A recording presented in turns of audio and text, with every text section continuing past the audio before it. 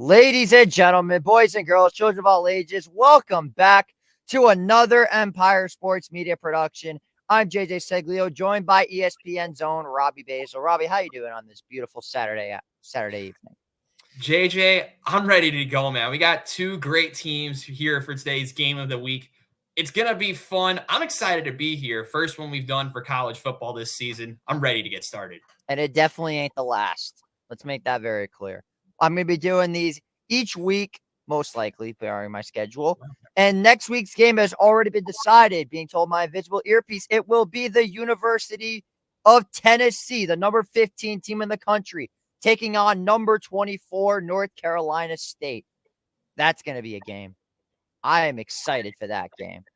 I can't say who I already have winning that game, but it's going to be fun. I am looking forward to this, and I think you are as well.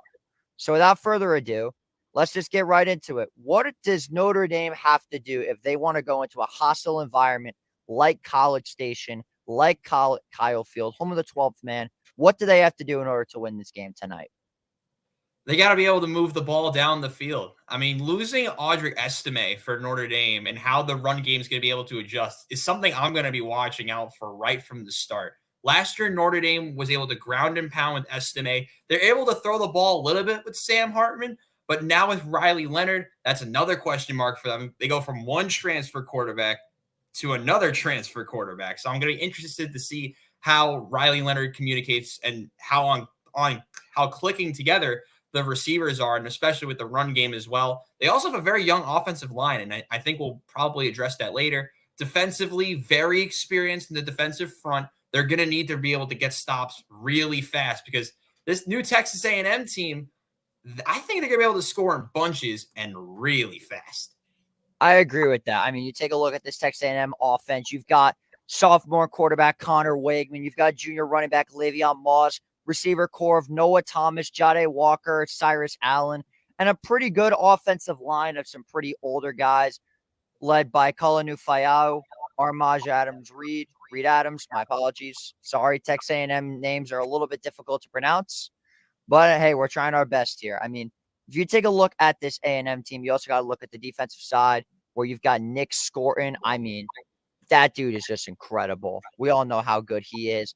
But if you take a look on the flip side for Notre Dame, they got some talent as well. They have Howard Cross, RJ Oben, Riley Mills, captain. You have Benjamin Morrison, Xavier Watts in the secondary. These are two very even teams, if you wanted my honest opinion about it. And I think it's going to be a hell of a game. 100% agree. And the one thing, if you look at Texas A&M, I want to see how they look on the ground game with Le'Veon Moss, the junior. He's good. He's good in bunches, and he can really move. I'm interested to see how he's going to look in the ground game. But the one thing you touched on, Nick Scroton, earlier, I'm interested to see how he goes up against that very young Notre Dame offensive line.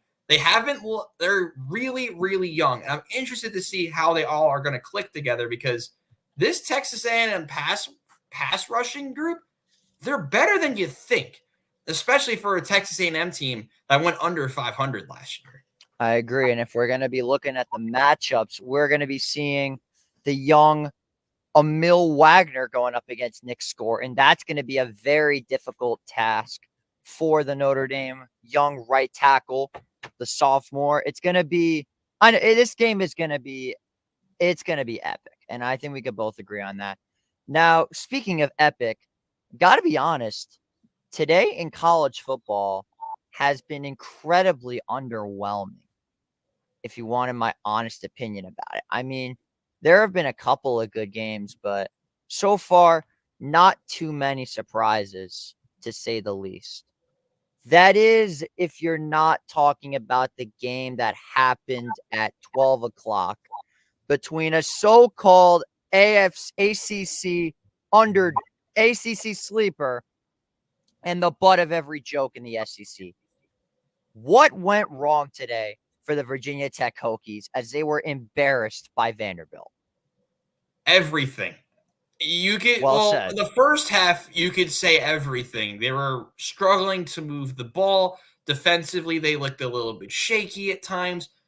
The second half of Virginia Tech, they were really solid, over 300 total yards compared to only 86 in the first half. They're able to move the ball. But what went differently in the second half? Both offenses ticked it up, not just Virginia Tech's. Vanderbilt's did as well. And Vanderbilt, right to the wire, they were head to head, matchup for matchup. And heck, Vanderbilt had a chance to win it, but they missed a field goal to send us to overtime. And Vanderbilt in OT gets it done. It's a shocking result for sure. A lot of people, I mean, I was on your roundtable with you on Tuesday, and a lot of people like this Virginia Tech team to maybe make some real noise in the ACC. I'm interested to see now how those people would react to something like this. We know Florida State, after their week 0 loss to Georgia Tech, how people could react to something like that. But Virginia Tech losing to Vanderbilt, I'm going to be honest, that kind of looks worse, no? I'll tell you what looked worse. The entirety of the Florida Gators football team. I mean, their performance today against Miami, either A, Miami's incredible on offense and their talent's finally paying off with Cam Ward, Arroyo, Xavier Restrepo, Damian Martinez, you name it. They have a ton of talent. Or maybe Florida is just absolute trash. You got to look at Cam. Like, I talked about it on Tuesday. I love the addition of Cam Ward, and I was interested to see how much of an impact he would have from the get-go. Because Miami, you could really make the argument they were a quarterback away from actually being extremely relevant in the ACC last year. Cam Ward in week 1 is giving people that idea that he might be the one missing piece that Miami team didn't have last year. Miami defense looked great. Cam Ward looked great. Everything went well for Miami, and they completely outmatched that Florida team. Because on paper, you would expect Miami to win, but not see Miami. I don't know if you would expect Miami to put up 41 in the first game. I didn't think Miami was going to win, period. A lot of people, I was one of those people that was very high on Florida today, and I feel like the first mistake was just Graham Mertz just did not have it today. I mean, that dude was overthrowing almost every receiver. He couldn't hit his guys in stride. It was just not a good day for the Gators at all. 100%. And it's miscues, it's overthrows. And what can't you do against Cam Ward? You can't give him the ball a lot, and you can't give him a lot of opportunities. Cam Ward, 3 passing touchdowns. He looked so good. And compared to what Graham Mertz was doing, yeah, if you look at the numbers from the get-go, you would have said, yeah, this could be a blowout. But as a whole, that Florida team, other than a couple of bright spots here and there, they did not look very good. And with how difficult their schedule is throughout the season, this could be a big worry moment if you're a fan of Florida. It did not look good for them, to say the least. I mean, that was one of the worst. My buddy Gavin was at the game, and he told me that was one of the worst performances he's ever seen as a Florida Gators fan. I mean, that game was just belt to buttocks. Absolute belt to butt. It was just it was wild. I did not think it was going to be that much of a high-scoring blowout, because that's what it was, a blowout. It was never close. But you know what was another game that was like this? If it wasn't for a little bit of officiating, the Penn State Nittany Lions would have absolutely crushed West Virginia. And they did. They played man football. Nick Singleton went out there and dominated. They did everything they expected to do. I mean, seriously, what did you expect from Drew Aller, James Franklin going into a place like Morgantown, West Virginia? Really? That was what they were supposed to be scared about? Really? Morgantown? You're going to sit here and tell me that I, as a Penn State person, should be afraid of Morgantown, West Virginia? This ain't 2007 or 2013 anymore. There's no Geno Smith or Tavon Austin there to save them. I mean, Garrett Green wasn't horrible, but it was just dominance from Penn State. Absolute dominance. It was. And Drew Aller is proving me wrong to start. I know maybe a little bit of an overreaction, but Drew Aller looked way better than I thought he would. Because, listen, if you watch the film from last year, he wasn't that great. And if you're an analyst or someone who watches this game a lot, you're like, well, I don't know how to rate this Penn State team. Will Aller evolve? Will the team evolve with him? Who the heck knows? Well, Penn State, even in a game with as much turmoil as it had, because we had a long weather delay in Morgantown earlier, Penn State responded to everything really well. And listen, Drew Aller had a field day. Penn State was able to take advantage of chances. West Virginia didn't. And Penn State really deserved to win today. And they were on point with almost everything throughout the contest. And it reflects in the result, 34-12, led by Drew Aller and this Penn State offense. I mean, really, what did you expect? I mean, Penn State is just an unbelievable squad on paper. You take a look at that passing attack. Drew Aller, 216 yards, 3 touchdowns, and his best target, in my opinion, had to have been that boy Wallace. I mean, Drew Aller hit this man in stride so much. Harrison Wallace total for 5 catches, 117 yards, averaged 23.4 yards a catch. Seriously. How are you not entertained by this? Penn State's offense looks incredible. They do. And listen, you can't forget about Nick Singleton in the backfield either. 13 for 114 and at least 1 touchdown. He had 1 touchdown. That 40-yard touchdown he had was just an angry football run. That dude was just going and going. Now, if there was one more game that we could talk about, and we're going to talk about this, is there are a couple of games tonight that kind of catch my eye a little bit. One of them is Fresno State against Michigan. Alex Orji not starting today for the Michigan Wolverines. It will instead be Davis Warren, which is going to be intriguing. So what do you think about this game where the Mountain West contender goes up against the reigning national champions? And I know how you feel about Michigan. Yeah, I mean, listen, how they're going to respond without J.J. McCarthy is the most intriguing part.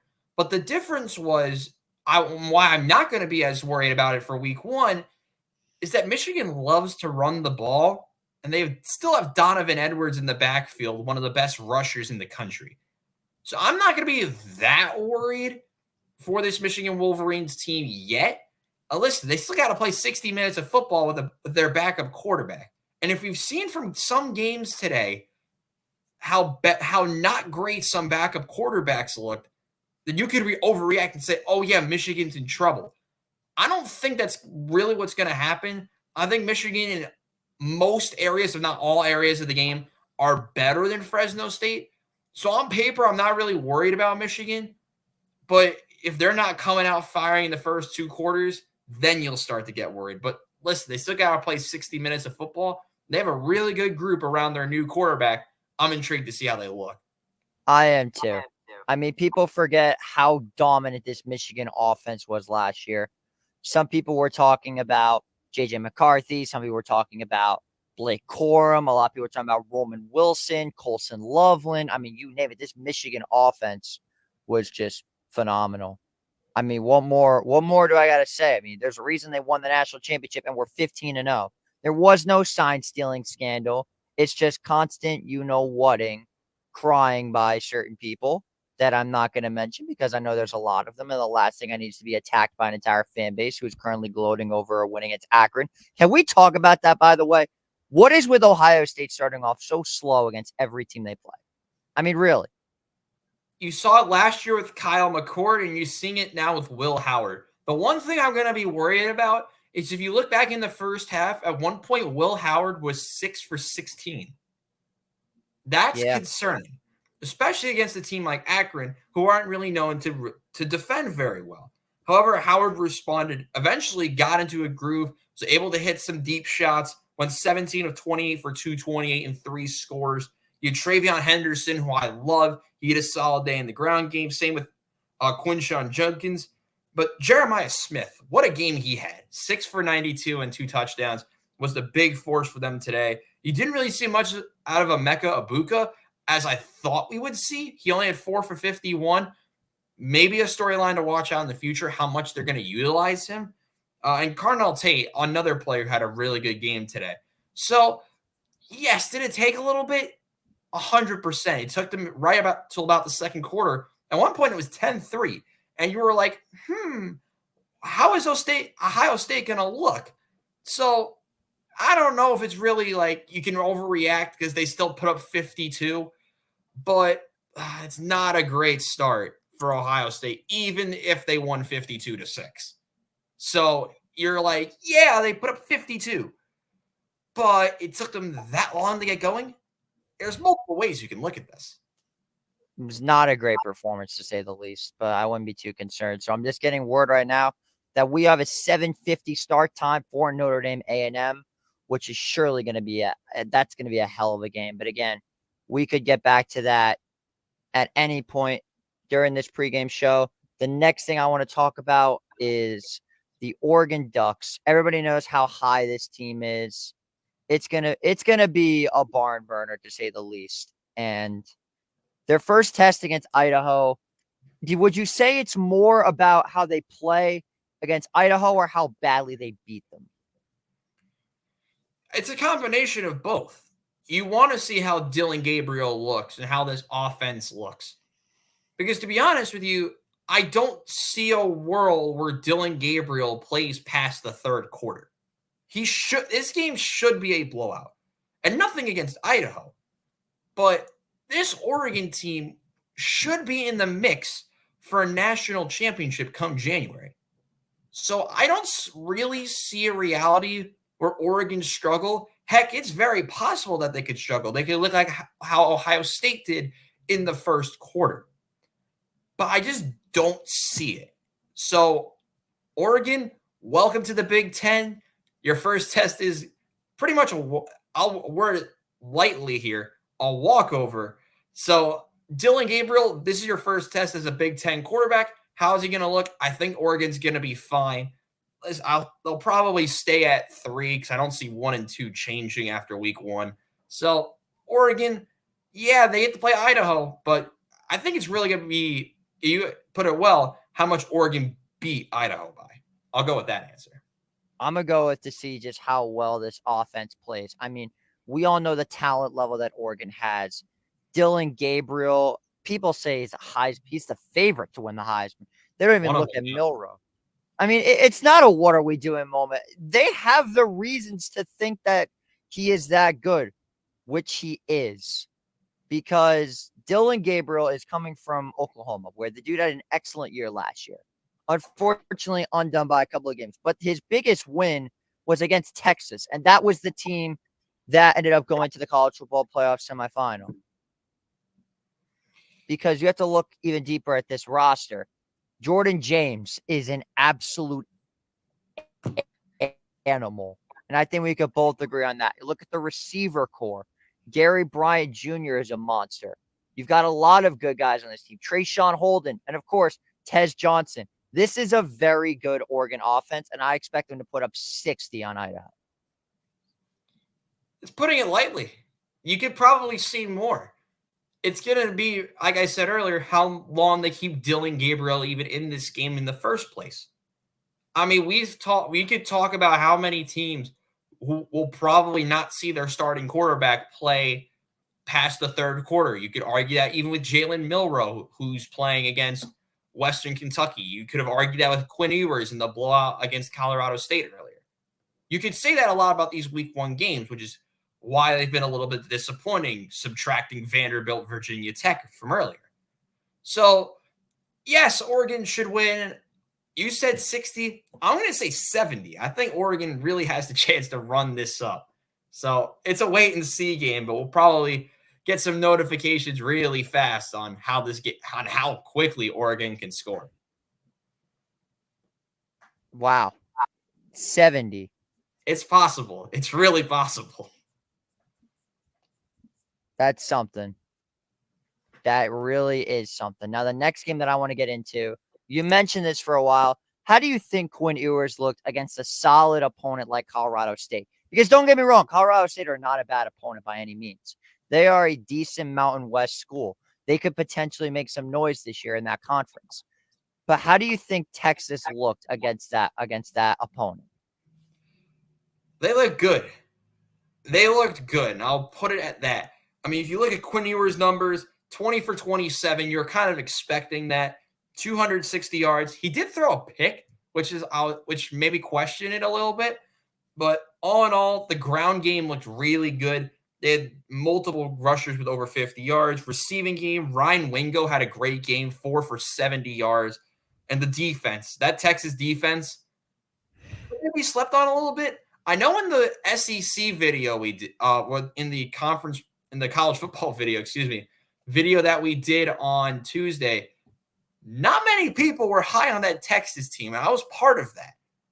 So I was. maybe they're proving us wrong a little bit here. I absolutely was. You were, which unsurprising. I was not surprised that you were high on them, but I was one of the ones that weren't because I was worried about Texas and the defense a little bit and how they would adapt to the SEC. They haven't adapted yet because they haven't played an SEC opponent yet, but they looked good. And that's a building block for Texas because if they didn't look good and they didn't have the momentum going into their next game, you could get a little bit worried about this Longhorn squad. But I think they looked fine. Ewers looked good. We saw Arch Manning play a little bit. He looked fine. So all in all, Texas looked pretty good today. Texas went out and handled their business as expected. The next game that I want to get into, and to me, this game is a little bit shocking. And this game is actually going to be – people are definitely going to talk about this game more often, but what is going on with Clemson's offense? I mean, oh, my God. Cade Klubnik looked horrible today against Georgia. Now, granted, that is the number one team in the country, but, like, did you really think it was going to be that bad? I don't think anyone did. That was one of the worst offensive performances I've ever seen. It's one of the low. I believe it's the lowest amount of yards in a game in Dabo Swinney's career as a head coach of Clemson. If we're going to take a look, it's 188 total yards. I believe that's what the stat I got earlier said. Taking a look at it right now, yeah, 188 to 447. I mean, just total domination by the Dogs. It was, and like early on, it was nothing, 3-0, nothing really happening. But in that second half, Carson Beck and this Georgia team really stepped it up to another level. Which, as someone who did watch this game out, this is the game I watched from the early session, you were like, are Georgia going to do anything? Is Clemson going to move the ball? Well, you got your answer for one of those. Well, you got your answer to both, and is that 100% Texas A&M? Texas A&M. We're showing the graphic now for Texas A&M. Georgia moved the ball really well in the second half, led by Carson Beck and this ground attack. The mix of the two, they looked really good, and that's why they're the number one team in the country, and that's why Carson Beck is in the Heisman race. Yes, his first quarter was really bad. His second quarter, kind of meh. But the second half was really good, and that's really the difference today in the game earlier.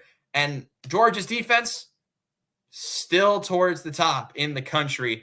I mean, they allowed 3 points against Clemson, who were hyped beyond belief, led by Cade Klubnik. Because Klubnik, he was pressured a lot, didn't really have time to throw many times. I'm a little bit worried for Clemson in the long run, but listen, the ACC teams, you talk about Clemson, you had the issues with Virginia Tech from earlier. You had Florida State on last Saturday in Dublin. It's a little bit of a concern on how not great the top three teams, or some of the top three of the top teams in the ACC looked in week 0 or week 1. It has been a rough week for the ACC. Because you also have to go back a little bit further to Florida State losing to Georgia Tech in Ireland. I mean, that game was just unbelievable. A result no one expected. I mean, we both talked about it after the game ended, I believe, with a bunch of guys from our friend group. We were like, wow, Georgia Tech really put up that much of a fight? Hell yeah, they did. They played with nothing to lose. They ran the ball really, really well. and they punished Florida State for underestimating this Georgia Tech Yellow Jackets team. And listen, was Georgia Tech the better team? Absolutely. But I still think with the transfer quarterback with DJ Uiagalelei, I know I butchered that name. Relax. With DJU, it wasn't, he didn't have a great performance. I think we can all agree with that. It wasn't bad. It wasn't great. It was like, meh. He wasn't great in third down. He wasn't great on second down. So, yes. Is it worrying for Florida State that they lost to Georgia Tech? Yes. But is the ACC run over for them? Absolutely not. No one really is winning games. I mean, Syracuse won, but let's be honest here. They played Ohio. Like, that's not anything like some of the other teams face. So, this ACC is very interesting. The ACC has been an absolute slaughterhouse the last couple of weeks. This week and a half. It's just been an awful week for the ACC because you're also factoring in that the SEC's worst opponent beat an actual ACC contender. The butt of every joke, Vanderbilt won a game against an ACC school. It has been a brutal week for the ACC. I mean, oh my God. And now Notre Dame is playing. Could this week get any worse for the ACC? Let's not get it twisted. The ACC hates Notre Dame. Hates them. They do. And listen, if Notre Dame comes out and wins this game, they'll be like, we weren't good as a conference, and Notre Dame won. That would really put the ACC in a little bit of shambles after the first week of football. I'm looking to see who are the referee crew for tonight. I'm hoping it's not ACC refs or Notre Dame's in trouble. I don't think it is. I hope Wouldn't it be not. SEC refs because it's hosted by Texas A&M? Oh, yikes. Is that how it works? This is the one thing I've always been like confused about because. All right, we have an answer. We have an answer. The referee crew are the following people for this game. This referee crew are the following names. If it ever loads on the South Bend Tribune. And we have a result. Adam Savoy, Danny Worrell, John Baden, Daryl Johnson. Oh, it's the ACC crew. We're done. We're done. It's an ACC crew. Oh, no. All right, Notre Dame. You are going to have to beat A&M and the refs We'll tonight. see. We'll see. I mean, listen. Mike Elko's squad, there's so many unknowns with A&M. We'll probably talk about that in a bit. It's going to be who knows? Maybe Riley Leonard has a field day and does for 400 yards. We don't know. We don't know. I think it's going to all come down to how well Notre Dame can stop this A&M pass defense. Because we all know how good it is. Like, we're going to take a look again at Texas A&M's defense. You've got Taria New York, the sophomore corner. You've got B.J. Mays, the senior. You've got Trey Jones, Bryce Anderson, Will Lee. It's a good core, don't get me wrong. But I think Notre Dame, they went big on receiver in the transfer portal. They landed Chris Mitchell from FIU and Bo Collins from FIU. Marcus Freeman is not playing around because they lost a lot of players. They lost Rico Flores. They lost Holden Stays to Tennessee. I mean, it's been a rough transfer portal for Notre Dame, minus obviously getting Riley Leonard. I mean, you said it well. They lost a lot of key pieces to the transfer portal, to the draft as well. Firing Coach Stuckey, I think, is what lost them Rico and Holden Stays, if I'm not mistaken.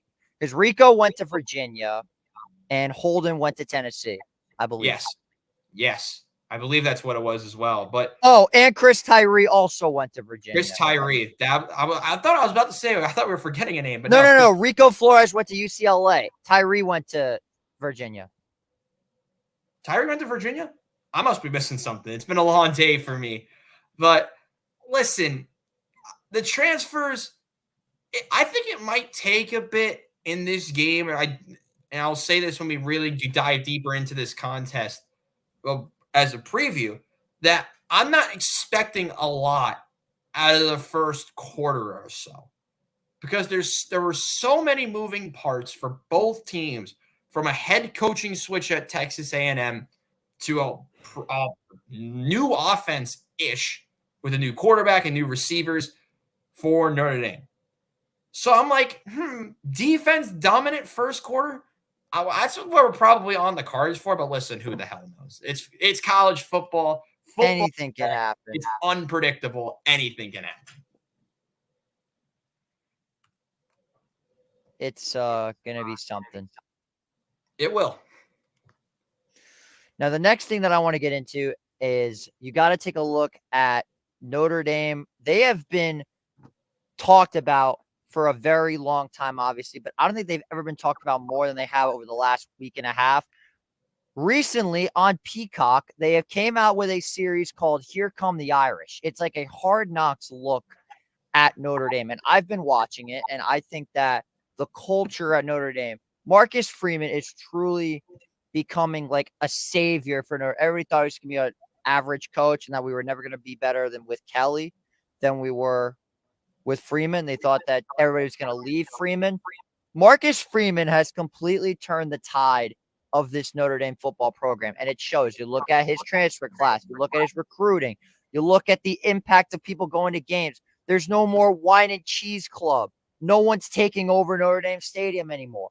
It doesn't happen now at all. The days of the Brian Kelly wine and cheese club are over. That's how it is. It's a culture shock. It's a positive one, though. Yeah, it's a culture shock. Because some culture shocks, they're like, it's tough to adjust. It's tough to say out with the old, in with the new. But the situation that Notre Dame has now under Marcus Freeman looks much better. Oh, yeah. But at some point, yes, all of these new things can happen. Screw the wine and cheese club. Kick it to the curb or the dumpster, or whatever you want to call it. It needs to produce results eventually, led by Marcus Freeman. And it starts tonight.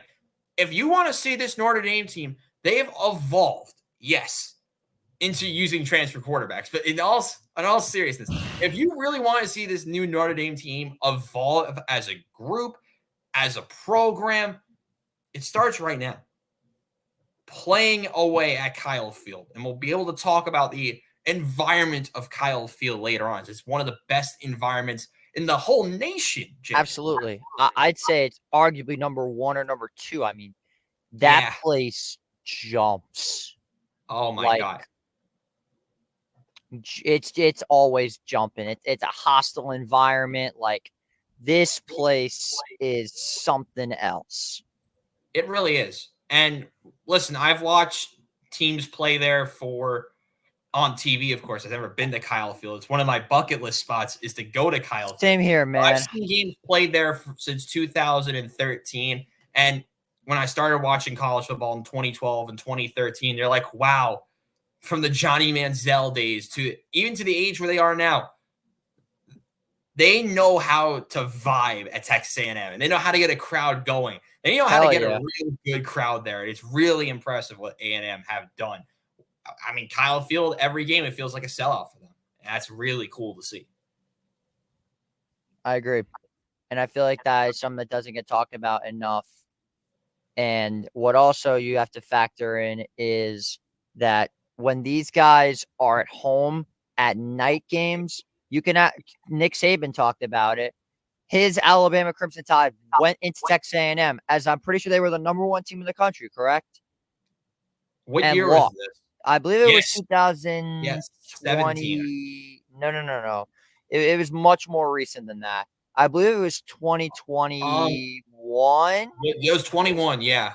It was 21 was the most recent one, but they were like a good seed in like 16 or 17 and played a very high-scoring game against Johnny Manziel and Texas A&M. That's the one I remember the most, but yes, recently. 2021, yes. 41-38, game-winning field goal. Game-winning field goal. Yes, game-winning field goal. That's what it was. That's all, like, it's something you see on Instagram all the time where you see, like, the family's reaction in kicking the field goal. That's something I see all the time. And then you have the game against LSU. what some consider the greatest college football game ever. Those people are Oh my God, psychopaths yes. that hate defense. Oh yeah. 72-74. I mean, Defense this is irrelevant in some of these games. I'm kind of hoping for that tonight a little bit as we get closer to kickoff. We got about 7 minutes to go. Listen, you could argue that we have one of the most unpredictable games of the week here because a lot of transfers. And we could see both of these teams scoring in bunches or punting a lot. it could go either way. It can really go either way. This is such an evenly matched game. You take a look at Texas, and listen, this game is kind of bittersweet for me as I do have a big soft spot for Texas A&M. A little bit of a somber note here. My grandfather was a massive Texas A&M fan. He passed away last November, and I would definitely be watching this game right now if he was alive with him. So, rest in peace, Mike Seglio Sr. We're going to put on a show just for you. Well, anyway, let's just get right into it. Texas A&M has officially came out of the tunnel. We are 6 minutes away from kickoff. This game is going to be something. It really is. As a football fan, I'm ecstatic. These are the games that you live for. 100%. I mean, any ranked game is significant. But one in week one at this environment, man, it doesn't really get better than this, does it, to start the season? With this formidable of an opponent. Because everybody forgets Notre Dame is absolutely crazy on primetime sometimes. People are like, oh, I'm tired of seeing Notre Dame on primetime. We have crazy games. The last time I think Notre Dame's gotten blown out on primetime was, I believe, against Michigan in 2019 when they lost 45-14, if I'm not mistaken. Or you could say I thought it was one more recent. Was it not more recent? No, I don't think so. In terms of being blown out, no. There were no other blowouts. I mean, with the new head coach as well, it could be fun. There have been bad games, but they haven't been. So there you see, we're looking live at the Cadets. 4 minutes. Yeah, I'm just now seeing Texas A&M walk the tunnel, so I'm assuming you're a little way ahead of me. Is what I'm worried about. We're actually about to see Notre Dame run out the tunnel now. Well, I'm seeing Texas A&M. I'm seeing A&M and Elko. They just cut back to the crowd with the towels waving. So I think you're like 5 seconds behind me. That's fine. Listen, it could be much worse, where you could be like. I still haven't seen Notre Dame yet, not once. Yeah, you'll go cut them in a second. And here comes the Fighting Irish. I'll let you say it in much better tone in a moment. Yeah, once I see them, I still haven't seen them yet. All I'm seeing is Texas A&M. I think Notre Dame already took the field. No, Notre Dame took the field second. Oh, well, here they come. The number 20 ranked team in the now the lights are going down. All right, I'm going back to ESPN. I'm getting off DirecTV stream. I'm going right back. Yeah, I would.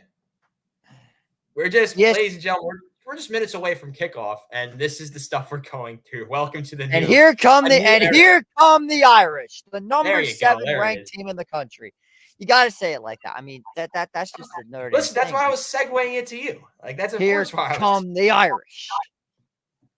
You'll be hearing I'm shipping up to Boston in a couple of minutes, but unfortunately, we cannot play that song as A, we'd look biased as hell. B, I'd probably be getting copyright strikes, and I have no room for that. I already have gotten a copyright strike on this YouTube channel. Same. Hell yeah, brother. Hell yeah. My show, we did get a copyright strike last year. My show was really unfortunate, even though it was a first-time offense too, because I played. What did you do to get a copyright strike? I played copyright music twice in a video, and I got copyright strike free. Jesus Christ! What's funny is I'm actually banned in multiple countries, which. Yes, it feels weird. I am banned in Russia and Crimea, which is actually not a country, so it's one country. I am banned in Russia. But are you seeing the coin toss now? I'm trying to load up my ESPN. It keeps saying the game's on ESPN 3. The ESPN dashboard. ESPN 3, it works. Here's the coin toss. I'm just gonna watch on ESPN Plus and call it a day. Notre Dame won the toss, And will be they deferring. are deferring. Yep, that's Notre Dame football for you. They never Everyone receive the ball, defers. Everyone ever. defers. Yeah, And that's the they'll be strategy. flipping in. So right now, I'm seeing Coach Freeman take an interview. Wow. Are you ahead of me now? I believe so. I have not seen the Freeman interview yet. Oh, there's the interview. So you're like a couple seconds. Oh, God. This is going to be real interesting. This is perfect. It's like 5 seconds in front. And ironically, the sun is going down right now. So that will do it for the pregame show. Thank you guys so much for watching the pregame. Let's get right to the game. Let me just update the score real quick.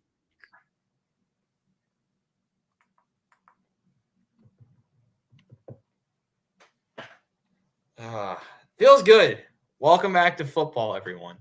It's going to be a good day. I'm excited. And we will most likely be live for the Jets and 49ers game next Monday night. Well, I will most likely be live for it.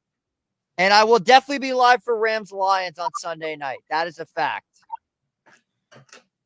Good to hear Chris Fowler and Kirk Herbstreit. Welcome back to football, everybody.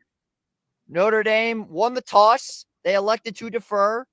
Mitch Jeter now lining up for the kick. As for Texas A&M, back to receive it, Le'Veon Moss and Terry Bussey. Ladies and gentlemen, boys and girls, children of all ages, the clock is now hit 7:50. Welcome back to primetime football. That score bug is absolutely beautiful as Jeter kicks it for a touchback. That score bug is absolutely gorgeous. I love it. It looks good, I'll tell you that.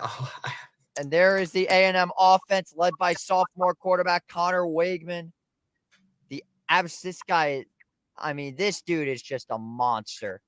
And you will see why very shortly. I'm excited. I'm nervous. As a football fan, I'm feeling good. He had an injury last year, but Wakeman is definitely a legitimate force for this Texas A&M offense. So here we go. 1st and 10 at the 25-yard line.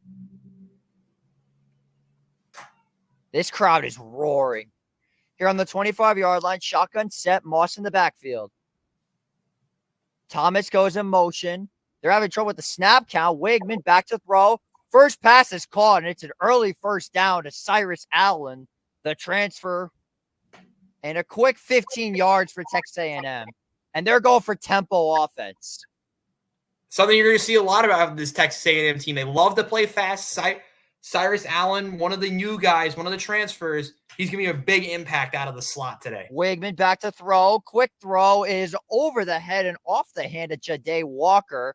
Benjamin Morrison there on the coverage as that one goes out of bounds. The impact players for A&M, Amari Daniels and Noah Thomas. As for Notre Dame, captains Jack Kaiser and Benjamin Morrison.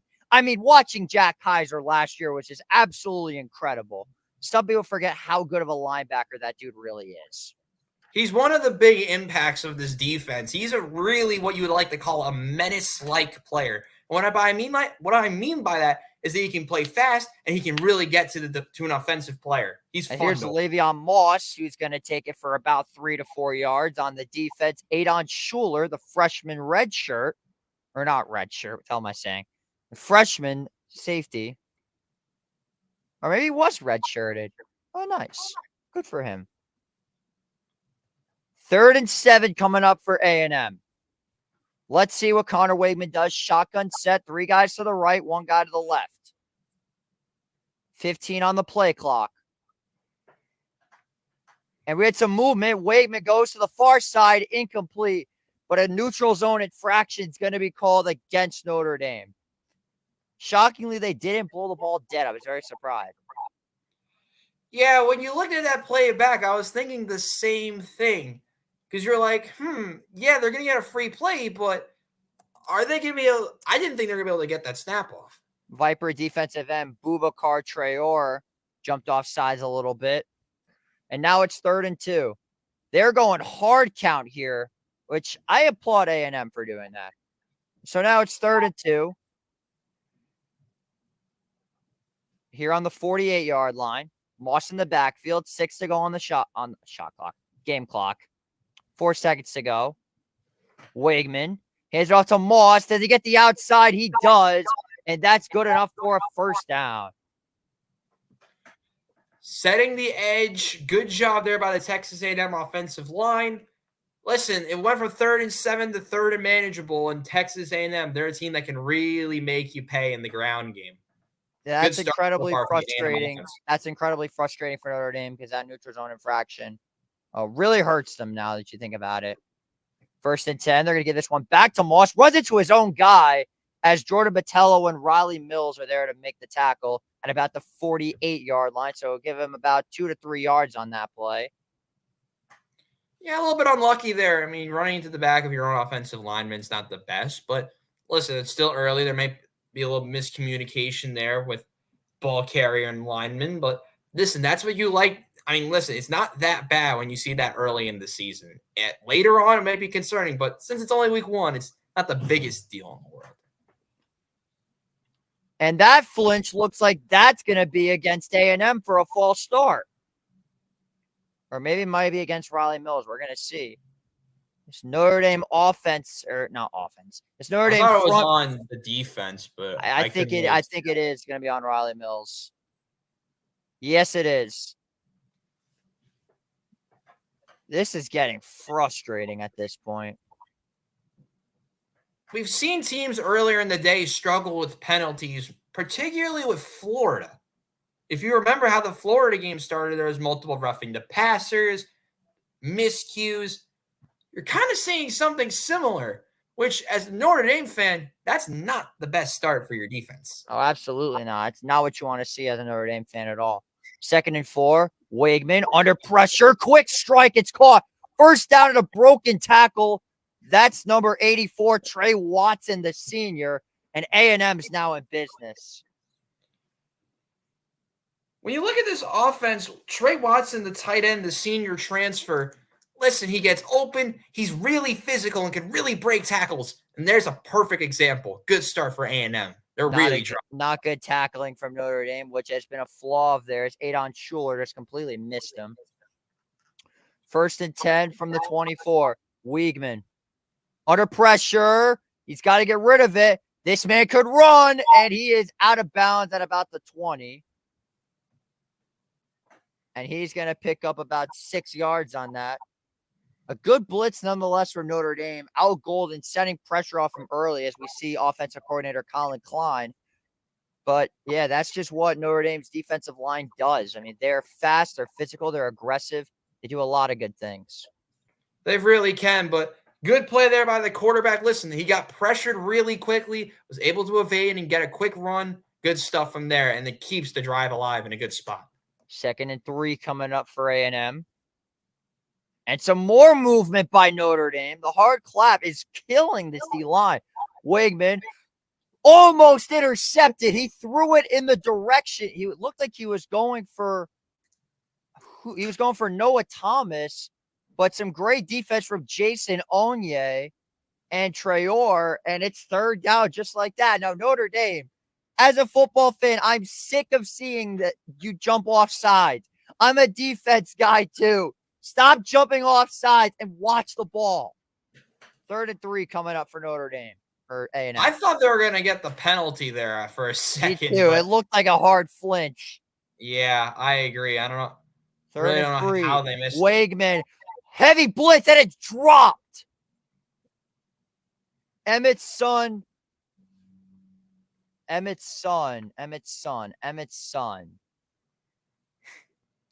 Yeah, we're just going to call him This is Emmett's what week 1 son. does to you, ladies and gentlemen. Emmett's son, yeah. It looked to be number 22, E.J. Smith.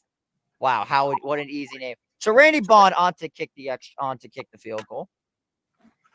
Yeah, a little unlucky here for A&M. They had a good setup, but now a little miscommunication again and a bad drop. And now from 34 yards, snap is good. Kick on its way, and it is right down Broadway.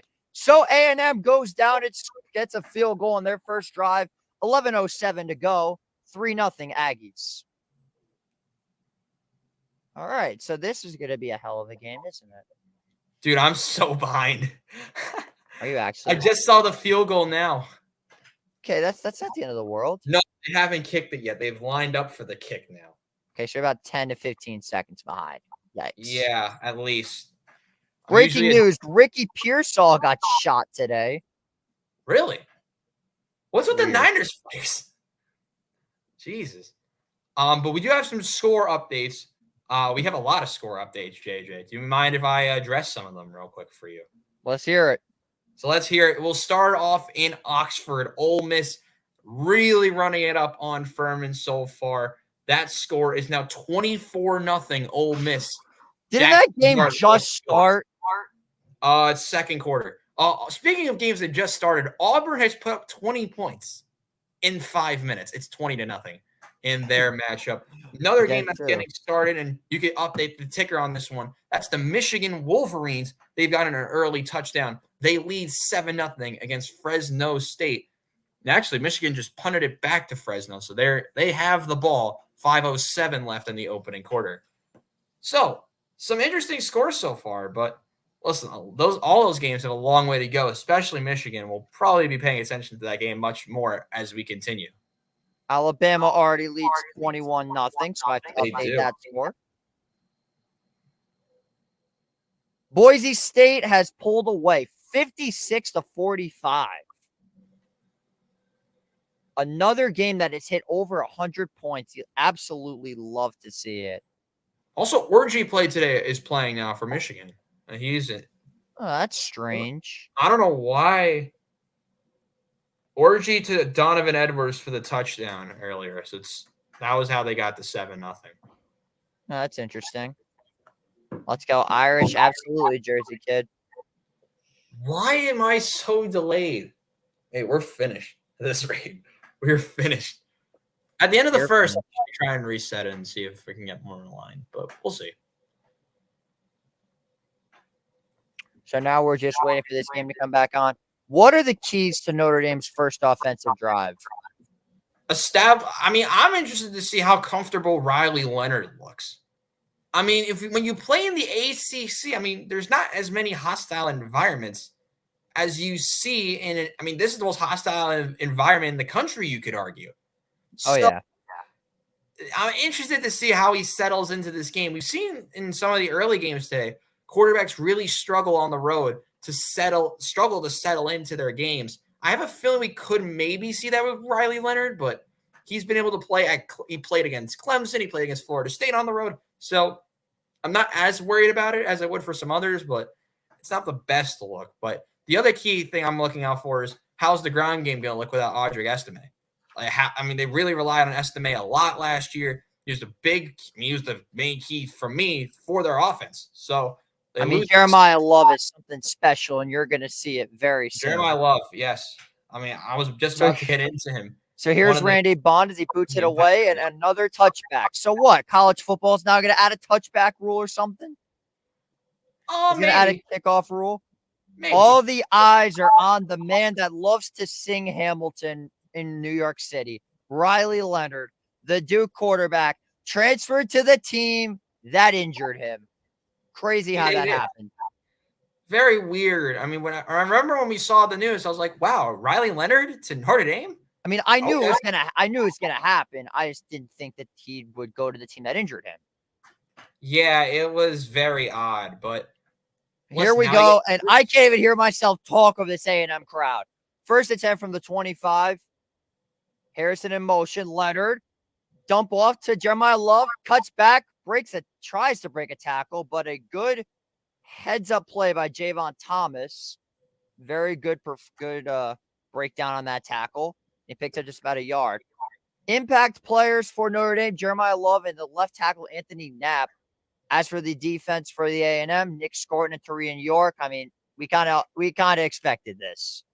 Yeah, the Texas A&M defensive front is something we're going to be watching all night against this young Notre Dame offensive line. I think they have a chance to really go after them, get a field day, and get a lot of pressure on Riley Leonard today. 2nd and 7. Leonard struggling to get the snap count. Play clock down to 6. Leonard cannot hear a thing. Low snap. Leonard finds his receiver. It's complete. It's a first down. Jaden Greathouse. You want to talk about a kid from Westlake that has absolutely turned it up since he got to Notre Dame? It is Jaden Greathouse. His connection with Hartman last year was something special, and I'm looking forward to seeing how this goes with Riley Leonard. Yeah, Greathouse is one of the receivers that you got to look at on this team, along with Bo Collins and Faison. But listen, He's a good young receiver. It's going to be fun to watch him play tonight. Leonard hands this one off to Love, and he gets just about a yard. On the tackle for Texas A&M is number 5, Shamar Turner, and number 3. There's no number 3 on this Jeff chart. Weird. Oh, Radcliffe. Again, the low snaps. I mean, the Notre Dame offensive line hasn't looked horrible, but it has not been looking great for this offense. 2nd and 9, 9:20 to go here in the first quarter. Play clock at 15. Leonard, quick throw, got a receiver. It's complete. That's going to be number 6, Jordan Faison, the sophomore, who his story is absolutely incredible. The guy was a walk-on for lacrosse at Notre Dame, then converted to being a football player, and then goes to play lacrosse again. I mean, his story is unbelievable. Yeah, it really is. When you were researching him, you're like, wow, this guy's still here? Yeah, and he's only a sophomore. He's only a sophomore, too, which makes this even more crazy. I mean, you get to play for one of the best lacrosse teams in the country, and now you get to play for one of the more underrated football teams in the country as well, you can argue. 4-man rush. Leonard, pocket collapses. He's going to scramble. He's got the first down, and he slides at the 47, and the flags come in. That's going to be a late hit on number 25, Dalton Brooks. Leonard slid. That's going to be a late hit as the quarterback was going down. He leveled him, and there we see the aforementioned ACC referees, the worst referee crews in all professional worts and collegiate sports. It's a little bit undisciplined there. I believe that was Dalton Brooks who gave the sophomore. Yes.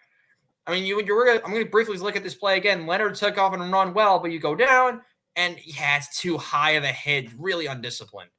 It's basically right on the head. It is. I wouldn't call it targeting. I wouldn't call it targeting. Nah. Oh, it's being reviewed for targeting. Yeah. So, as you were saying, it is being reviewed for targeting.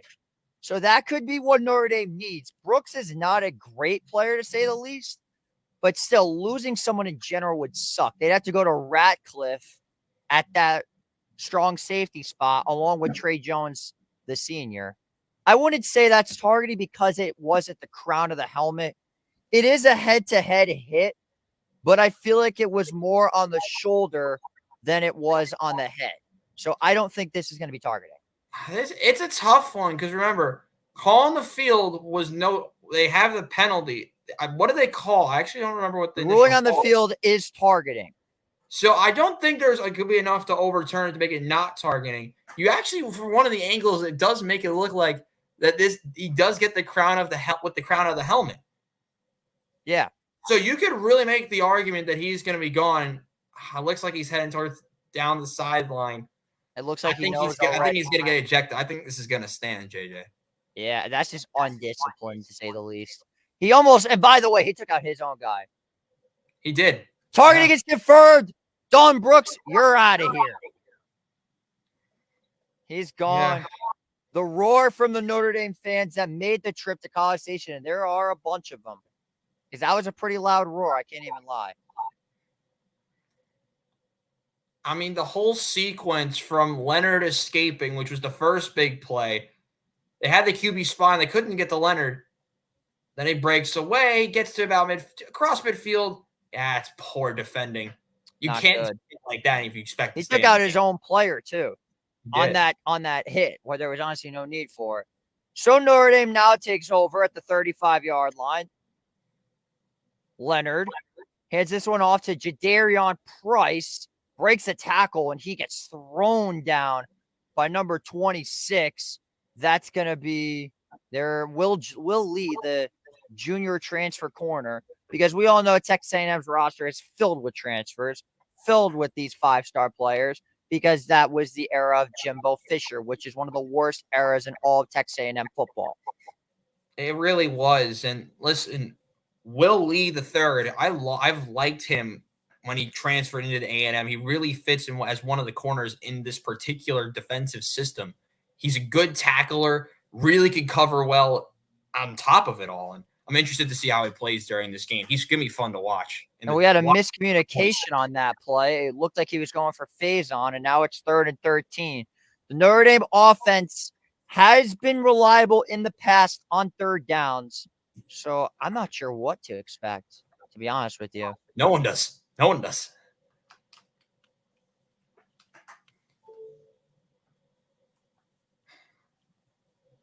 You're still so far ahead. Hey, man, I'm just doing my Chat, this is already in shambles. He's so far ahead of me. 3rd and 13. Heavy blitz. It's a screen. Do the blocks hold up? They do. That's going to be Bo Collins, but he's going to be about a yard short. So now here's an interesting decision for Marcus Freeman. I think you kick the field goal. And what is it? What do they mark it as? 4th and 1? About 1. I believe 4th and 1. So, yeah, I mean, you know A&M is going to score again. It is the first try. I would go for this. Where they are on the field. They are kicking the field goal. Great play by Will Lee once again. It's going to be 4th down and 3. This is a pretty long kick for Notre Dame. Mitch Jeter. Let's see. Snap good. Kick on the way. It is good. Absolutely drilled through the All-State net. And just like that, we are all squared at 3. 6:39. You're watching Empire Sports Media. It's Game of the Week.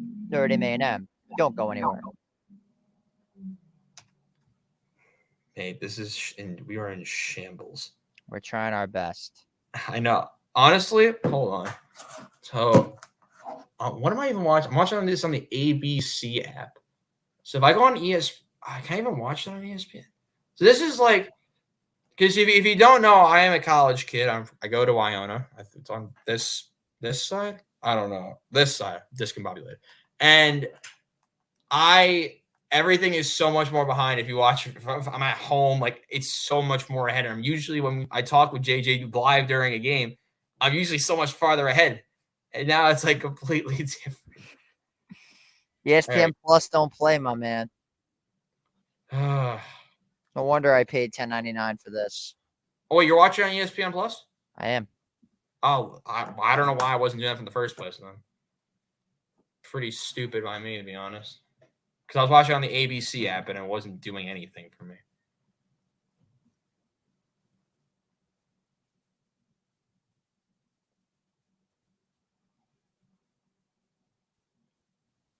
Jeez.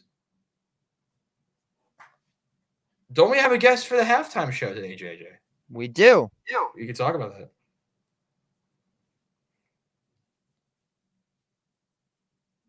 Maybe give you an idea to talk about something, though. I'm trying to get an update from my brother's game, who's currently playing right now.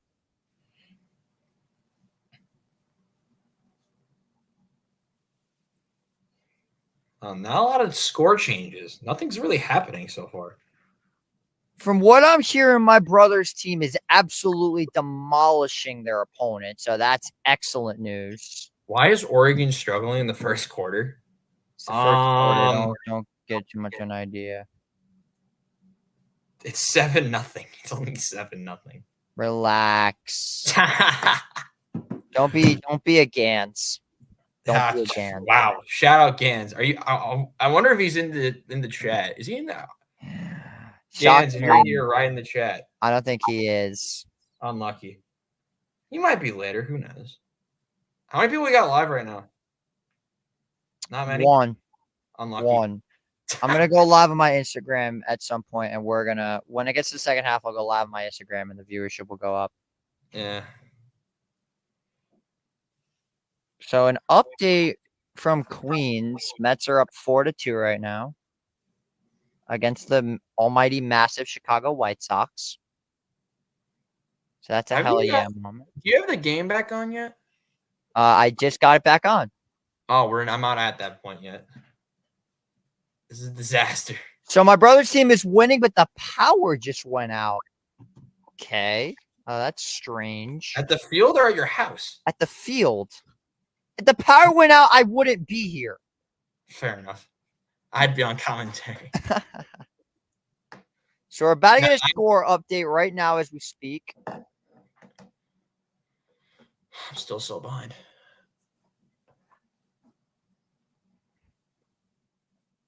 Let me know when you have the kick because I'm trying to figure this out. So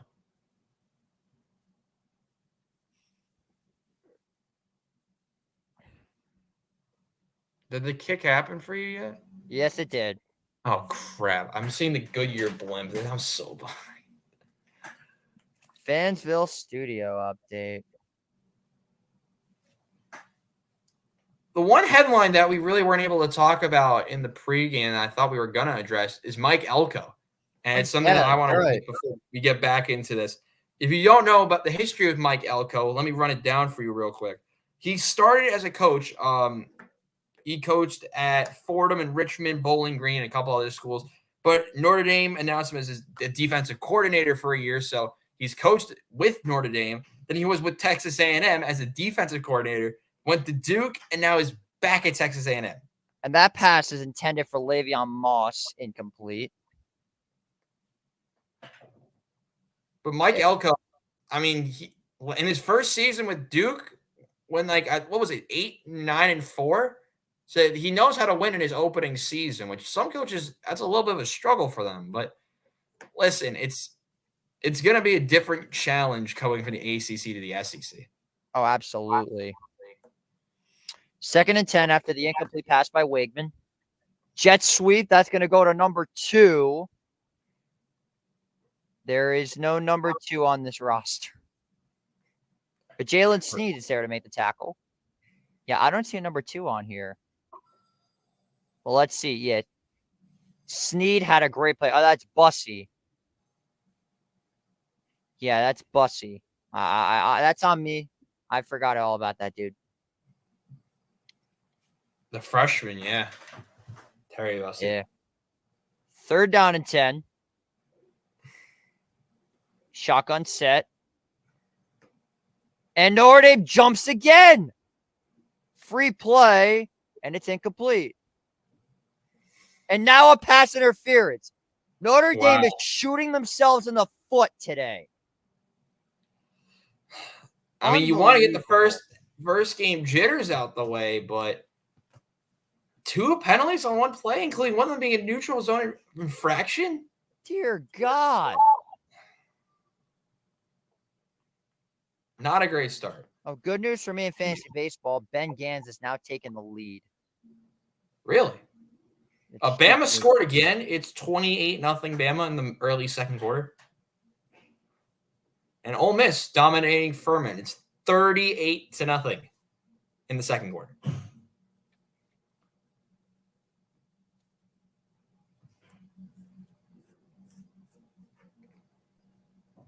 Also, shout out to Jackson Dart for four combined touchdowns and 300 total yards already.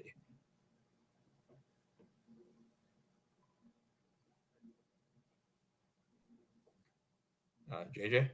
I'm here. I update the ticker. Did anything happen or nothing yet? 1st and 10, a handoff. That's going to be Moss. Sheds a tackle, picks up about 5 yards. Jordan Botello there to make the play. Down at the 45. Listen, this game is going to, as this game continues, Texas A&M, if Notre Dame's giving them so many opportunities, Texas A&M is going to need to take advantage. Here's one of those situations again. First drive, they're able to kind of take advantage, but they only got 3. So now I'm interested to see that pass is caught, and it's a shed tackle before Xavier Watts is there to make the play. That's number 9, Jade Walker, where Notre Dame is just shooting themselves in the foot right now. This is brutal. A nice play there by Jade Walker. You know, the kid from Cleveland, Ohio, he's really talented. He's 6'4", 205, so he's really physical as well, and he's really able to break tackles. There's another perfect example of a situation like that. A&M driving in. 3rd down and 1.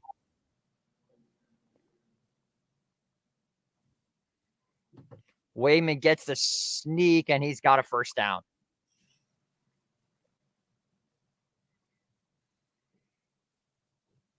Wait a second. Now there's another flag down. And it looks like A&M could be getting called for a false start. And yes, they do. Procedure call on Walker. So really make that late. 3rd and 6. Really late call. I mean, they got the snap off, did they not? I tell you, this is what ACC refs do, bro. You got to know. This is ACC refs for you. So a bit of an update. Still 7-0 Michigan. Taking a look at the game between, I'm looking for something. 3rd and 6. 5-man rush. Weigman has to get rid of it, and it's almost intercepted. Nearly a pick for the Irish. Some great defense by Morrison. Jordan Botello got there on the rush. Some excellent linebacker play nonetheless by Adon Schuler. Great coverage nonetheless. Botello looked like he got a hand on it. I know that's number 29. Some good defense again by Notre Dame. And now A&M's got to punt it away. So a good second defensive drive for the Irish. And an injury, Mark Nabu, the center. So the guy with the long name isn't even playing. I wish I knew that. He might now. Who knows?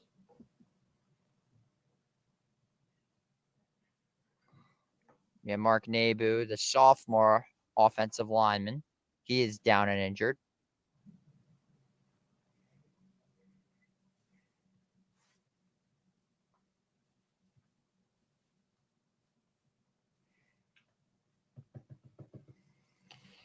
Did you go to break? We're about to, I think. Dude, my TV's so delayed. Hey, we haven't got the punt off yet.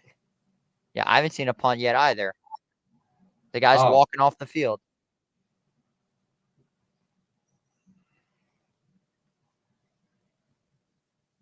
Oh, it works on my... Okay, I figured out what to watch this on my iPad. Shout out to my iPad that I have from home. How much time do you have left in yours, JJ? 406. Oh, perfect. So we're both on the same page. I'm watching it now on my iPad instead of my TV. That works.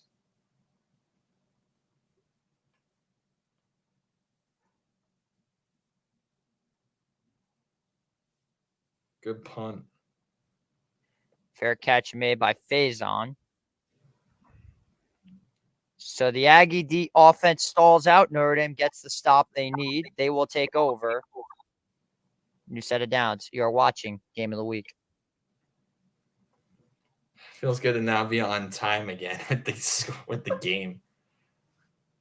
Because if you couldn't tell, I was like trying to analyze, but I couldn't really see it. Like, because it was like a little bit delayed, so I didn't really get to see the play live. Also, I just want to make a shout out. Shout out to my boy Rome Katie. He is on his broadcast. I'll probably be going over to him. So make sure you check out him, Rome Katie TV. He is doing ASU football at 10:30. So if you want to go listen to another good broadcast, you go from here and then you go to there. ASU football in action, 10:30 Eastern, 7:30 Pacific, I believe, today.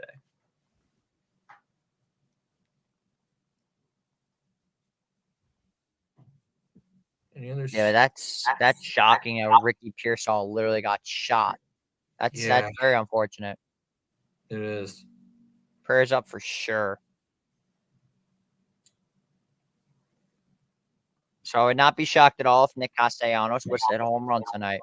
Oh, Jesus. Michigan is driving. UNT is now up 49-38 against South Alabama. Oh, that's a good game. Ole Miss scored again. It is now Ole Miss 45, Furman 0. So we have a score update from Middletown, New York. 30-7 Goldbacks. Game is over because the power went out. That's insane. How does that happen? I don't know, but my dad's coming home to watch Miami, so I can't mention Miami for a while until he finds out what happens. Well, shout out the Newburgh Goldbacks for my brother's team for absolutely stomping Middletown. And it's only been an hour into the game, and it is completely pitch black outside. My God. Liberty has retaken the lead, to no one's surprise. Well, the game came back on. Yeah. Because they were in a delay, too. A lot of games have been in delays today. UNLV up 14-0 on Houston right now. Sam Houston is crushing Rice for the record. We knew if you know anything about college football, you know that Rice team is not very good. But Georgia State, Georgia Tech. Ooh, that's actually not a bad game.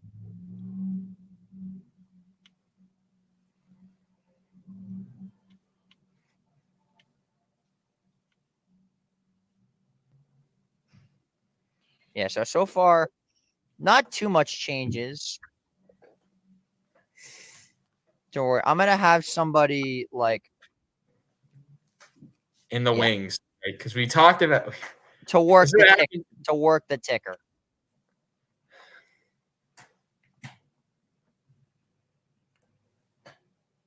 Are you back yet? We are. Holly Rowe, welcome. Yep. I missed you. So he was shot through the chest in a robbery attempt over a Rolex watch. Interesting.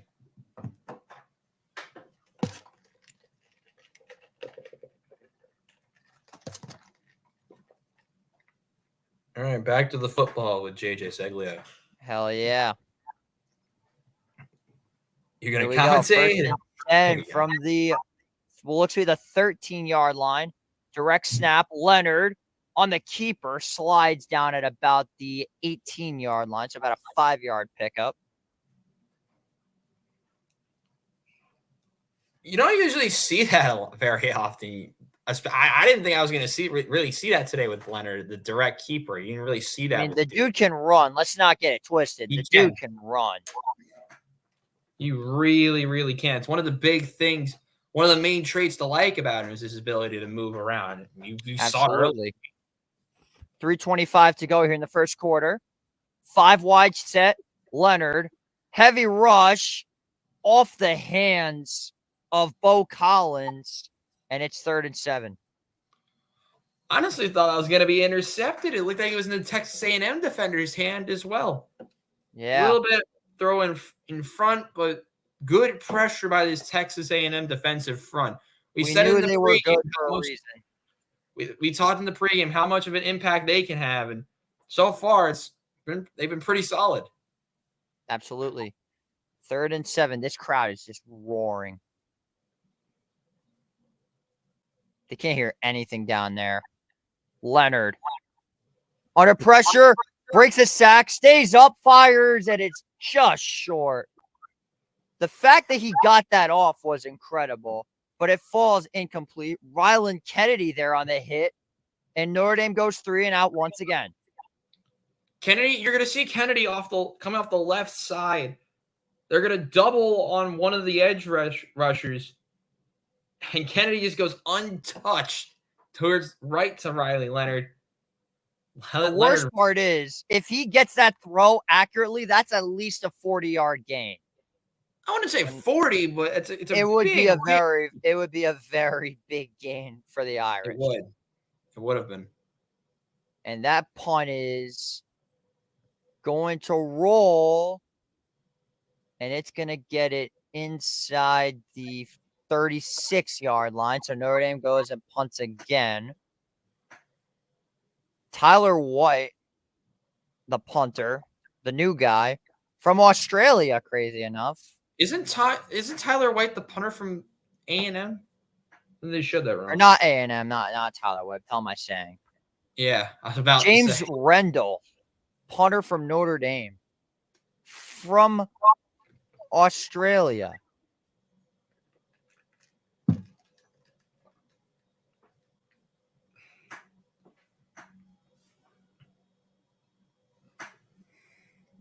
From the 37. Weigman hands it off. Moss runs through, picks up just about 5.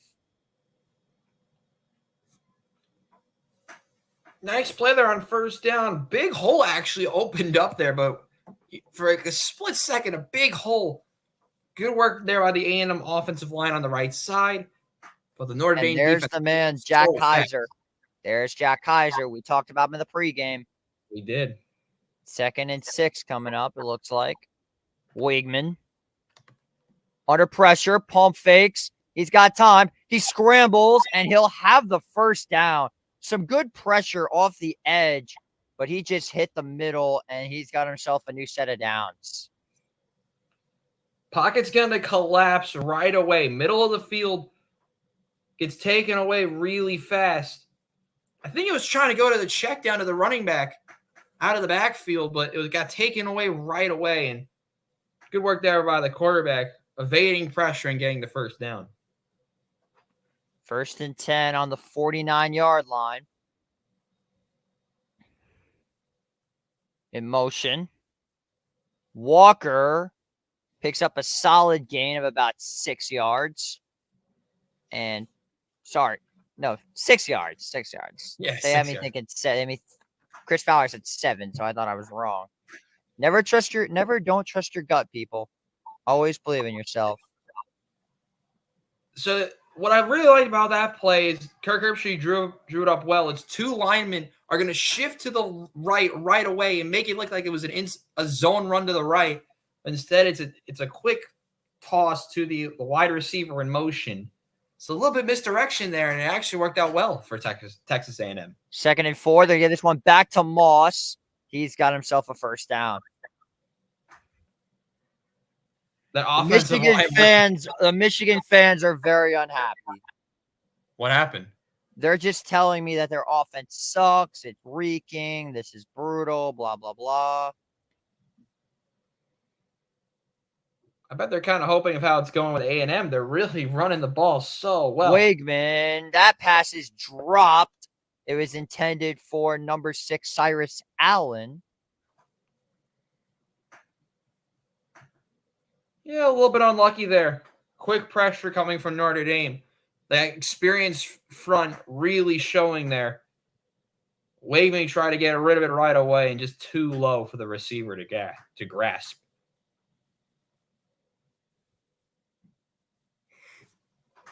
Second and 10, 36 seconds to go here in this first quarter. Weigman, the handoff, Amari Daniels, and he's got himself a pretty big gain of about 8 yards. It'll be 3rd and 2, and that should take us to the end of the first quarter. JJ, check your private chat, what I just wrote. Miller's thrown 3 passes, and they've all been touchdowns. Wow. 3 for 4, 113, and 3 touchdowns. Okay. So it looks like, yes, they are going to try. Yes, they will. They are going to run this clock to the second quarter. 3-3, boys. What a game. You know, I said in the pregame, we have no idea how these offenses are going to look.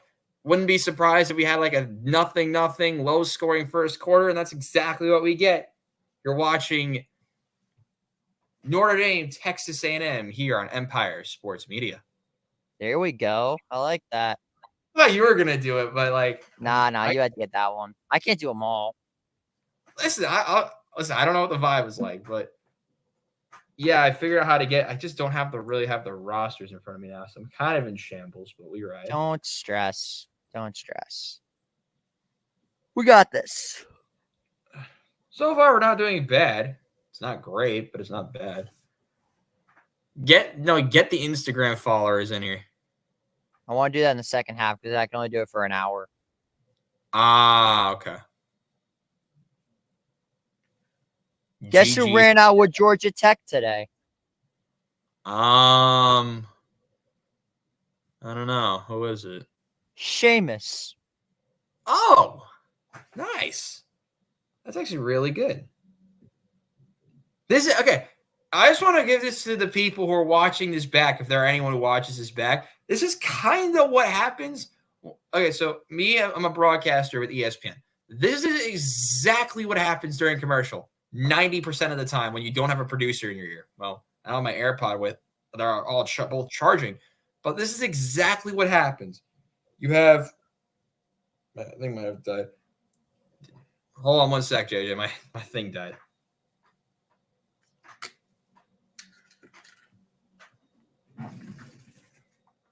Where is it? Yeah, we need a little bit of a microphone switch. My wireless one died.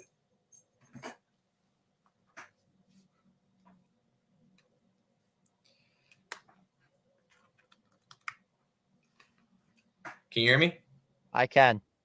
Perfect. Yeah, my wireless mic died, so ripping the chat. Next time out, I'll go out and fix it.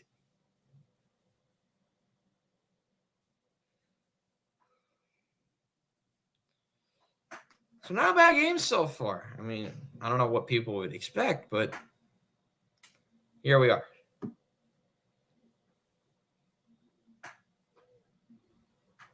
Also, we do have our Empire Sports Media halftime report. Make sure you guys tune in as we go over most of the games so far from today, including a very interesting Clemson Georgia game. All that will be coming up on the Empire Sports Media halftime report, featuring a special guest, if I'm right. correct. See, I'm nailing it. There you go. This is my preseason, chat. This is my preseason.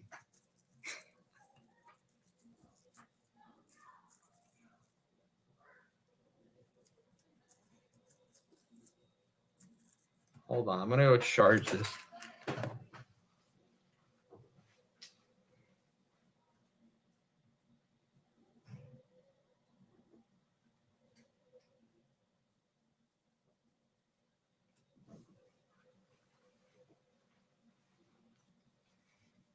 All right, there we go.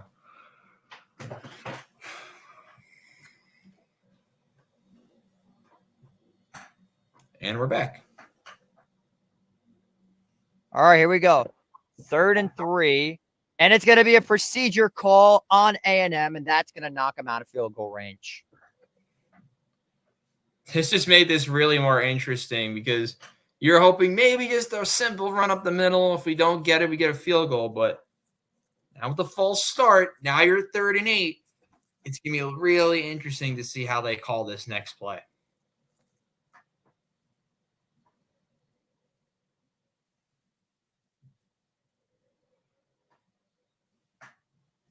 So we'll be 3rd down and 8 now. Instead of 3rd down and really short, it's now 3rd and medium. Correct. 3rd and 8. Play action. Off the screen. Tackle is Shed, who picks up just about 5 yards. Some good defense nonetheless by the Notre Dame defense. Jack Kaiser in there once again, along with Donovan Hinnish, brother of Kurt Hinnish. Right away, it's another screen pass. Texas A&M loves their screen passes so far in this game. And they get right about to where they were when they were trying to go on 3rd down to start this quarter. But now it'll be a field goal from Randy Bond, who's already 1 for 1 today.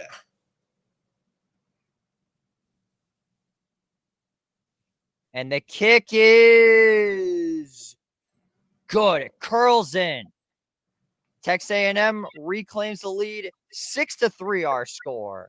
You're watching Game of the Week on Empire Sports Media. Now, I will be right back for a restroom visit. Take over for me. Yeah. Hello, chat. How are we? We need it, people. Subscribe, like the video, or like the stream. Yeah, I'm interested. Later on, the stream will be absolutely insane, absolute insanity. So I have no idea what's going to happen later on. A lot of good football so far. So not bad from Notre Dame or A&M, but someone's going to need to get into the end zone. And if you had to tell me one, if I had to pick one, it'll probably be A&M because they've looked a lot better so far on the offensive side of the ball. But Notre Dame gets their 3rd drive of the game when we get out of commercial. So, listen, it's not been the worst start for either of these teams, but we're still settling in. Remember, it's early 2nd quarter of week 1. Both teams still have a lot of time in this game. Let me see what's going on if there's anything going on. I'm not going to check it. See, I am not a streamer. I've streamed before, and I don't stream. It's not very good if you want to see the streams from me. But for those who don't know who I am, or if you're new, I'm Robbie Basel. Hopefully, he took my graphic down, unfortunately, which kind of sucks. But I'm a broadcaster, producer. I'm currently a student at Iona, which is where I am. And hopefully JJ put my links to my podcast, The Robbie Basel Show, Tuesdays and Fridays every single week. I try to get up to 2 uploads a week, which last video, I went over European soccer. So I talk about wide variety of sports from around the world on my channel. NFL preview is Tuesday for me, possibly featuring a guest, but I don't know. As we will soon be returning to Notre Dame and A&M. And we are back. Fresno State is on the board. It's now 7-3. Now, for those of you like college football, who am I kidding? I'm not doing the USC LSU game. No way in hell. Between two teams I absolutely cannot stand. No thanks. Did you hear what I was saying to chat? Nope. What'd you say? Oh, no, I didn't say anything stupid. I just gave myself a promo, and that was it. Here's the thing. Like the channel and subscribe to the video if you care about this channel at all. Let's try to get 99 likes for my boy Jay Crowder. There you go. There's your promo, JJ. You're welcome. Appreciate that. We're back, and we talk about Mike Elko again. Prior to arrival, his defensive efficiency has been so good. You talk about how much it dropped with Wake, Notre Dame, Texas A&M, and Duke. Duke especially went from 123rd to 28th in the country. That's how good his defense was at his short time at Duke. And you're seeing it so far in this game against Notre Dame.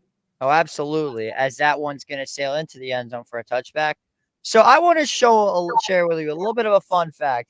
I don't know if you know this, but my cat, for some weird reason, always remembers to come down to wherever I'm at, to watch the Notre Dame games. And he will sit here with me for 3 hours watching the entire game.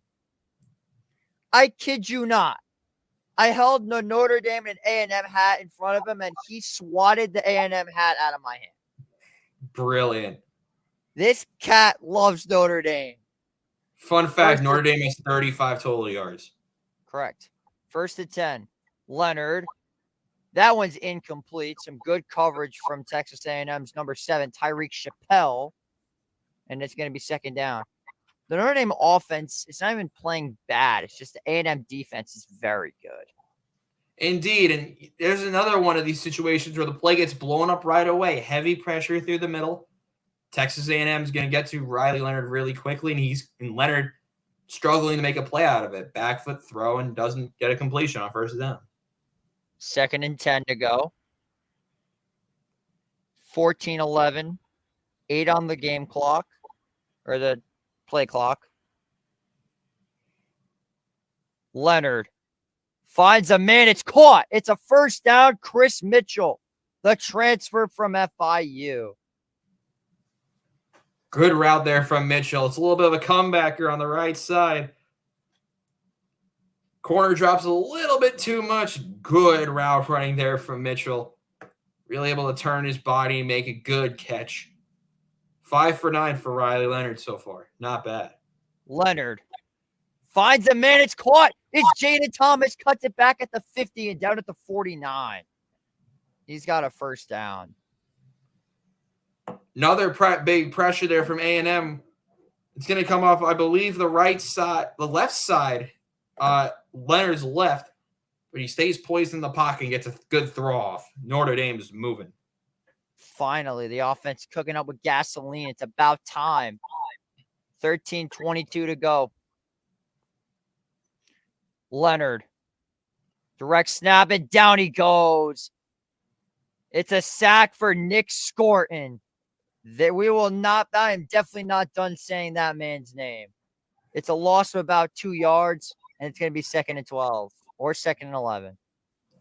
So it's a design QB draw. It's 5 wide with a design QB run. It doesn't work. And listen, Texas A&M's defensive front is really getting the Leonard now. And now you're seeing the fans really get back into this. Absolutely. Screen pass. That one's going to be complete. Jaden Harrison. That's going to be about a loss of a yard. It's now 3rd and 13. Yeah, Frustration is setting in now if you're Notre Dame. it's a little bit concerning. He tries to go to the edge, but the block's just not really there. Both teams really trying to utilize the screen pass, not the best block there on the outside. And now A&M with a big chance to stop Notre Dame, get the ball back with all the momentum. 12:20 to go, 3rd and 13 from the 49-yard line. Leonard, under pressure, rolls out to his right, looking for something, but he gets nothing, and he's shoved out of bounds. Scooby Williams making the play for A&M, and it's another 3-and-out for the Irish.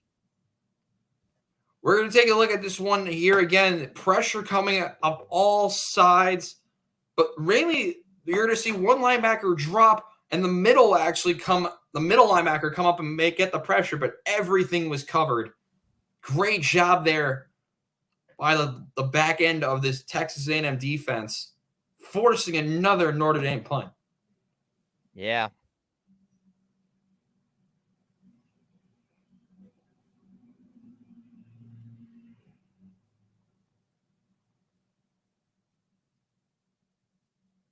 That's going to be a penalty, no? Timeout, Notre Dame.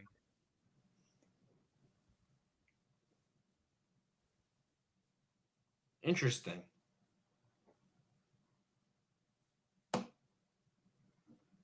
Very interesting that you would call it a waste of time out there. I mean, yeah, 5 yards is a significant amount, but you don't want to risk the touchback here. Take your 5 back and trying to down it around the 10-yard line. Very puzzling there from Coach Freeman. Yeah, I'm a little bit confused by that. 4th and 12, 11:29 to go here in the second quarter.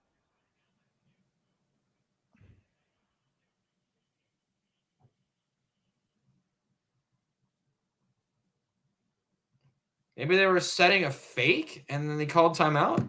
I don't know. 4th and 12.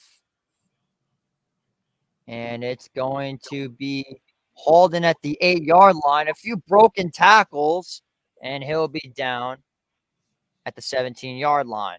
So another punt by the Irish and another drive coming up for A&M. Still 6-3, 11:17 to go as Connor Wigman and the Aggies come back out on offense. You're watching Game of the Week. Ay.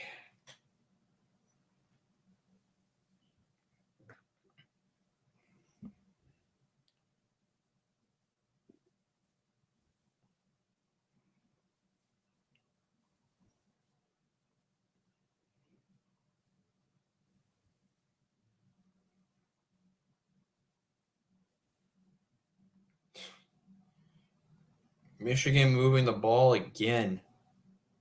I think last time they threw a pick in the red zone, which is why they didn't score. Alabama walking Western Kentucky. It's now the Crimson Tide 41. Hilltoppers, nothing. And Ole Miss is going to take it. Their matchup. Oh, my God. They call timeout. Is it going to be 52 or 55 nothing? Led by 418 passing yards from Jackson Dart in the first half. And Wow. 5 touchdowns. And 179 receiving yards for Trey Harris, the senior from Lafayette, Louisiana. Do we have a final in Boise State? I think we do, actually. I'm taking a look. We do. Boise State wins 56-45. North Texas has sealed the deal against South Alabama. Yikes. Final score, from the looks of it, it's going to be – I mean, it's not over yet. South Alabama did just get stopped on 4th down, so it's North Texas with the ball up 14 with 1:17 to go. So 52-38. Gotcha. 52-38 is going to be the final over there. This is pathetic. Wake up, Notre Dame. I agree. Their offense just looks – we're just stalling out. I wouldn't say the offense is pathetic. pathetic, but like, just can't move the ball. It's frustrating, don't get me wrong, but A&M's got a good defensive front, and I got to be honest. The Notre Dame fan in me is kicking myself in the face.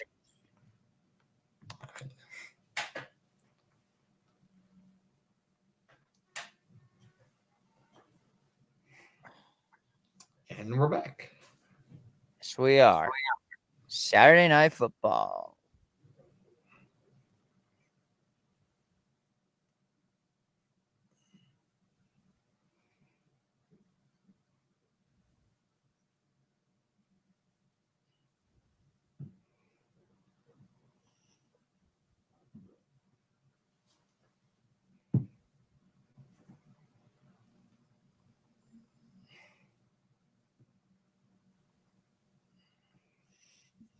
So here we go for the Aggies.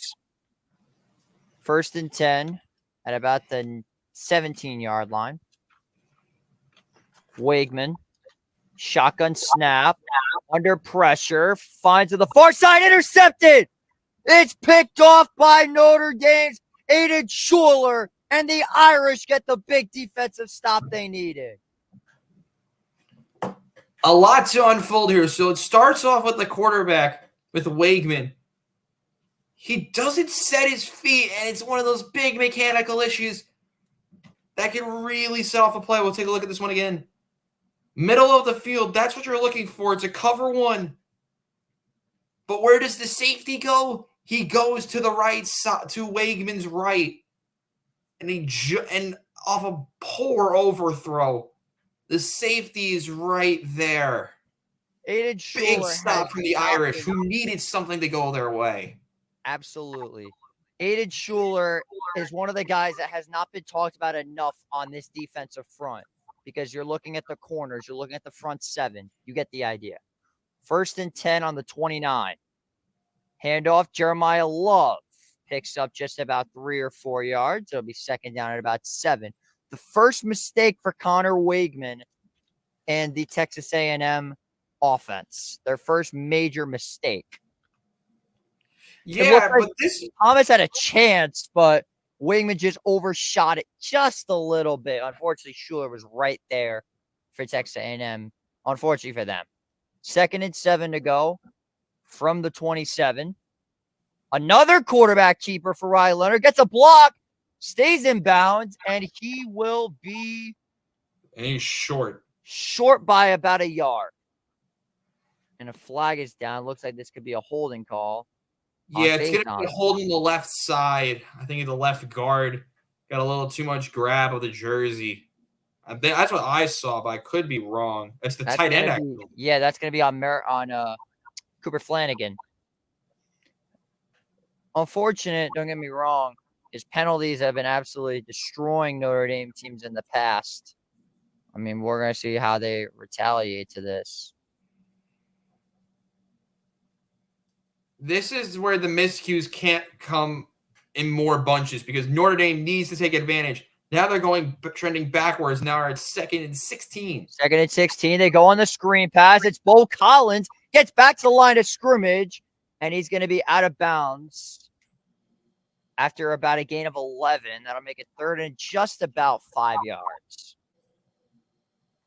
Good lead block there on the left side of the offensive line. Quick screen pass to the left. The offensive line getting out there in front, getting some good blocks down. 3rd and 5 coming up here. Big conversion needed from Notre Dame. They need to get something going on offense. And this is your perfect opportunity to do so. Here we go. 3rd down and 5 at the 24-yard line. Watch out for Mitchell Evans. We haven't said his name, but that dude is a freak. Leonard goes deep to the right side. Incomplete, but a flag is down. It's going to be pass interference on Tyreek Chappelle. That pass was intended for Greathouse, and here comes the flag. And Mike Elko is unhappy. It kind of looked like the referee was pointing towards Notre Dame there, but it's going to be a defensive pass interference. They run the route well. I think the defender just runs into – it gets a little bit handsy, kind of gets the receiver out of the route. Like they're running side by side, and he's not really even being physical. He's just running him out of bounds. Yeah, Riley Leonard knew immediately. That's not a good ball, though. So I get why Elko's upset. I would have. That's a tough one. That's a real tough one. But there's back-to-back A&M miscues. This is your chance if you're Notre Dame. Leonard gives it off to Jeremiah Love. Gets it back to about the line of scrimmage. Not much more. He picks up about a yard. Good movement there on the defensive front. Howell was the one who made the tackle. Notre Dame's run game, I talked about in the beginning, they need to set that run game if they want to get any success. 15 total rush yards. And we're at the 9 minutes remaining point in the second quarter. Not great from the Irish, but they still have a lot of time to turn it around. 2nd and goal to go. Leonard checks to the left side. He wanted Love on a fade route, it looks like, and that one's incomplete. 3rd and goal. He had the right idea, just a miscommunication to say the least. Yeah, it's a perfect way to word it. Look, you're going to have 2 receivers out to the left side. Leonard's anticipating a move to the left. Actually, a little bit of a jersey grab in the middle of the route by the A&M defender. May have got away with it just a little bit, but I mean, that's a ticky-tacky call. I mean, you already got a ticky-tacky pass interference call. And with ACC refs, you can't expect to be getting every single call. So 3rd and goal coming up here for the Irish at the 8-yard line. Play clock at 5. Leonard steps through. Gonna sling it, fires, incomplete. Tyreek Chappelle in on the coverage along with number 26, Will Lee. There we go, saying his name again, and Notre Dame's offense sputters out. And here comes Mitch Jeter in the field goal unit. This Texas A&M pass rush, how many times are we going to talk about them? But the other thing we got to talk about now is the Texas A&M secondary really holding their ground, avenging themselves after that penalty. But we do have a player down for the Aggies, JJ. And that is going to be, it looks like, oh, wow. That's Scorton. That's Scorton, right? That'd be huge if he was to get injured in this game. Like, that would be absolutely massive. Thankfully, he's okay. He's limping a little bit. I think it's going to be the right leg. Yeah, that does not look very good. That dude is an absolute monster. It would be huge if he was to get injured. But now Mitch Jeter on to attempt a field goal from just about 25 yards. He made one from 46 earlier in the day. From 26. Up and good. Notre Dame hits another field goal. We are now even at 6 apiece. You are watching Empire Sports Media's Game of the Week. Don't go anywhere. That field goal. I thought he missed it. Me too. This is a stress fest. You can update your score. We are at halftime with Michigan. It's 10-3. Wolverines. Okay. Very concerning start for them. Also, if you're just joining us now, welcome. It is Empire Sports Media's Game of the Week. It's Notre Dame 6, Texas A&M 6. Here, middle stages of the second quarter. JJ Seglio. Absolute slugfest we have going on here. Alongside myself, ESPN's Robbie Basel. A pleasure that you could join us this evening. Just getting started, but also later on in the broadcast coming up, it's the Empire Sports Media halftime report featuring a special guest. Don't go anywhere. Make sure to check in with us for halftime. We're going over some of the big games and the big storylines of this game, plus some of the others from earlier in the day, including, JJ, Michigan struggling against Fresno State. That's a very big shock. Said absolutely no one. I'm not shocked at all. Michigan doesn't blow out teams in the first half. You have to wait till the second half is when they start to click. Believe me, I know Michigan when I see Michigan. They're going to pick it up in the second half.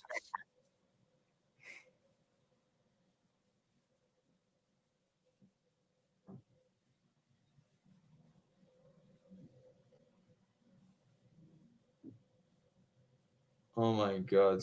Merrill Kelly just got annihilated. Yikes! Not good 3 for Matt. home runs conceded. Not good for Matt Welling at all. Gans is now pulled ahead by 16. Shout out to the Syracuse boys. A lot of the guys we know are up at Syracuse. They got to watch a good win today against Ohio. A game that both of us, we were actually, I was watching it while we had our pregame call earlier, a couple hours ago. And we were like, concerning from Syracuse that they weren't very good, but Syracuse did turn the tables a little bit, led by Kyle McCord, and they're able to figure it out and go get a big win against Ohio today. So shout out all the boys up at Syracuse. Congratulations on your week 1 victory. Although it was only against Ohio, it still feels good to get your week 1 victory. I can tell you that for free. As we are back live, 6 apiece. I'll throw it over to my play-by-play commentator, JJ Seglio, to continue this show. Appreciate that, Basil. We are now back. It is officially darkness here at Kyle Field, College Station. It's a beautiful sight. You would think it would be darkness, JJ, but look at all the white towels. Oh, yeah. Makes it feel like there's a whole new light system in the stadium. The atmosphere at College Station is just unmatched. As the cat has now come back to watch the game. What a shocker. He comes back right after the commercial. As Jeter sends this one, it will be returned by Bussey. And he's got himself a solid pickup. Just about to the 19-yard line. Terry Bussey, the freshman. Big theme recently has been the Notre Dame defense, especially on 3rd down, able to force pressure in multiple different areas on 3rd and 3s, on 3rd and 6 from earlier, really gain pressure up the middle. They rush 4, but there's a rusher that comes in late. It's a little bit of a delayed blitz, and you saw it on that 1st down play just a moment ago on 1st down, which led to the turnover and 3 Notre Dame points. First and 10, handoff. Le'Veon Moss picks up just about 6, and there's Drake Bowen on the tackle. You're going to be hearing his name a lot. The worry for me now is that A&M, Wakeman's 4 for 11 in the first. He's struggling. It's a little bit of a struggle from both quarterbacks, I think, so far. But the Wakeman defense caught. First down. It's going to be, guess who? Number 6 again, Cyrus Allen. Continuing to do his thing here on these pick and pot on these go routes. And another injury for Texas A&M. That's going to be number 55, Armaj Reed Adams. Faya is now going to be starting at center.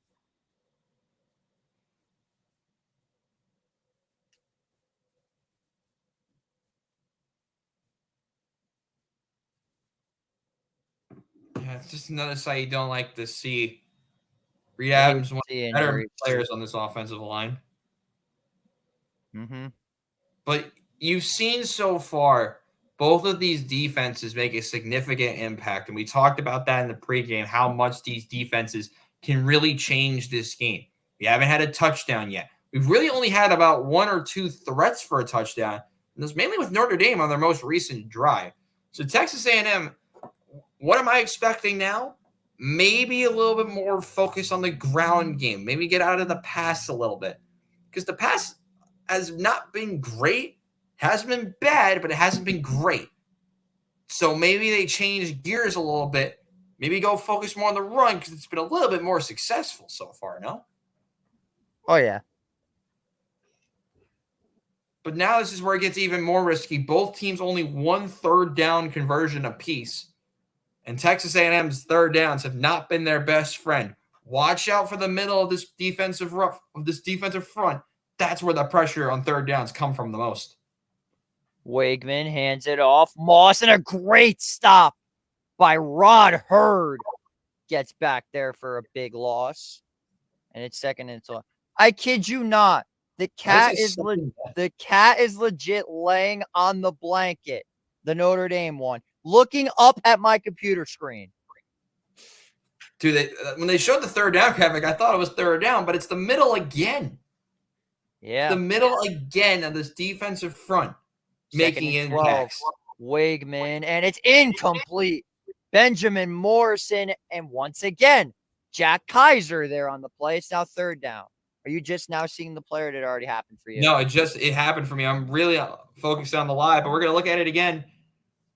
Try to go with the short route underneath. Kaiser just broke it up beautifully. And it wasn't the best throw ever, trying to thread the needle. Not a good ball intended for Walker. So now 3rd and 12. It's another 3rd and long for A&M. 3rd and 12. Weigman under pressure. Down he goes. It's Howard Cross. It's going to be 4th and a mile. This is where inexperience and indecisiveness can come into play.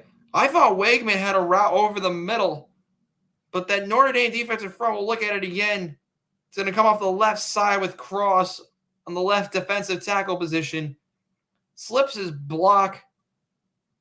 Well done there. Yeah, he had a drag underneath that would have gone for big yardage. The defensive front causing problems on 3rd down. And that's exactly what this Irish defense needed. No wonder they're rated 92 overall in college football 25. As that punt is sent away. And it's going to be a poison call. And it takes an Aggie bounce at the 19-yard line.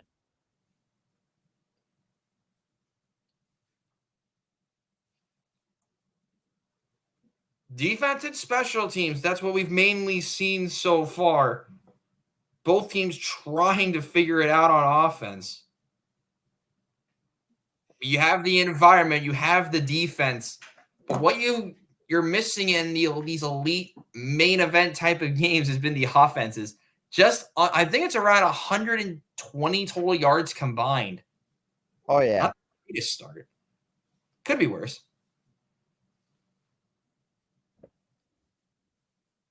First and 10 to go. They give it to Jeremiah Love. Pushing, gets about 2 yards.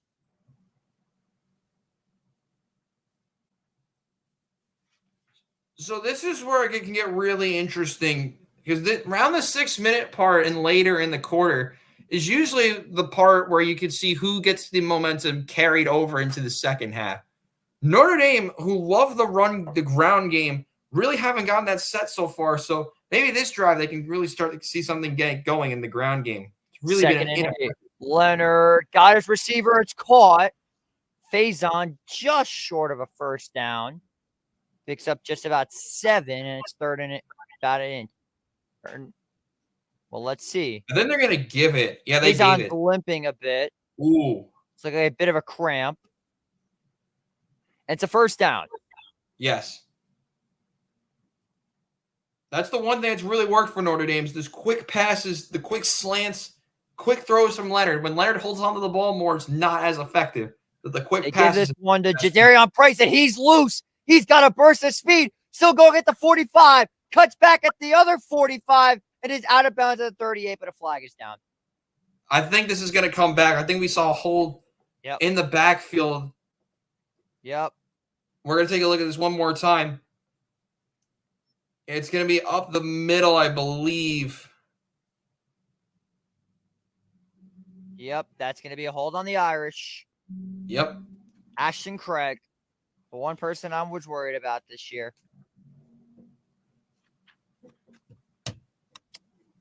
Those are one of those momentum killer type of plays now because now you go from, wow, we're in opponent territory on one play to, crap, it's about around 1st and 20. And there it is. We see the hold. Chris grabbing around the shoulder pads. You can't do that. The referees will say, no, not today. Especially like Matumbo style. Especially the ACC refs. They will never let you get away with it. Now it's 1st and 14 because it's 10 yards from the spot of the foul. They give it to Love, and he's got a block. He's loose at the 40. Still going and out of bounds at just over the 48. So they're saying, you're going to call me back with Jadarian? We'll just give the ball to the other running back as he picks up a big first down. It's going to be an inside zone to the left side. Good double team there by the left guard in the center to eliminate the right side defensive end. And that really opens the hole. Good running there by Notre Dame. This is the offense I'm Leonard, quick throw, incomplete. He was looking for Chris Mitchell, and that one just fell incomplete. We're going to go back to that last play for a second. And this is what I was talking about. This is the run game you want to see from Notre Dame. This is why they're so dangerous. Is the holes these offensive lines from Notre Dame can usually get. And yes, this team may be inexperienced at times with this offensive line. But now they're finally growing into the game. These are the holes you want to see from the offensive line. A little bit of miscommunication on first. We'll see what they do on second. Jeremiah Love breaking tackles. He gets just about 9 yards. Or maybe they'll give it to him. I think he's going to be just about half a yard short. I agree. No, they give it to him. Wow. It's a first down.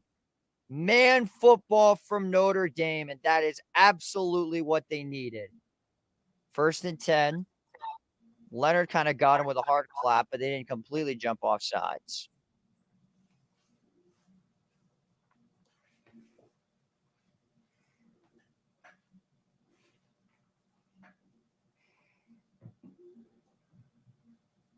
And a whistle. Looks like a false start. Maybe too many claps there by Riley Leonard. Really trying to set them apart. But, yeah, it's going to be a false start on the Irish. Another miscue there. Wagner or Anthony Knapp, it looks like they're going to call it on. Take a look at it again. Yeah, left tackle. Moved his helmet. Like he flinched up his head, and that's, I think, was what they got called on. 6th penalty on the Irish already.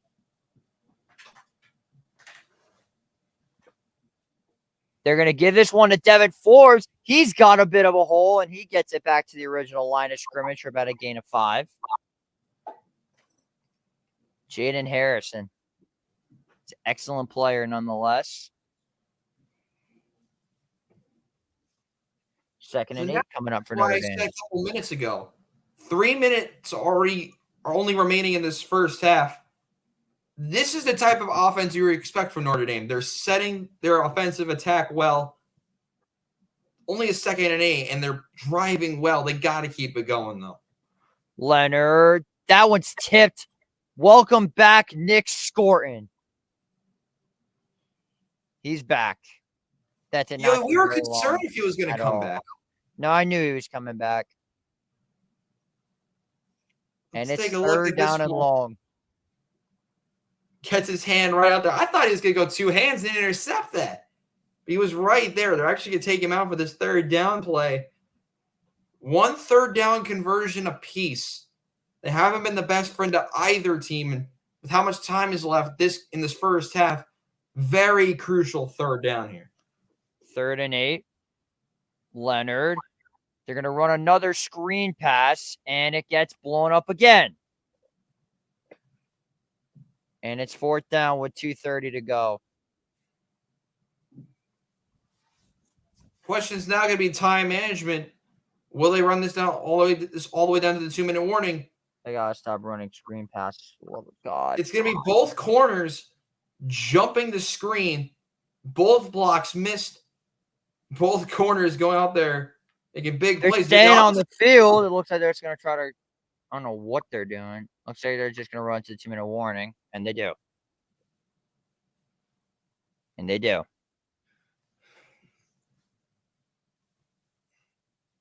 I'd be shocked if they did.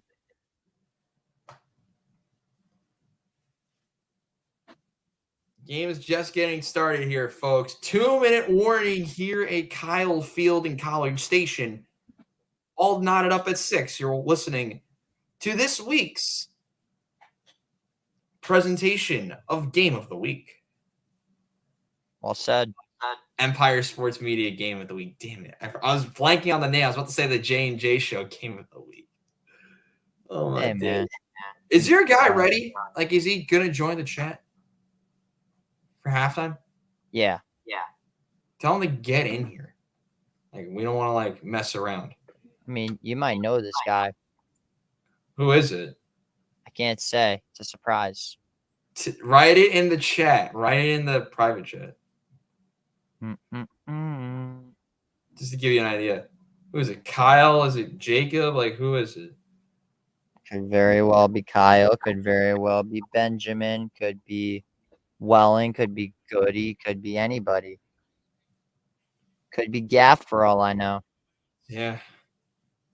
We hope y'all are enjoying this brand new broadcast and appreciate JJ for having me on. Hopefully, you'll be able to hear so many other different commentators, not only from myself, but multiple others. Oh, I already got a new one for next week. My buddy Jake and I are going to be calling NC State, Tennessee. That's going to be fun. Oh, yeah. Can we get our RIP in the chat? Because I'm getting sacked after 1 week. You're not getting sacked. I just know you're busy. You'll come back. Don't worry. You'll come back. Next week, I'm actually not. It's 2 weeks that I am. But you'll be able to hopefully hear me on most Iona ESPN broadcasts. Well, do I look like Gary, Keith, and Ron? We're having a 3-man crew. We might have to do a 3-man crew. That could be kind of fun. Maybe. I don't know how that would work, but we could. Listen, I'd be down for that for next week. And Michigan looks like absolute trash. It's the first. I mean, you said it yourself. It's the first half, but man, it's a little bit of a worry from them. A little bit might be an understatement.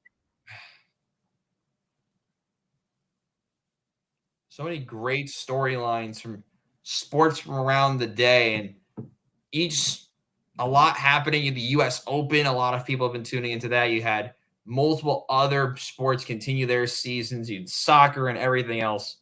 So much going on. And this is the time of the year.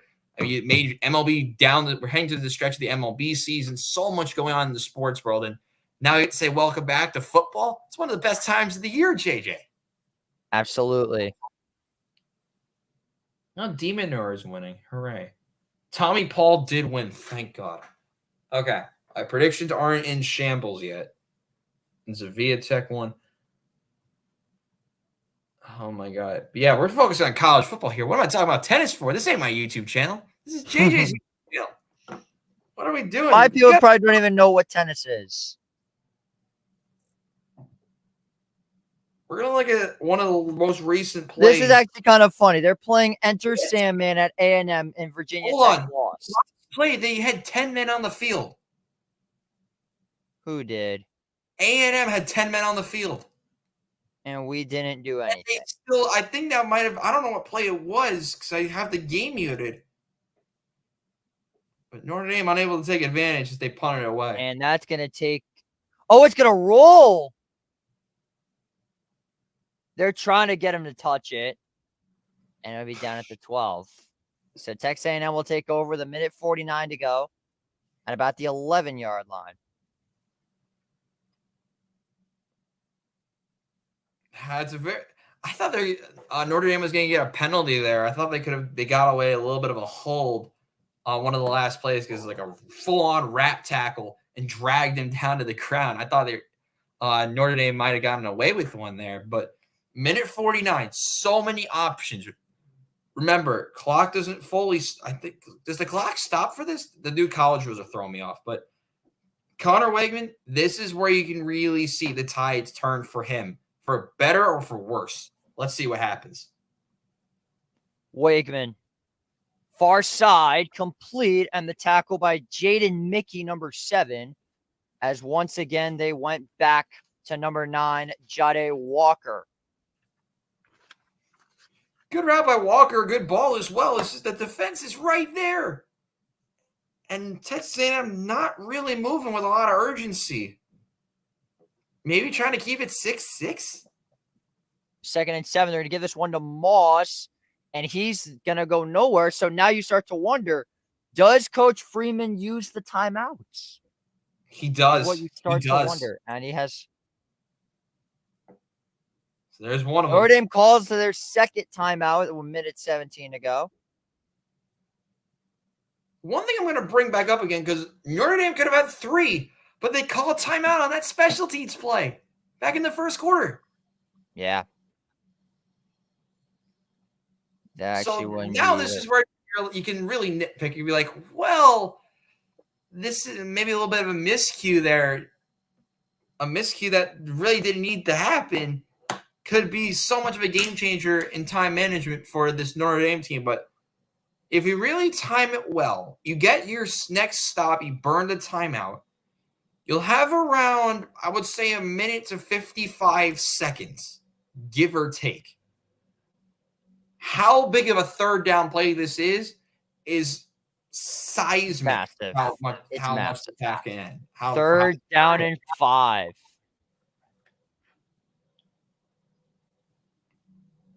They can't get the snap. They're trying to draw Notre Dame off sides.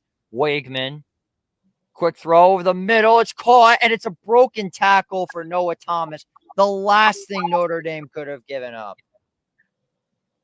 And it's a first down for A&M. Good route. Gets a little bit of a good old out route. Good old trusty out route. And Thomas breaking tackles. Like I said, he's 6'4", really physical. And there's a perfect example on the outside. Breaking tackles, keeping the drive alive. My father has re-entered the house. He's definitely running to the couch to watch Notre Dame, to watch Miami, Florida. Wigman's going to run, and he gets out of bounds at about a gain of 9. This is what you like to see more from Wakeman, these quicker decisions. Sometimes earlier in the first half, he was struggling, taking too long to make a decision. This is one of the moments you like to see. Quick decision. I'm going to go out and run. Rolls to the right. Well done. Trying to keep this drive alive because they have about 25 to 30 yards to go, so you can really guarantee yourself in field goal range.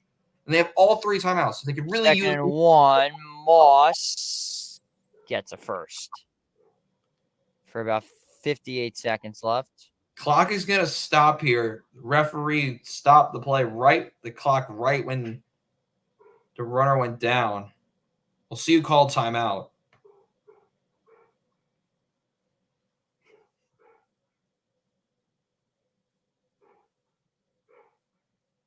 It was A&M. So A&M burns their first timeout.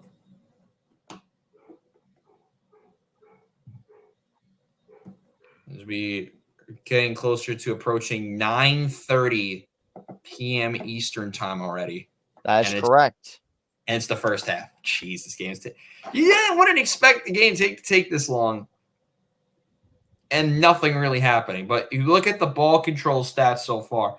Notre Dame, 136 yards of total offense on 32 plays. And A&M's at 127 on 32 plays. So they're averaging about the same amount of yardage. But it's been a struggle on both offenses. And credit to both defenses, they've looked so strong from the defensive front, which has been the main impact so far, to some of the secondaries, particularly Notre Dame's. I mean, they forced the interception. All around, the defenses have been great, but both teams need their offenses to step up. And here's another occasion where that could maybe happen. 1st and 10 at the 39. Wakeman, under pressure, slings it deep, and it's incomplete. Benjamin Morrison in there on the coverage. Can we talk about Benjamin Morrison for a second? I mean, you talk about a dude that's dominated since he got to the team. This man had multiple pick sixes as a freshman. The impact he's had for this Notre Dame team in both interceptions and just breaking up passes, he's been arguably the best secondary player they've had on this team as of late. I mean, before that, they had Kyle Hamilton, I believe, was one of those guys. But he's had just as much of a Hamilton impact as he did. 2nd and 10, Wakeman. Intercepted again! It's the X-Man, Xavier Watts. DMX said it best. X gonna give it to you. He gonna give it to you. X gonna give it to you. He gonna give it to you. Xavier Watts plucks the duck out of the air, and it's a first down for Notre Dame in a big spot. There you see the Notre Dame defense once again. You cannot test this back four. Great coverage by Kaiser in the front, Watts in the back, business in the front, party in the back. Notre Dame football with 46 seconds to go. Major opportunity there, but And wasn't as much work as Xavier Watts, who, by the way, was tied for the lead in the FBS with 7 interceptions last season. And he won the Nagurski. And he won the Nagurski. It was a poor throw. And now Notre Dame gets the window. It's a window open for them again. Check down again. Oh, my God. Can they stop throwing check downs? 41 seconds to go and a flag is down. And it's going to be another hold. It looks to be.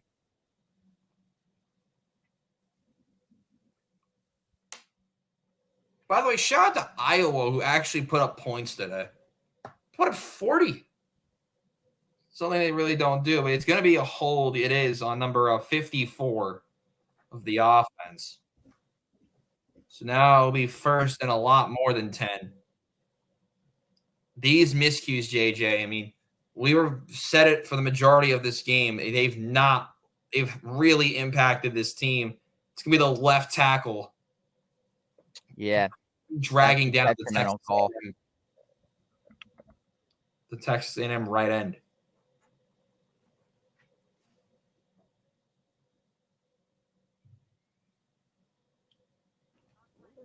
First and 20. They're going to give this one to Jeremiah Love, questioning the play call as the clock's going to continue to roll down at 21 seconds. I don't like this approach by Notre Dame at all. They're playing so conservative right now, and I just don't agree with it. As it looks like they're just going to go right to the half. I don't like this at all.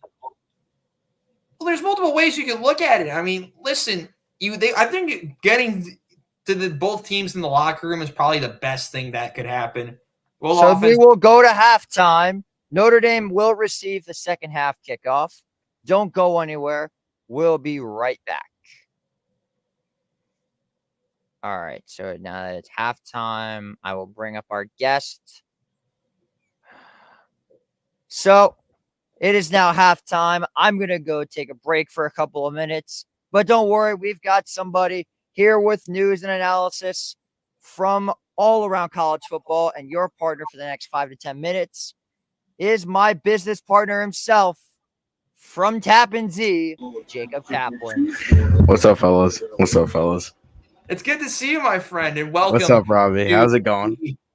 To the Empire Sports Media Halftime Report, Robbie Basel, alongside my good friend Jacob Kaplan here, 6'6", between the Fighting Irish and the Texas A&M Aggies. So many storylines to go over so far. Yeah. So many storylines in a 2-hour first half. Yeah. See that. We started this stream at 7. The game didn't start till 7:50. So listen, it's been a long first 2 hours, but if you have any, give us some analysis from the first half of Notre Dame against A&M. Yeah, I'll be honest, I've been flipping back and forth between a couple games. You know, unfortunately I'm not trying to get involved in a 6-6 game. You know, Michigan's over here struggling against Fresno State. I love to see it. They did just get 3. So let's go through some scores I've got. You know, obviously my boys had to take care of business today. 52-6 in a great second half for the Buckeyes over Akron. You know, the thing I see here, Robbie, is in week 1's first half, the teams usually don't look the best, but it's the second half where they look like who they should be. So, you know, we could see either of these two teams, you know, pull away in the second half.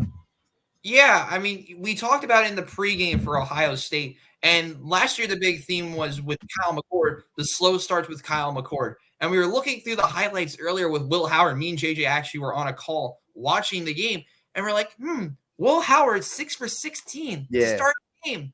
It was not impressive, but as they grew into the game, and we might see this in the second half here, the quarterbacks were able to, well, at least one quarterback was able to grow into the game, and Ohio State was able to take care of business. It was finally good to see them move the ball, because at one point it was 10-3, just like the game was. I'm like, little bit concerned, but Ohio State was able to get the job done. And I mean, there's a couple other results, but I want to get your take on this, because we had a very interesting conversation in the pregame. That was with Clemson and Georgia.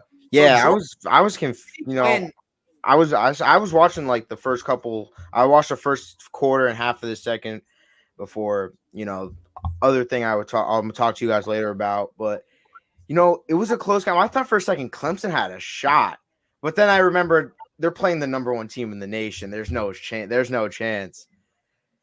It was a nice defensive first half for Clemson, but then that Georgia offense we all know and love. I mean, the Georgia fans love, but not from the other fan bases. But obviously Georgia was going to pull away, and they did pull away like crazy, 34-3 in a 2 ranked teams showdown.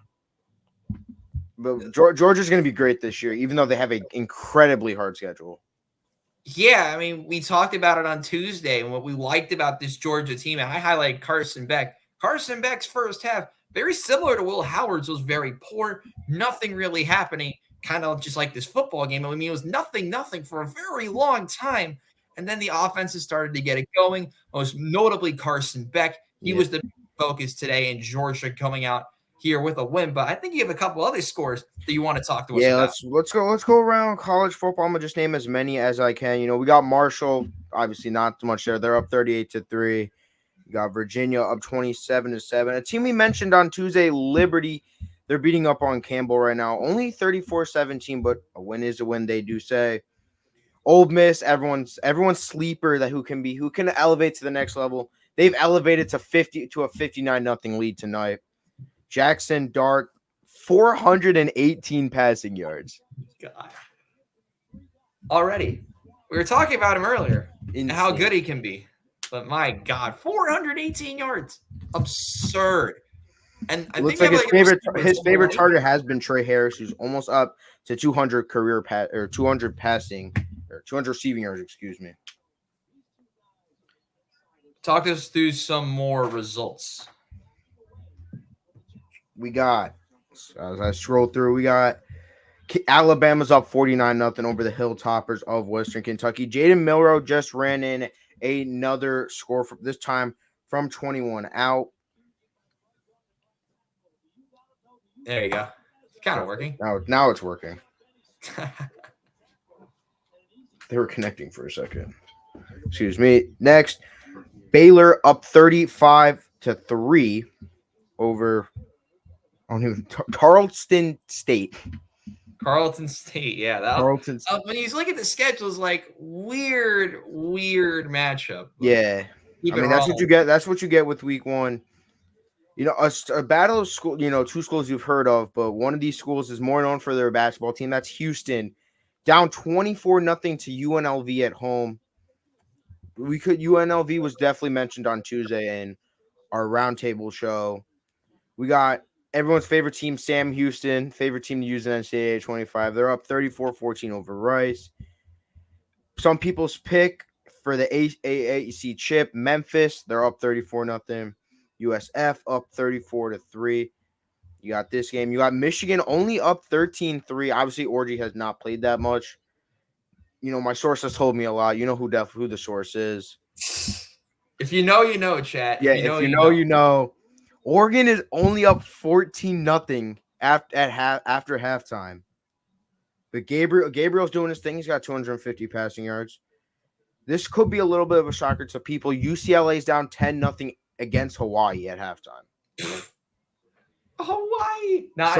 Some people think, that UCLA shouldn't have been a new Big Ten team, but here they are. Auburn and the Ben Coutons are up 52-3 over Alabama A&M. We got Texas Tech up 32-21 over Abilene Christian. SMU leading it 35-7 over HCU Huskies.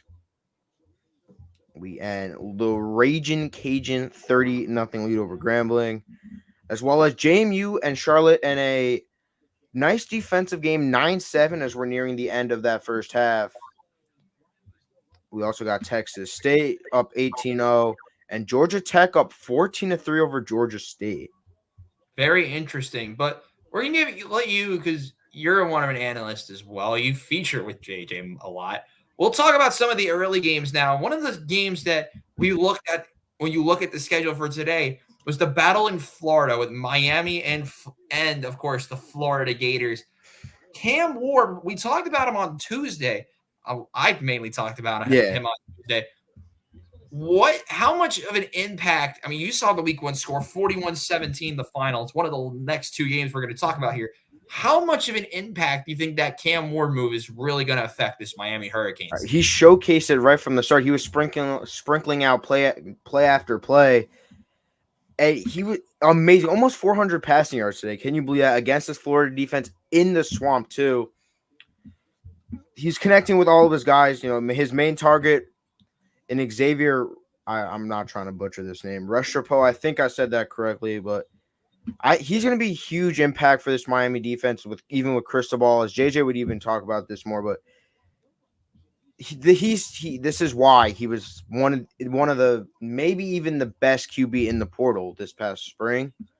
It's like that's why everyone was in on him. He did hint. He tricked the whole college world by saying he was going to the draft and then committing to Miami out of nowhere. But I feel like, he'll be a huge impact for this team. That's why they'll get a nice shot at the ACC title with others. The one other big thing that we want to talk to you about was the result in Vanderbilt. We were following the game all day long, and we were like, Virginia Tech struggling. But I don't think that was the biggest headline after it all. It may have been Vanderbilt, but we'll start with Virginia Tech before we get into said big headline. How much of an impact is this win for Vanderbilt, and how much impact is the loss for Virginia Tech? You know, Pat McAfee might have to change his ACC pick right now because Vanderbilt, I'd like Vanderbilt. I thought would easily, be on the lower side, but they shocked some people today. I mean, some people had Virginia Tech as their sleeper for the ACC, and I would agree with it. But after today's showing, I don't even know people can consider that anymore. But Vanderbilt, let me pull up their rest of their schedule real quick. Vanderbilt could be going in the right direction this season, even though they are stuck in the powerhouse conference of the SEC. They don't have that difficult of a schedule outside of the SEC matchups, but maybe in a couple years I could see Vanderbilt being a team. Yeah, I mean, listen, we go back and look at this game and we're like, Virginia Tech. I mean, this is the real conversation for me, is the struggle with the big ACC teams. Yeah. I think that's the biggest headline. You saw Clemson struggle today. Florida State lose last week in Dublin. And now Virginia Tech. Yeah. What are the odds you see one of these? How many do you think of these 3 teams do we think will stay in the conversation for the ACC title? Or do you think maybe people are going to be overreacting a little bit to some of these big losses? Yeah, you could definitely say it's only week 1. Like, we can say one loss doesn't hurt a team. But, I mean, like, Florida State, that Georgia Tech loss could hurt them in the long run, even though like they can be high in the rankings. It's not top 4 anymore, even though they did expand. Like, I don't think, like, in order to make the playoff, I think Florida State needs to win the ACC.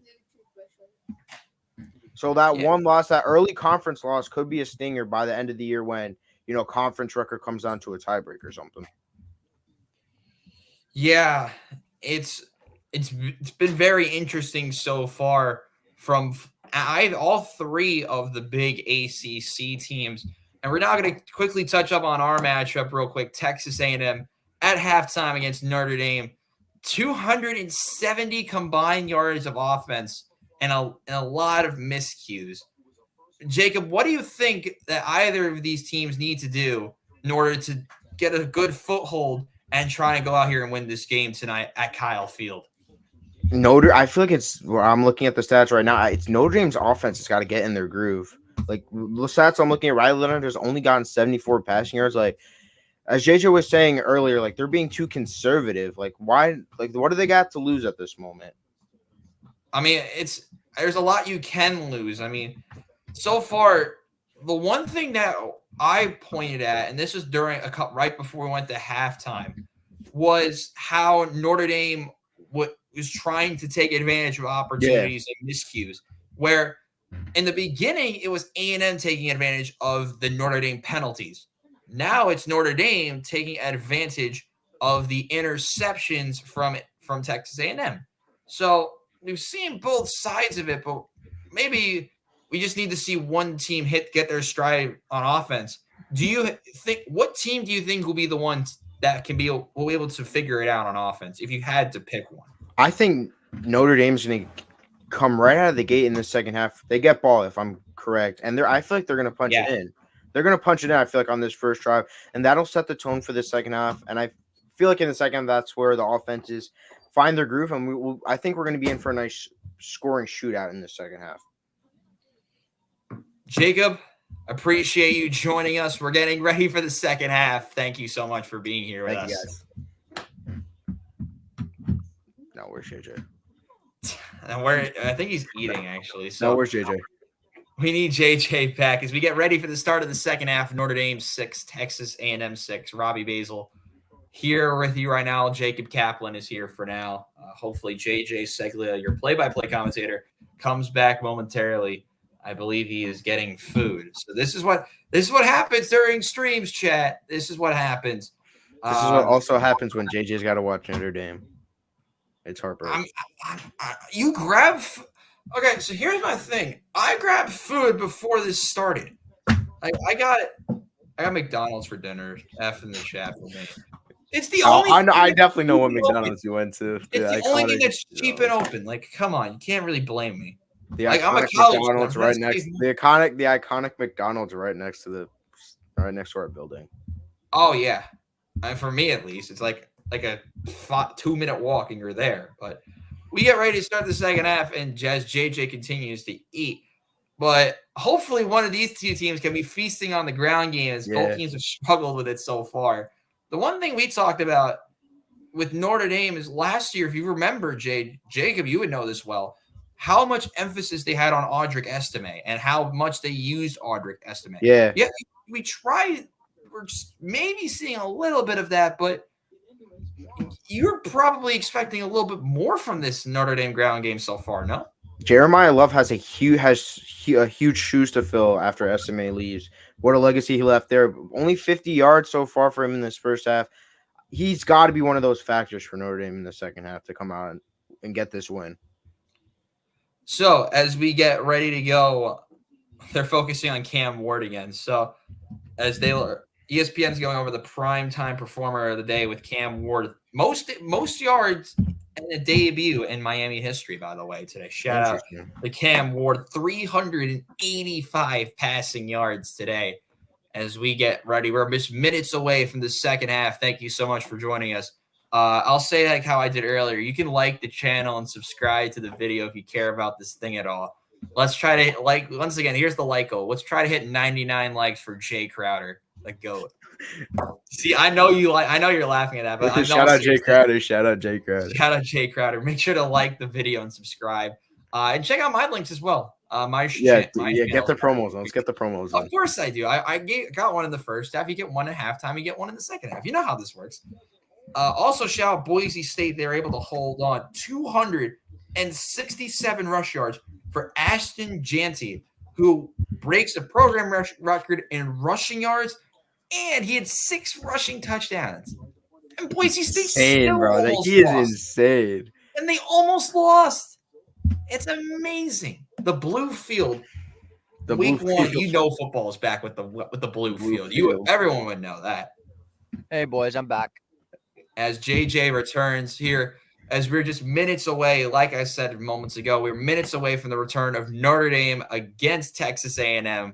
Robbie Basel, JJ Seglia, Jacob Kaplan. JJ, we'll throw it over to you now. We've gone over all the games, but as the play-by-play commentator when we come back, what do you think each of these teams need to do in order to try to get a foothold in this matchup? Score some points. I totally agree. Simple. The offenses have stalled out on both sides, but that being said, this is 2 arguably top 5 defenses in the country. Both these defenses are superb. A&M, obviously, very talented. You have Nick Scorin. You have Tyreek Chappelle. You have Will Lee Jr. We've said his name like 20 times. You got Scooter Williams. You look at Notre Dame. They're rated at 92 overall in college football 25, their defense. 92. Benjamin Morrison, Xavier Watts, R.J. Oben, Riley Mills, Howard Cross. Again, 2 very stout defensive units. This is going as I expected it. Yeah, I mean, listen, it's been the big story so far, but The one thing we talked about as well was the opportunities that Notre Dame's gotten at the end of the first half, counterattacking on the miscues of A&M. Because if you remember the first quarter, it was miscues on penalties from Notre Dame that led to the early points for A&M. And now we're kind of seeing the flip-flop. So it's interesting to see how these two teams come out for the second half. I believe Jacob said Notre Dame is getting the ball first to start the second half. Abilene Christian is starting to make it interesting against Texas Tech. It's 32-21. Hey, Also, JJ, I know they're not going to win, but I'm saying one thing. We were so high on Oregon, 14-0 halfway through the third. It's not been good. Basel said 70. By the way, Nevada is currently beating Troy 28-17. Also, Dylan Gabriel has 300 passing yards. I don't know. So something's not right there. What's the math is not mathing. Is it I don't know what's going on. Is it the rushing? A lot? Oh, okay. So Idaho recovered a fumble. They've missed two field goals. They fumbled and then got stopped on fourth down. So that's where all the yards are coming from. But Oregon is moving the ball again. Well, not really. They're on 3rd and 5. I want to get JJ's take on this quickly. Sorry, Robbie. But yeah. JJ, it's 13-3 in Ann Arbor halfway through the third with Alex Orji barely playing. Even though Michigan is going to be good this year, I feel like they're taking Fresno State a little lightly here. I knew you were going to bring up Michigan. Yeah, because someone else always brings up my team, so I might as well. I'm not going to overreact. I think Michigan is just taking things slow like they usually do. I think they're definitely going to wake up at some point. It happens almost all the time.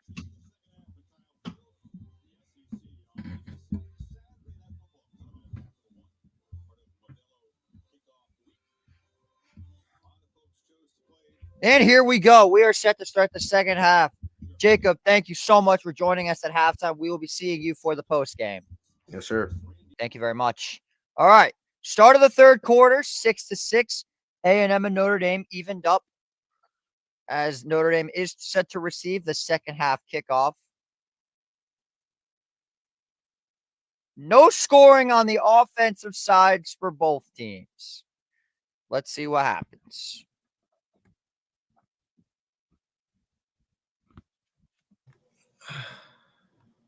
And we're back.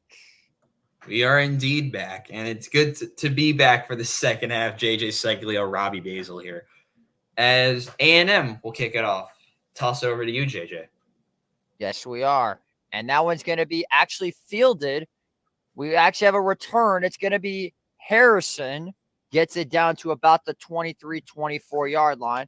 So now we go to Notre Dame's offense. And that has been one of the most frustrating first halves of offense I've ever seen from Notre Dame. Well, there's a lot of things that get into the way with this. You know, they get themselves in third and mediums, and they're not able to handle the Texas A&M pass rush. But what they've been able to do, and we saw it at the back end of the first half, they were able to establish more of a ground game. One of the things I highlighted in the beginning of this contest. And when you're able to utilize the ground game more, it opens the passing attack more as well. And we see that in every style of offense. So first down, they need to get it started now. 1st and 10 to start the third. Leonard, quick throw. It is complete. That's Cooper Flanagan. Picks up just about 9 yards. So still no sign of Mitchell Evans, which is very surprising. I disagree with that 100%. Yeah, it's a little bit strange. But, I mean, we're seeing quicker decisions from Riley Leonard, and when he's getting the ball out quicker, that's when Notre Dame's been more successful. We saw Jeremiah Love gets stuffed, and it's now going to be 3rd down and about a yard. It's the inside presence of Texas A&M. They're coming back again. They say not so fast, and they're able to get so quickly to Jeremiah Love. Impressive stuff there. But on 3rd down, Love looked like he tried to get it, but he gets it just short. It's Scooby Williams makes the stop on 3rd and 1. Let's get the spot. I think they might give it to him. They might give it to him. We'll take a look at it again. Scooby Williams We talked about him earlier on. He's been so good in this game. No. They say no on the first effort, but no on the second. Scooby with the initial hits causing problems, and they're not going to give it to him. So it's 4th and 1. I know what Notre Dame is doing. Talk us through it then. They are trying to get Texas A&M to jump off sides. I know this Notre Dame offense very well. They're not snapping this. They're going to try to get down them to to go off 5. sides. They got to get going. Yeah, and they will take the delay of game penalty. Did they take the timeout?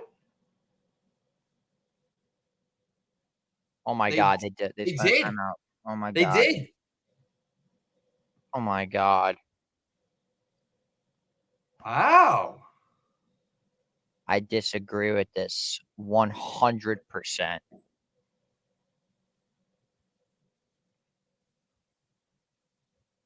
I mean, what Was are Freeman we even calling a doing? timeout? I think he was. I'm a little bit confused, to be honest with you. And he was giving the hand signal to get up and go. So maybe miscommunication with Freeman as well. I don't know. Very interesting sequence there. I will be honest. Very interesting sequence. And they're going to send him out there again. What is going on? 4th down and 1, 13-14 to go. Watch out for this. Something they love to do with Duke was the quick sneak up the middle. They go for Leonard. Bulls through for a first down. I'm spitting all over the place. That is unbelievable.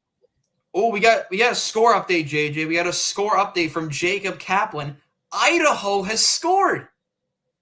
It's now 14-7. There's no Oregon shot, miscues, leading it into an Idaho touchdown. I may have talked too much crap about Idaho. Leonard, quick throw, another miscommunication. That has been the story of this offense tonight. Leonard's got a bit of a thumb injury. I don't know what's going on here. It looked like the spin was a little bit weird on that throw. Hopefully we can get a replay of that one because I think he looks a little shaken up, but I think he'll be okay. I think so too. But Riley Leonard only 83 passing yards. Maybe hoping for a little bit better of a debut, but gotta dig deep now. Hurt or not, he's gotta dig deep and maybe find something out of the bag. 44 to go. Shotgun snap. Big DB blitz. I don't know why you're calling a run on that play. And there's another good stop for the Texas A&M defense. Bryce Anderson, the free safety. Yeah, that got caught up in Nick Scorton. We're going to quickly take a look at it with Leonard. I think his hand might have got caught on the helmet of one of the defensive tackles from 2 plays ago. That's why the spin was so weird.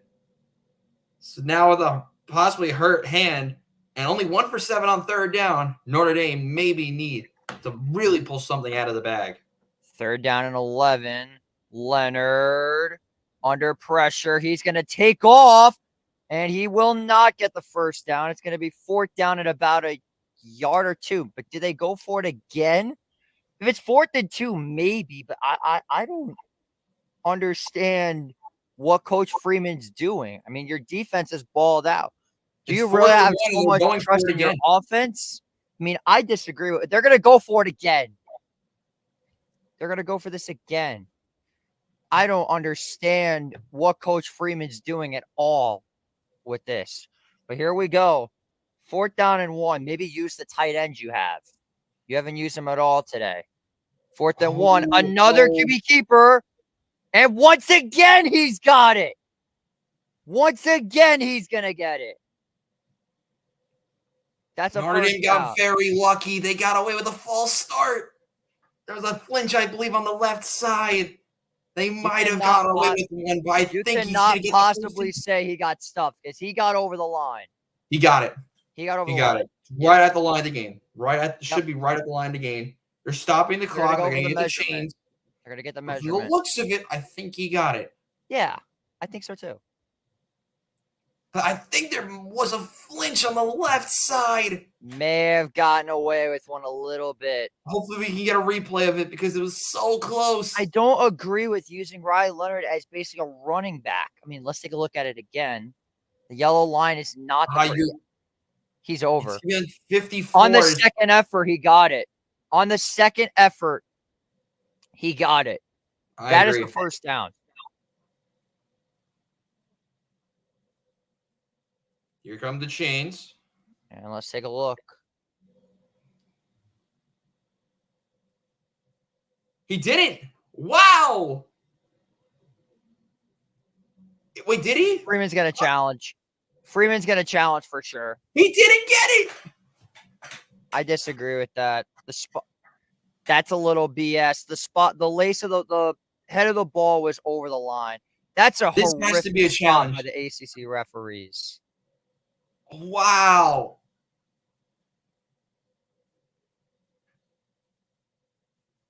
Let's look at it one more time. He was over.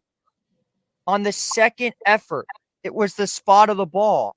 I don't agree with this at all. I mean, seriously, that is a first. He got the first down. Remember, the call on the field is short of the line to gain. Oh, I actually don't think he got it. Because remember, you gotta look where the right arm is. This is where it gets interesting. Because one angle did not make a good look. The ball is clearly over the line. That is a first down. That's a first down. That is a bad call by these ACC referees. That is a clear first down. My correction, ladies and gentlemen, he did get. It looks like he did get it. 100% got it, and Freeman will challenge this. Freeman will 100% challenge unless they blew it dead. Yeah, they will review this to no one's surprise. That is the best view you're going to get. He just reached a little bit over. Freeman's going to throw his headset if this is not overturned. The spot was horrible. Let's just make that very clear. That was not a good spot at all by the ACC or by the referees. So remember, for the folks at home, the call on the field is short of the line to gain, and we need indisputable evidence. And they confirmed it. Are you kidding me? So the one issue you're going to see with this play is we don't actually see where the ball is. We only see shoulder pad. I was about to say it before we saw the announcement. There's a very little chance they overturn that. Because one thing you need to see in reviews like this, you got to see where the ball is. And we don't see a ball. We only see shoulder pad. The ACC referees have done it again, ladies and gentlemen. I warned you before the show that these are the worst refs in all of sports. Le'Veon Moss said he is going to get stuffed by Snead and Kaiser, and that's going to be about a loss of 2 yards. Good response from Notre Dame. They're going to collapse on the running back right away. They're going to collapse on Le'Veon Moss near immediately. You had the snap of a finger, and there you go. He's tackled right there. Loss of nothing. Notre Dame Twitter is ranting. Weigman fires another missed tackle. Walker's got a first down. Second chance effort after second chance effort. That's what you love about a player like Walker. Here we go. It's a simple pass. Smooth little hook route. Right there. But what do? Bang. Break one tackle. Almost break a second. The second effort is why A&M's drive continues and why they've looked the only reason they've looked good on offense today.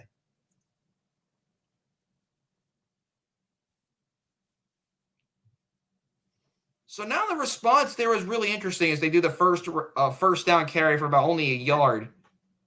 The response there was interesting. I thought they go back to the pass. Keep the momentum going with the pass game, but no, they go run. So now you have second and long and put yourselves in a much bigger hole.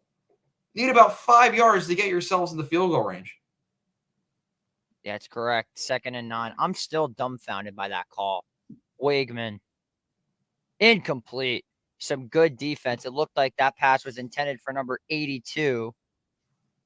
who is also not on this roster. Oh, it's Calhoun. Yeah, a little miscommunication with Calhoun. It looked like Wakeman was expecting him to cut left and just simply cut to the right. Just a little bit of miscommunication. But this is where Notre Dame has been excellent. Third down defense. Yeah. Both teams have done it well, but I think Notre Dame's arguably done it better so far. Big stop needed here. 2 for 6 on third down for Texas A&M so far. 3rd and 9. They're going to give it to Moss, and he gets just about nothing. It's about a yard, maybe. So it's now 4th and 8. So they're playing for the field goal. It'll be about a 50-plus yarder, I believe, about 50, 54, 55. So it'll be interesting to see how they play it. Oh, the offense is staying on the field. Wow. Bold decision by Mike Elko and the Aggies. 4th down and 8. Wakeman going to take a shot deep, and it's incomplete. Is there a flag on this play? Yep, it's going to be Notre Dame went off sides again. No, there are no flags. Really?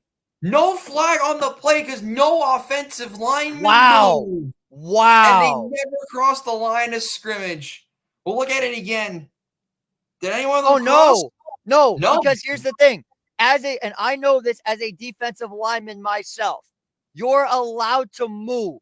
You just can't cross the line across the neutral zone, which they didn't.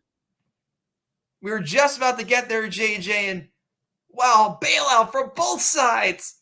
It's really picking up. Still knotted up at 6. You're watching Empire Sports Game of the Week. What is happening? I don't know what's going on anymore. This is just absurd. Ladies and gentlemen, the ACC Ref Show, everybody.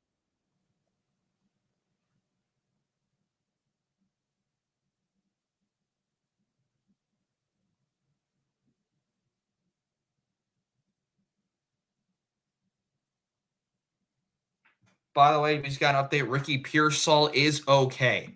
I already confirmed it. Well, no, the new report came out. Oh, nice. Good. Also, score alert per Jacob Kaplan. The UCLA Bruins have scored. It is now Hawaii 10, UCLA 7. Damn it. How do I give this dude access so he can man the ticker? It's annoying. What'd you say, Basil? Repeat that for me, please. Hawaii 10, UCLA 7.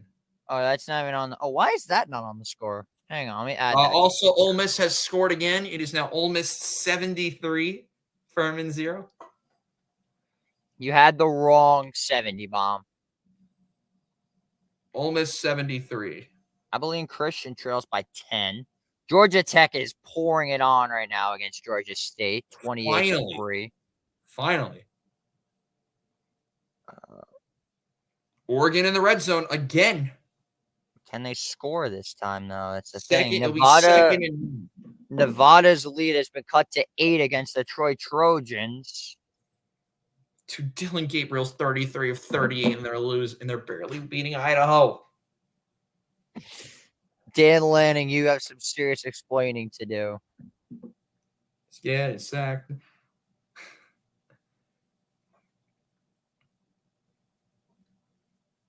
So it's all picking up here in the recent minutes. We've had the line, short of the line, the gain, and then, the A&M fans are arguing a missed neutral zone infraction when it really wasn't, because no Notre Dame A&M player moved. Notre Dame can, but no one on A&M's offensive front moved to cause the penalty. It's all kicking up now, JJ. This is where it gets really, really interesting as Notre Dame gets the ball back. You are listening to Empire Sports Media's Game of the Week. Yeah, you are. College football. I'm Robbie Basel. I'm the color commentator tonight, but it's back to JJ Segley. Oh, wait a second. In a bad snap, Leonard able to turn a negative into a positive. Gets a couple positive yards. What a weird first play. Right back out of the TV timeout. It's a drop snap. That's on Leonard, actually. It wasn't even a poor snap. Leonard dropped the ball. Yeah, that's rough. But you were still able to get 4 yards out of it, 2nd and 6. 2nd and 6. Leonard finds his man. It's caught. It's Cooper Flanagan. He's got himself a first down, but still no Mitchell Evans, which is very surprising. I don't like that at all. You talk about the tight ends needing to get involved. There's one of them. It looks like it's a good old corner route over the right side. Good pickup. So I guess that was a ball don't lie. That drive for A&M was a ball don't lie moment. If you think about it. Yes, so. A lot of miscommunication at the line. Watch that route at the bottom. Leonard keeps it, and he finds his man Flanagan, who stumbles, picks up just about 5 or 6 yards. Why is Notre Dame throwing all these check downs? Oh. That's going to be a late penalty. I think it's going to be on A&M for a late hit at the end of the play. I think so. Or it could have been. He was 2 hands into the back when he was down. Oh, no, it's offensive pass interference. Really? What? I think it was off the ball. It's going to be at the bottom of the screen. Well, let me break it down for everyone real quick. So we're going to get a replay. I thought because there was a late hit and how late the flag came in, because it came out of the left side of the screen. Wow, very interesting play there. Very, very weird. I think it was a little bit of shirt grabbing on the bottom of the screen that may have affected the other defender, leading to the pass interference penalty. Yeah, but now it's 1st and 25. Leonard, quick throw. He's got a receiver. It's Bo Collins for a first down. From Clemson, the transfer. Very solid receiver. Collins, one of the better receivers on this team, of course, the transfer. But it's another quick decision from Leonard. Not holding onto the ball, just getting the ball out right away. And a good one at that. Getting a good chunk back after the first down penalty. 2nd and 14. They're going to give this one to Price. Breaks the tackle. Still going off the far side. He's got blockers at the 20, 15, 10, 5. Touchdown, Fighting Irish. Jadarian Price. And finally, we have a touchdown. It's a brilliant move from Price. We're going to get a look at this again because the referees are going to miss another penalty, JJ. It's going to be a missed block in the back on the left side. It's supposed to be an inside zone to the right, but no, a quick cut back to the left. Hopefully they play the replay, and there you go. Handoff, cut back left side, brilliant. Breaking and tackle. Okay. No, it was more of a slip. It was more of a slip. Yeah.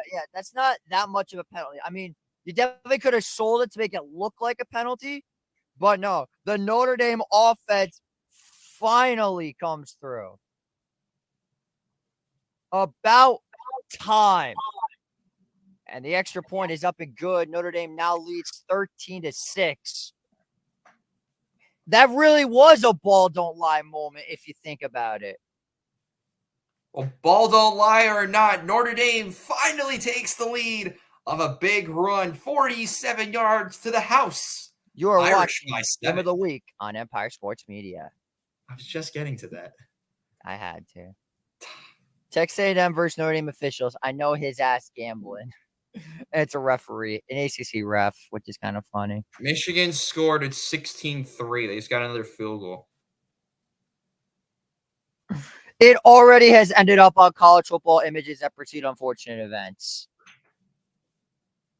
They know he scored. So I do got some good news for you in the baseball world. The New York Mets defeat the Chicago White Sox 5-3. And here's the better news. Guess who lost? The Diamondback? I have no idea. Atlanta. Interesting. We are now 2 games back of the final wild card spot. Brilliant. We are about to possibly get a score alert, red zone alert, with Oregon. They're at the 3 of Idaho, 3rd and goal. Idaho's called timeout. So it'll be 3rd down, and they return over there. Oregon needing momentum. They need points. They need momentum. They need anything, struggling against Idaho. Hold on. We might have got another score update from Jacob in the chat. Talk to us, Jacob. Not a big game, but go on with it.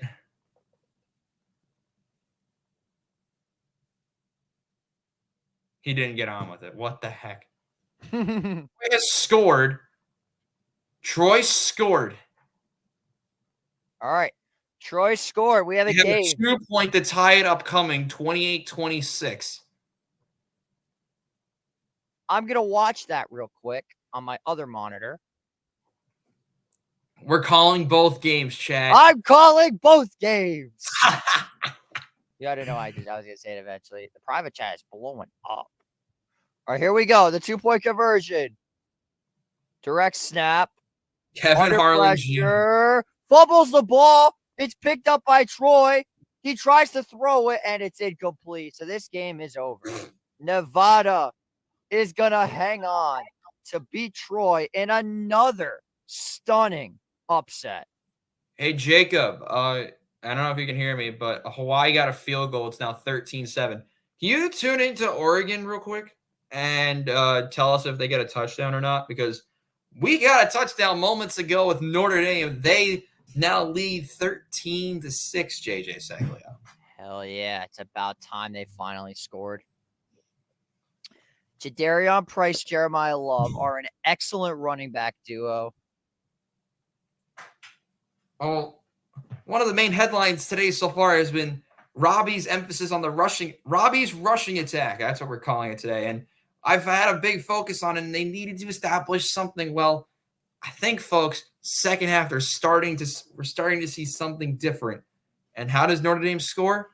The rushing attack. They now lead 13-6. It's exactly what they needed to do. By the way, all the college football people are saying it was a terrible spot. Not just Notre Dame fans. Even A&M fans were saying they got away with one. But the ball don't lie, as that one's going to be fielded back for a touchback. We're going to look at this one more time with the Notre Dame touchdown. Just going to be a double team up the middle, and then one linebacker. It's one missed tackle, and there you go. Torian York, it looked like he had a chance to come down on that play, but he just missed it, and Price would not be denied. Notre Dame finally gets in the end zone as we have 6:50 to go here in the third quarter. Coming up in the next break, more score alerts, including a touchdown with James Madison, all coming up very shortly. And here's Le'Veon Moss, as he's going to be down after about 4 to 5 yards. Texas A&M, for how bad poor they've looked on offense, they need to get a response in some form of points. Notre Dame has all the momentum. They've been able to get a touchdown in this game. But this offense needs to show something, anything, in terms of points. Wakeman, he's got Moss. Breaks about 2 tackles as there's Drake Bowen there to make the play.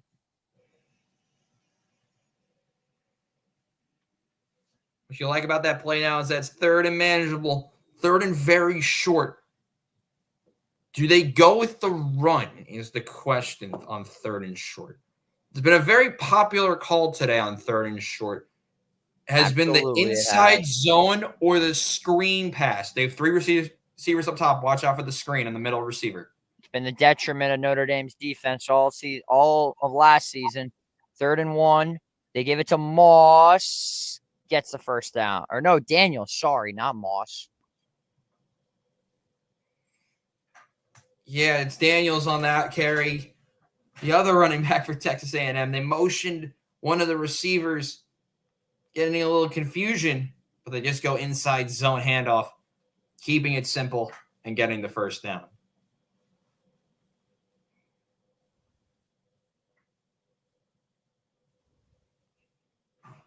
First and 10. Just over 5 minutes to go.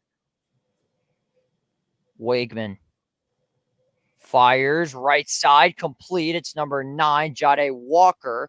Picks up just about 7. It'll be second down and about 3 yards to go.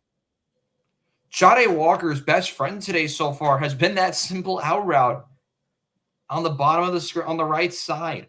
That's the second or third time he's done that today, and it's been very effective. He's been very impactful on that outside. I mean, this is bread and butter at this point. It's some simple. It is exactly what it is. Second and 3. They give it to Daniels, breaking tackles, gets it down to just about the 49-yard line. Good run there from the A&M. Now they're establishing their offense. It took us a little while. It's kind of like when you're using a pressure cooker and things are just starting to get going. But as time continues to tick, everything starts to cook. This is what you like to see in a football game in the second half. Absolutely. 4 minutes to go here. 3:55. Clock continuing to roll. Play clock at 10. Still rolling. Wakeman. Daniels. And he is going to be swallowed up at the line. Off the linebacker blitz. Guess who? Drake Bowen. Donovan Hiddish. No gain on the play. And we're going to be right back to where we started, but it's now second down. It's the pressure up the middle. Both teams have done it so well. But once again, they tried to go zone run up the middle. But Notre Dame this time, they've been so good. And the anticipation, and they were ready for it. Well done. Absolutely. Second and 10. No gain on the play for E.J. Smith. He might have lost a yard, so make it third down and 11. Very puzzling play call there. I thought the quarterback, or it could have been a QB keeper. He had a big hole on the left side. They had so many opportunities left because it was really a 3-on-3. But no, they kept the inside zone read. And it's now third and 10. They said they gained nothing again. Yeah, all right, correction. Third and 10. Big play coming, 2:30 to go. Wakeman rolls out. He's got some movement, but he's going to be tackled by guess who? Howard Cross again. So now here's the decision for Elko. Do you go for it in this situation? You might have to. And the reason I'm saying you might have to, by the way, 4th and 5. 4th and 5. You either gonna trust enough in your special teams. By the way, offense is staying out, so they're going to go for this. If they keep them out and actually run a play, watch out for an outside target. And we also have another score alert. We'll talk to you about that momentarily. Could be potentially trying to draw Notre Dame off sides. Watch out for the bunch concept. They guess again. And it looks like they're going to be calling a neutral zone infraction. But I don't think are they going to give it, actually? I think this might be a false start. Well, let's see. Because right tackle, I thought, moved first. Oh, no, it was. A false start. Yeah. Mike Elko is furious. I thought the right tackle, one of the tackles moved first, and that's 100% correct.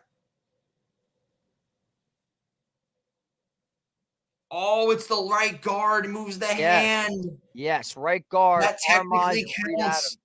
Because you can point, you can do all that. But once your hand goes on the knee, can't move again. Correct. 4th down and 10. Unlucky. So now A&M's got a punt. Now they have to. And the kicker goes down.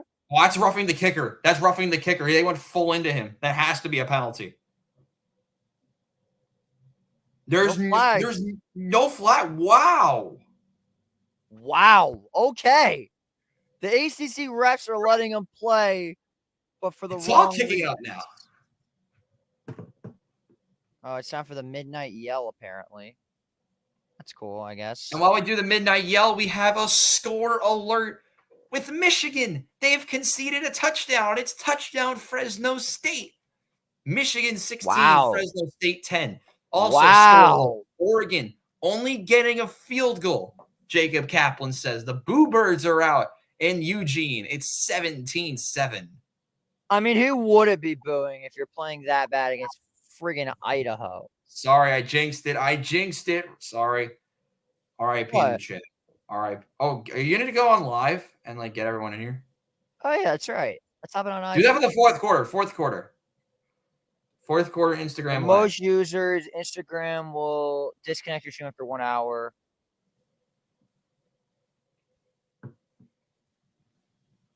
Hang on. I think I have a professional account on Instagram. Let's take a look. Wait, is Jacob here? Jacob, are you still here, big dog? Jacob Are is you in the still back. Jacob is in the backstage. Okay. Text JJ if something happens again with Michigan, and we'll get you in here to tell us what happened. Yeah, Maybe. next time we have a score update, we're just gonna put you on the air if that's okay with you. Yeah, right. Yeah, again, if you're cool with that. It is like we are trying to do this like a TV style broadcast. Yeah. It's the first one though, so like we're trying to figure this out. So good. So we need we're having fun though. We're definitely having we need you to pay attention to Michigan and Oregon, please. Oh, Idaho's moving. Idaho is moving the ball. It's at the Oregon 43. Okay, so now I'm learning how to do this. I'm about to start this on Instagram because I have a giant following on Instagram. So yeah, I don't. So just we got ourselves a calm 728 followers. Some light. Also, shout out to my boy Rome Katie. He's going live for Arizona State. Chris Tyree is in the game for Virginia. Ugh. Who am I kidding? I like Chris Tyree. Live video, add a title, ND versus A&M watch party. Gaff is dealing with some pissed off people during the fucking game. Oh, sorry for cursing in the chat. It is okay, my guy. Don't stress. He's out of there. I'm sorry. RIP in the chat. RIP in the chat. Oh my God. We're now about to be live on my Instagram. We have a good amount of support on there. Get everyone in. Wait for me to sit down first. All right, we are now live on Instagram. So we are now streaming across 3 different platforms. Basically in the Nikki 30 treatment. Crowd is getting incredibly pissed off here. And believe me, I'd be too. These Notre Dame. JJ is actually streaming on Instagram. Oh, wow. We're actually here. We're massive on Instagram. We are massive on Instagram. We're just watching some Notre Dame football. We'll be live. We are currently going live. Got a little bit bored, chat. so I hopped on. Hello, chat. 1st and 10 for the Irish. Direct snap. Riley Leonard gets a little bit of a hole, and he's going to be down after about a gain of 8. So now I got to keep an eye on this Instagram chat.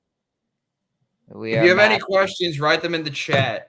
So yes, Riley Leonard there, we've seen it so many times.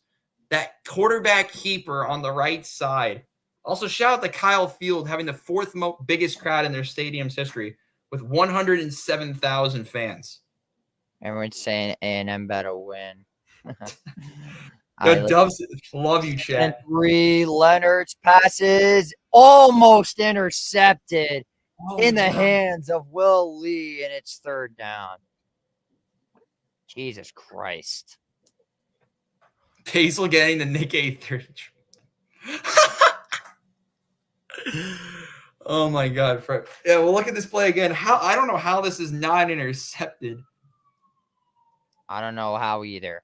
It's Bob. Oh, it hit both of them. It wasn't just in the hands of the defender. Everyone's saying Texas A&M finna win.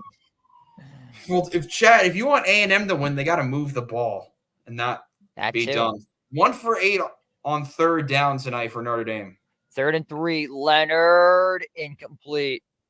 Wow. He got rocked when he threw that big time hit off the edge. You see, Michigan is only up 6 on Fresno State. Yes, I do see Michigan's only up 6 on Fresno State. Look at this again. I believe it comes off the left. Oh, no, yeah, just one player untouched on the left side. That was Stewart, the left off the defensive tackle. That was some horrific blocking. Big old number 4. The very inexperienced offensive line for Notre Dame. Number 4, Shamar Stewart. And that punt is going to be sent by Tyler White. Fielded at about the 26, shedding tackles, and he'll be down at about the 35. Both teams are so close to either getting a false start or an offsides. This game has been something else. Yeah, it really has. Oh, whoa! Jacob, We have a score update. Jacob get him Kaplan, in here. take it away. Take it away. His mic's off. Mic's off. Mic is off, kid. Sorry, boys. My bad. Idaho with a touchdown, 17-14. Shut up. Or 17-13. They kicked it through, but something just happened. But yeah, Idaho has gotten in the end zone in Eugene. On first down, big run up the left-hand side. And it's a first down, a gain of 12. That's going to be a good gain. It looks like we're about to take this all the way to the fourth quarter. Thank you, Jacob, for the score update. I believe I'm getting word so far. Michigan has scored again. Michigan scored again, yeah. Wegman takes off, and he's going to be shut out of bounds by Villamuasa. And that will take us to the end of the third quarter. We've played through 3. Notre Dame is up 13-6. For all those watching, this is Game of the Week here on Empire Sports Media. Kentucky finally scored. Good Lord. The game didn't start for like forever. So The game did not start forever. I agree. Is this on my Instagram as well or just yours? It's on my Instagram. All right. On yours? I wish. I don't know how to do it. I don't know what I'm doing. Yeah, Michigan scored, so we can put that to bed. Fresno State to cover was the freest bet of my life. What's going on, Braden? What's going on to everybody? I can only see my Instagram chat. Simply put, I just got a little bit bored. We needed viewership, so I went to my best supporters, by far, my Instagram people. Easily my best support. No doubt about that in my mind. Shout out to the Instagram chat, man. Y'all deserve a shout out. Do they know who I am? Do y'all know who I am, chat? For all those that don't know, my broadcast partner, ESPN Zone, Robbie Basel for my own, King of the Jews. That's funny. That's what they call me. Oh my day. They call me King of the Jews. That's hilarious. Golly. My Instagram people are wild, and I love it. Yo, Mike, can I get a shout out? Yeah, shout out to the brothers, Braden and Cody Young. You guys are legends. Yo, Braden and everyone else, get more people in here. DM whoever you need. It's about to be the fourth quarter. Houston scored, but we're not doing any updates on that game. The score ticker is now up and running once again, where we will have scores from all the other football games. Glaze. Yeah. I don't think they can see the ticker, though. That's the thing. I know. They can. They can. Yeah. Oh, there it is. Yay. Finally, we got the ticker up. Yay, ticker. This has truly been a game. This is what happens when 2 top 10 defenses go one-on-one. Ooh, UCLA have tied it. Nice. Finally. 13-all. So you can update the ticker already. Damn. Bro, come on. So what are we at? 13-13? 13-all, yep. Damn. So yeah, for those who don't know, we've been live for about 3 hours and 20 minutes now. We've been live for the let me access to this ticker. We've tried to figure out for 3 quarters, Jacob. Jesus Christ. We will get you access to the ticker next week when you're doing our other game.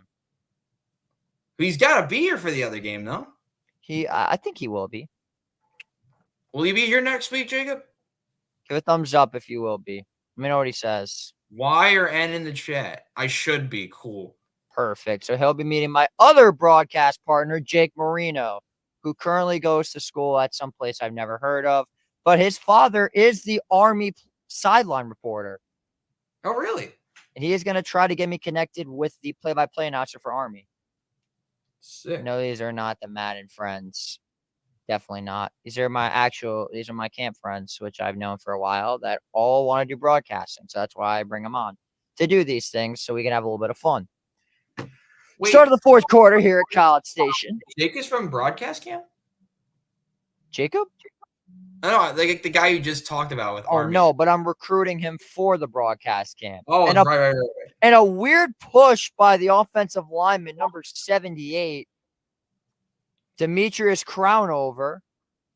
And it's a first down for A&M with 14:40 to go. And Le'Veon Moss, a little bit slow to get back to the line of scrimmage, but no major concerns. What's going on, Nick? How's it going? Welcome to the stream. Wake up, Notre Dame. That's a fact. Shout out, Bruce. Hell yeah, Jacob. Shout out. Big. First and 10, 14:23 to go. Wigman under pressure, finds Moss, but it's dropped. Looked like he threw it a little bit behind him, but it's now second down. I heard that a little bit differently, JJ. I thought it was a little bit too far out in front and a little bit too low. He hasn't really been able to hit many receivers in the chest, and the ball placement so far hasn't been very good. On these deeper passes, 5 yards or more, 4 for 13 with 53 yards and 2 picks. JJ, when does the Michael K Foundation start? There is no Michael K Foundation. I don't know. Second and 10. Wigman.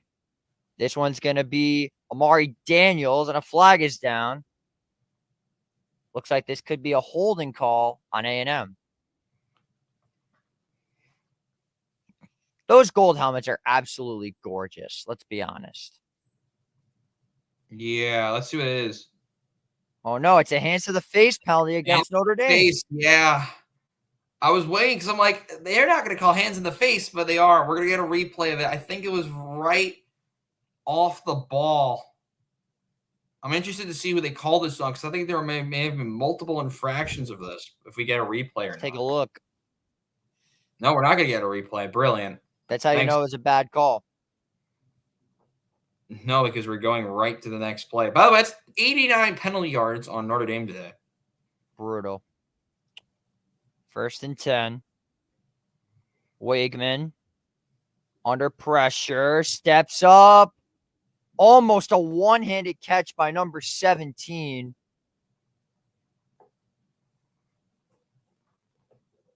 For Olstrom, not on this depth chart. Ugh. It's a lot of shirt grabbing. I'm actually surprised they didn't call anything because we had plays similar to this earlier. But know why they might not have called it? Ball placement. Ball is behind the receiver again. Second and 10.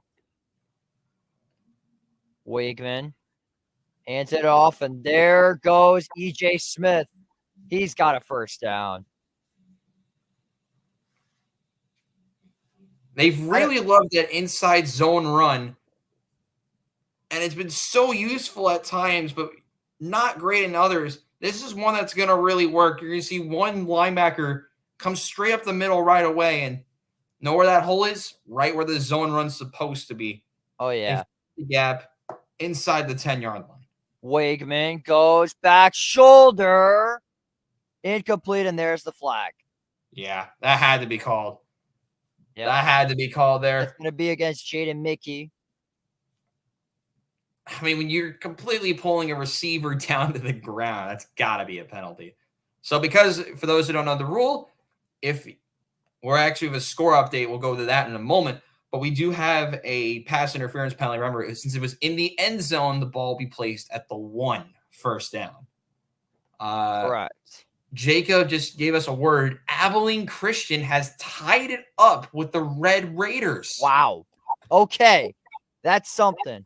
One of my sleepers for this season, Texas Tech struggling. Hold the toss. E.J. Smith, and he gets stuffed. It's Snead again. He has had himself a great game playing at Rover linebacker. He really has. And listen, the pursuit of the runner has been so good. But I cannot say how many times, how big this drive is going to be. If Texas A&M wants to win this ball game, this has to be punched in. It's to be second and goal from around the 4th line. If they're serious about trying to win this game, they have to score. Second and goal. Watch out from for the a lot 4. of slants coming off the left side, the bottom of the screens. Oh, Two yeah. receivers. Wakeman, he's going to keep it and will not get in. Down to about the 2. Third and goal. Another play they've really loved today is the quarterback keeper. Both teams have really used the quarterback keeper well. This time they're going to fake the 2 slants, and the edge rusher is going to come off. He's actually going to act as a spy and delay the rush. And it's been perfect because he didn't really move. He finds the hole where Wakeman was trying to go, and now it's third and goal from the 1.5-yard line.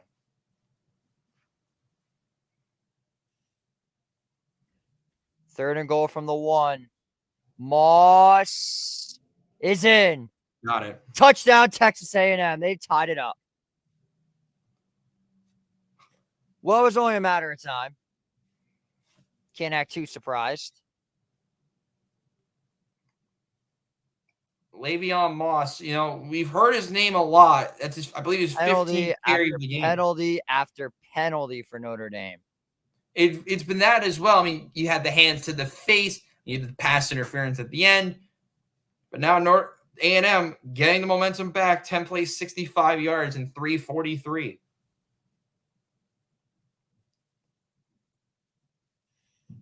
Extra point.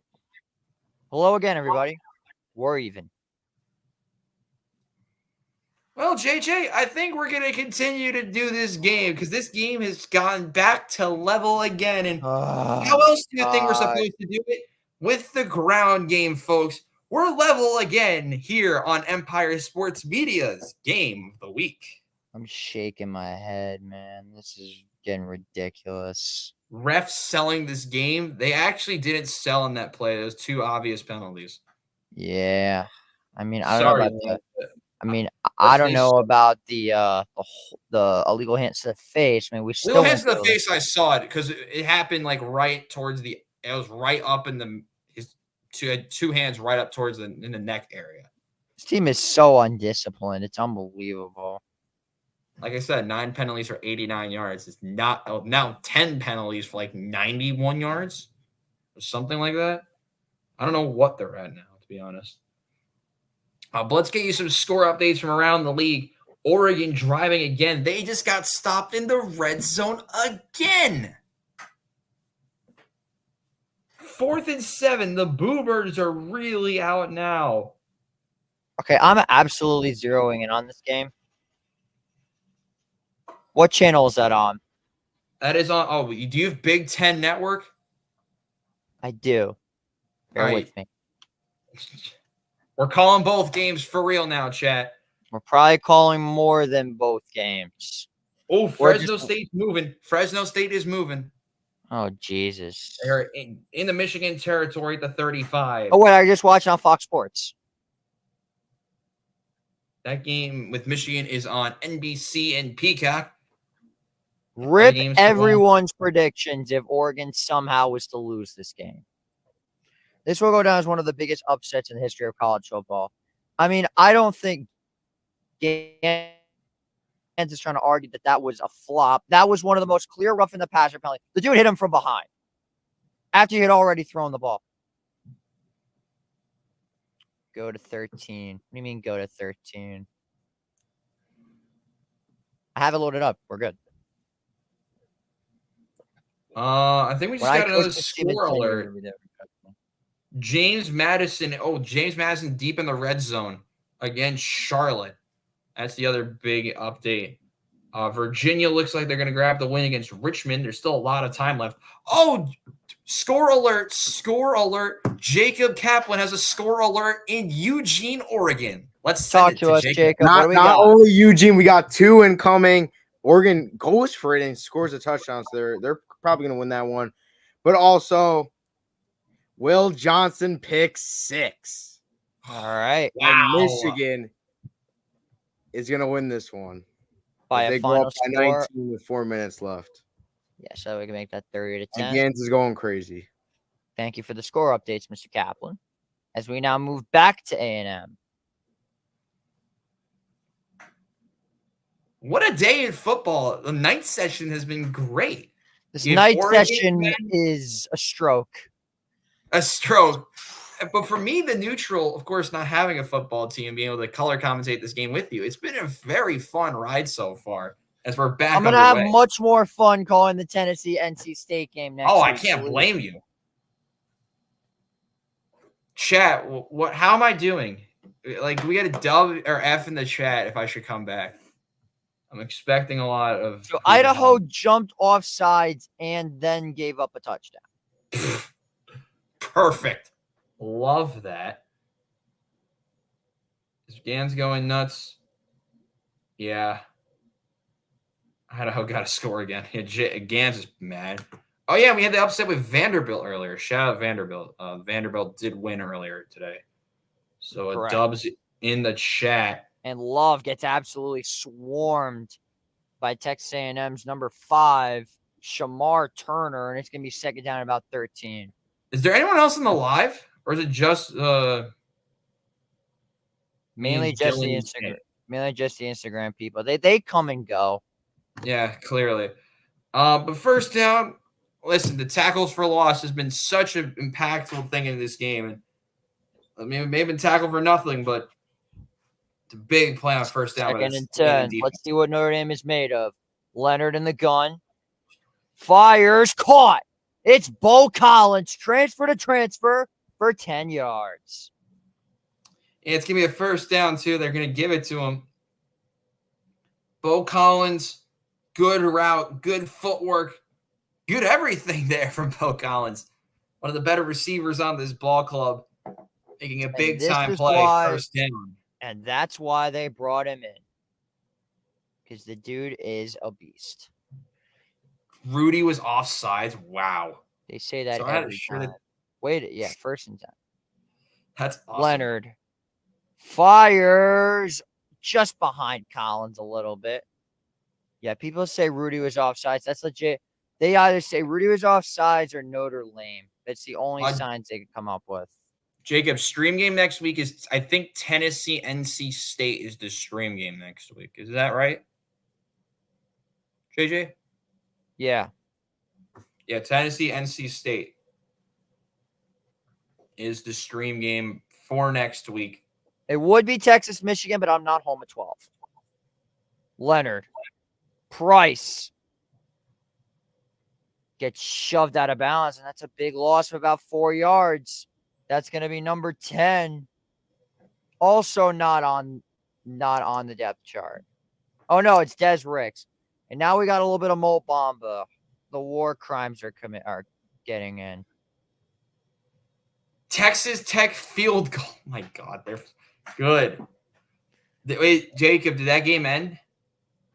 Or we got like 2 minutes left? I think there's a little bit of time left. I'm taking a look right now as we speak. 2:40 left. Thank you. 3rd and 13. Ratcliffe is injured. Okay. Ooh. Auburn leads 73-3 over Alabama A&M.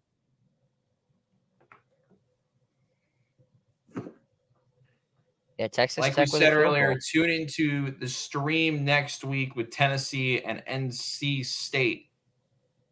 It's all going to be going down right here on Empire Sports Media's Game of the Week. Hell yeah. And now they're playing Mo Bamba. Answer me, JJ. What do you say? Andrew says, JJ, answer me in the chat. Hold on. Oh, that's my buddy. Oh, what's up, Demps? No, I'm not turning this off. This is a hell of a game. We're enjoying this. Yeah, they're all jumping, singing Mo Bamba. The NCAA 25 flashbacks have hit. 3rd and 13 coming up for the Irish. Big play here. You got to be looking towards Mitchell Evans' way. And we got movement. False start. Got movement. Yeah. Left guard, false start. That is going to be Sam Pendleton.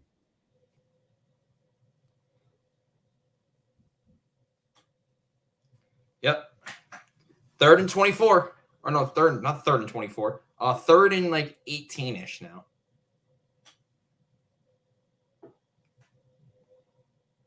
And clearly, they were at the left guard. Everyone was right there. Referee, good call there as well. 99 Notre Dame penalty yards. Unbelievable. And now we're on 3rd and 18.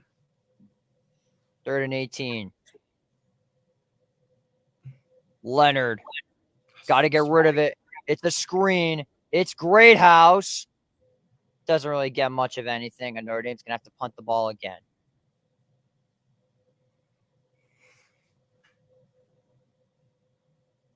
ASU pick 6. Shout out Rome Katie. My guy. Take a look at this one again. They go quick screen pass. Know why? They rushed 2 off the same edge, both untouched. What does that mean? You got to get the ball out quick. Notre Dame's able to get the ball out quick, but they definitely did not get the first down. We'll have to punt it again. I'm very concerned with Mike Denbrock's play calling in this one. Very concerned. Where did that ball go? Not a bad punt, though. Not bad. Get it to the 15. Wait, what game is Arkansas State in? They're in the Sun Belt. No, who are they playing? As we go to break here in this week's Empire Sports Media's Game of the Week. Still knotted up at 13. Frustration is definitely kicking if you're a Notre Dame fan. That's just a fact.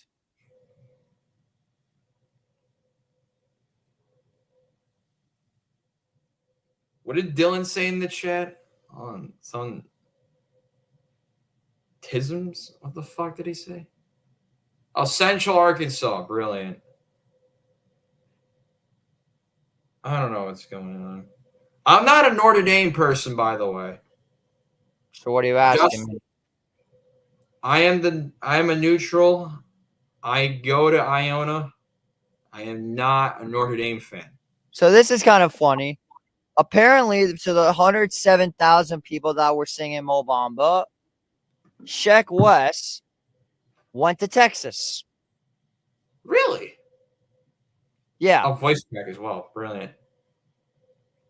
Really? Crazy to me. Not going to lie. So you just got to vibe to a song sometimes, and that's just the way it is.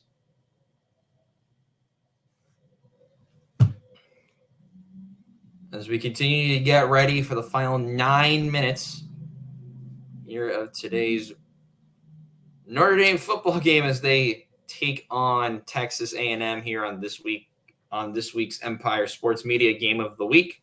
Play calling has been horrific for the Irish. For both teams, it's been bad. Both teams, it's been bad. It's been funny how I had the technical difficulty from earlier. I had the wireless mic. Yeah. And now I've gone to this wired mic.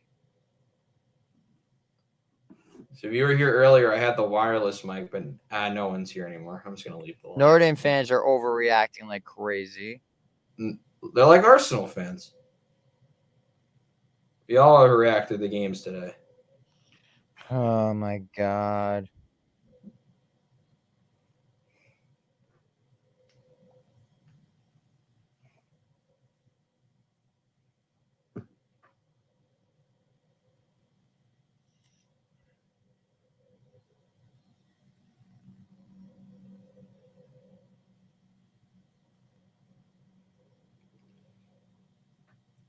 You take a look at There's the Will Johnson pick six.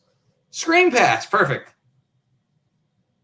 Gans is saying, oh, my God, he's so good. It's reading a screen pass. I mean, come on. It is all over. Michigan's going to win. They're at the 2-minute warning. But we go back to Kyle Field, JJ Seglio, here on tonight's Game of the Week here on Empire Sports Media. And, well, A&M's got the ball again, but the worries start to settle in, no? You don't say. 8:36 to go here for A&M. Frustration is really starting to kick in. Getting very aggravated. Wakeman. Moss cuts it upside, and Jaden Osbury is there to make the tackle right at the line of scrimmage. So that'll be 2nd down and 10. The play recognition for the majority of this game has been really strong from this Notre Dame defense. And other than a misplay here and there, they've been able to really read this Texas A&M offense really well. And there's another one. It was a quick toss up the right side and getting nothing out of it. 2nd and 10. 8 to go on the play clock. Wakeman got him in. It's caught, and what a hit! Oh my! What a hit by Christian Gray on Trey Watson. He absolutely smoked him. Hoo-wee. Clean Jesus. shoulder hit. Oh, wow. That Yeah. wasn't the head area, but it was elbow to head. That's in the shoulder. Jeez.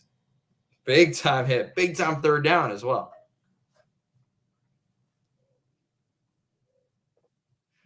Wakeman. Clock continuing to roll. 7:17 to go here in the fourth quarter. Wakeman.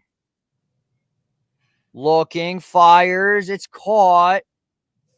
I don't know if he got it. He did not get it either. No, he's short. No, he's short. Yeah. He did not get it. I know what they're going to do. I know what A&M's going to do. A&M is going to try to draw Notre Dame offsides. They can't. I swear to God, they cannot go offsides. They need to go for this. They have to go for it. They're not going. No, They're on like the 28-yard line. They're It's punting. 4th in like 2 inches. 1 yard, and it's on their own 25. Mike Elko is a conservative coach. He's punting here. I thought they were going to try to draw him off sides with the snap. Thankfully, that is not a concern. Fake punt, watch it. Nah, Mike Elko is not that aggressive. Oh, that's a beauty. Oh, and it takes an Aggie roll right to just about the 15-yard line. 14. My apologies. Well, this game is continuing to shape up. Back and forth we go in the punt game here on this week's Empire Sports Media Game of the Week. Hell yeah. I'm nervous. We back, bro. Jacob says. What do we got? Do we have more information? Hold on. Just make sure, no. He said no. Why the hell did you say that? My CPU crashed. F in the chat to Jacob's CPU. Oh, so it came back then, so we're good. Yeah, he's back.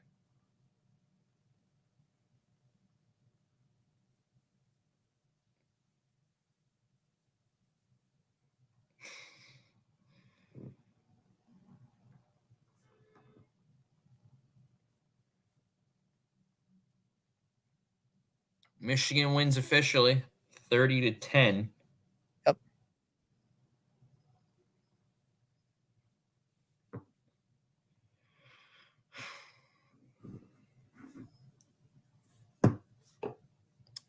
As this game continues to wind down. Wait, are we doing a post-game show for this? Oh, yeah. Or do we have a I'll probably bring Jacob. Jacob's going to be on for the post-game. Jacob, you want to be on for a post-game show, big dog? I mean, I told him we'll see you for the post-game. Yes, sir. Cool. We are good. Dude, I've been up since the Arsenal game at 7 a.m., dude. I'm exhausted. I woke up at 8 a.m., finished up the Notre Dame documentary, then went back to sleep. You should feel bad. That was one of the worst games Arsenal's played in a while. Yeah, it really is. And the game that a lot of fans are overreacting to. We had the red card on Declan Rice. Not a good day. City won 2. Yeah, 7 goals in 3 games for Erling Haaland. Oof, that's wild. Have fun, Man United. You play Liverpool tomorrow. Plus, we need you. Oh, my mood is ruined. Because I know we're going to get crushed. No, you're not. We need you to win.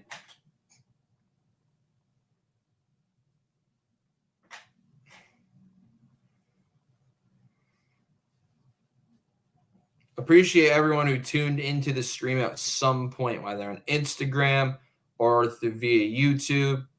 Appreciate all y'all for joining the stream today. Absolutely love to see it. W's in the chat for everyone here. Dubs in the chat only. There's not enough people for me to say that.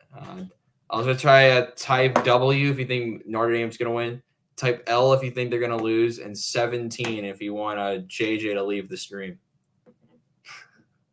all going to be 17s. My people are funny like that. Jacob, what would you put for that? Here comes 17.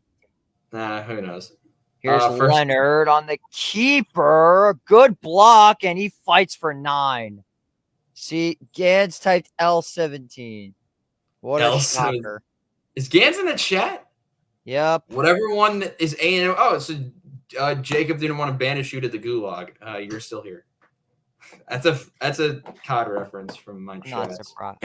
They know what that means. They're not that dumb. Here we go. 2nd and 1 to go. 5:52 here in the 4th quarter. Leonard gives it to Love, and down he goes. Big loss. Big second effort Morton hit. and Ratcliffe once again. Making a statement on those 2nd and 1s. Here we go. It's another inside zone read option type of play. And they do not fall for it at all. There's the first effort and a big hit on the second. Well done there by A&M. Sets it up for a 3rd and 5.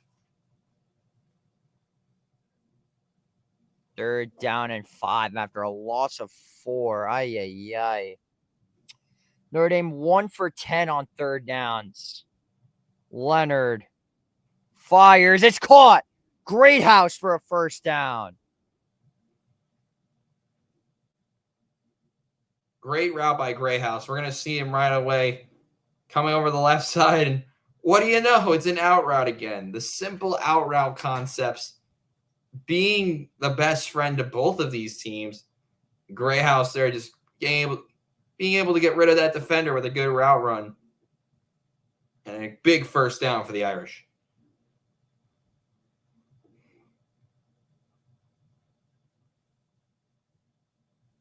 Leonard goes far side. What a catch by Bo Collins. Interested to see how, if they rule this a catch. We're going to look at it again. Bo Collins fakes inside, goes outside. Yeah, it is a catch. He gets the left leg down first. Oh, and he gets away with unsportsmanlike conduct at the end. He shoved the defender right after the play. And we're going to get a whistle here, JJ. He's going up against the Lee, who we've loved today, who's had a great game. Look at this one more time. Fake inside, cut back to the outside towards the sideline. Shoving galore. Great catch. Yeah, he's going to get on the way with that, I think, with unsportsmanlike conduct, because he gets a shove in the back at the end. It's a catch. It is. Actually, no. We can't really. Here's the angle I'm looking for. Survey says. Does he control it? Is the question. I think he did, but he may have lost it a little bit on the end. Let's see. Oh, he does lose control. Briefly. I think he. And he doesn't get the second foot down. They give it to him. They gave it to him. They had to give Yeah. it to him. I did Yeah. see a little bit of movement. They had to give it to him. They had to have. He regained possession and then got the foot down. Yeah. Massive.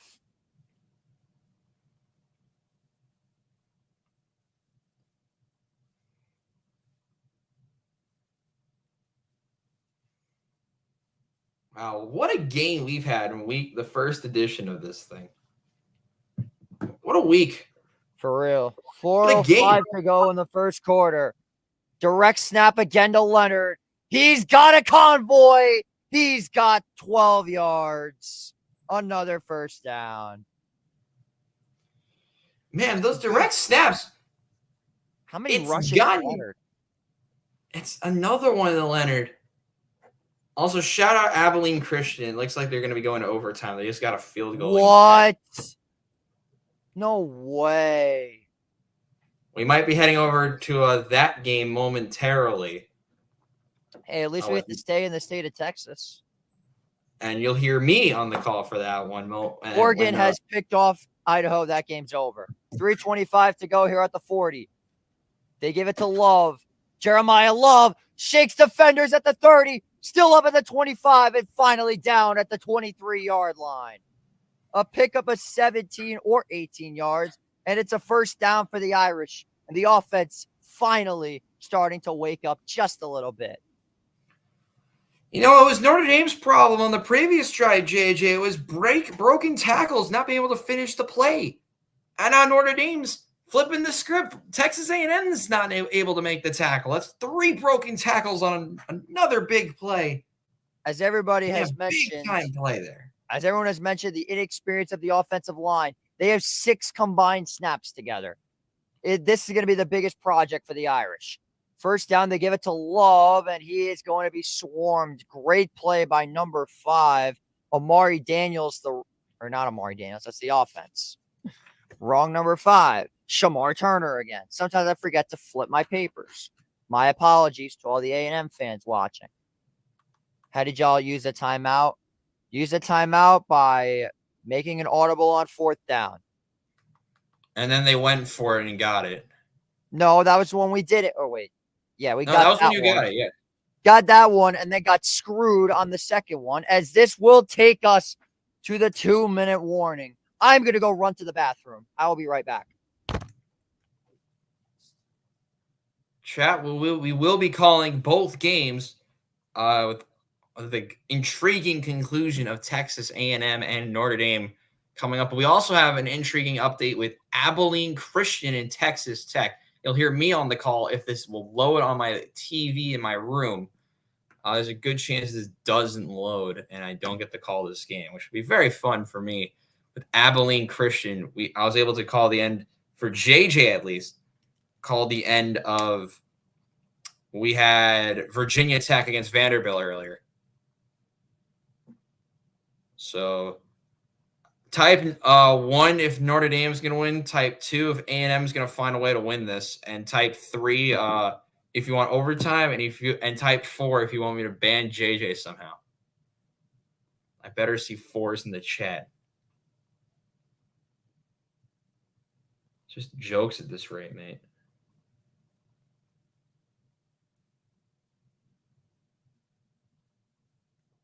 What about the UCLA game? I could check that out for y'all real quick. Jacob, we got an update with UCLA. Still tied at 13, is what some are saying. But we don't have an update on that one. What we do have an update of is that we're going to overtime with Texas Tech. I'm trying to get it to load for you guys. 2 minutes left. I'm back. So we do have multiple updates. We're Jacob still Kaplan, take us away.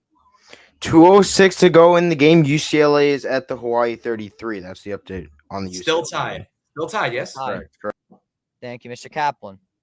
Why is this not loading? I want to call both games. Apparently, no one wants to watch Abilene Christian. Fair enough. I'm going to find a way to watch it. No, I need to commentate a game, damn it. I need to be I wonder how I can watch it. ESPN Plus strikes again. Play call reminds me of the Eagles. Yeah, I agree. Ohio State sucks. No, Michigan does because they struggled against Fresno State. So Fresno State is a good team. But they can't be struggling that much. It was not Have you not watched Michigan over the last 3 years? This always happens.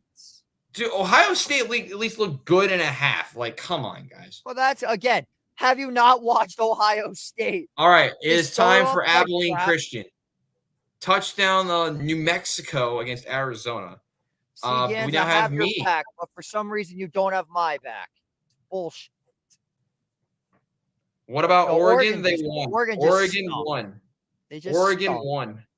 Oregon won, but okay. They won, but they played horrible.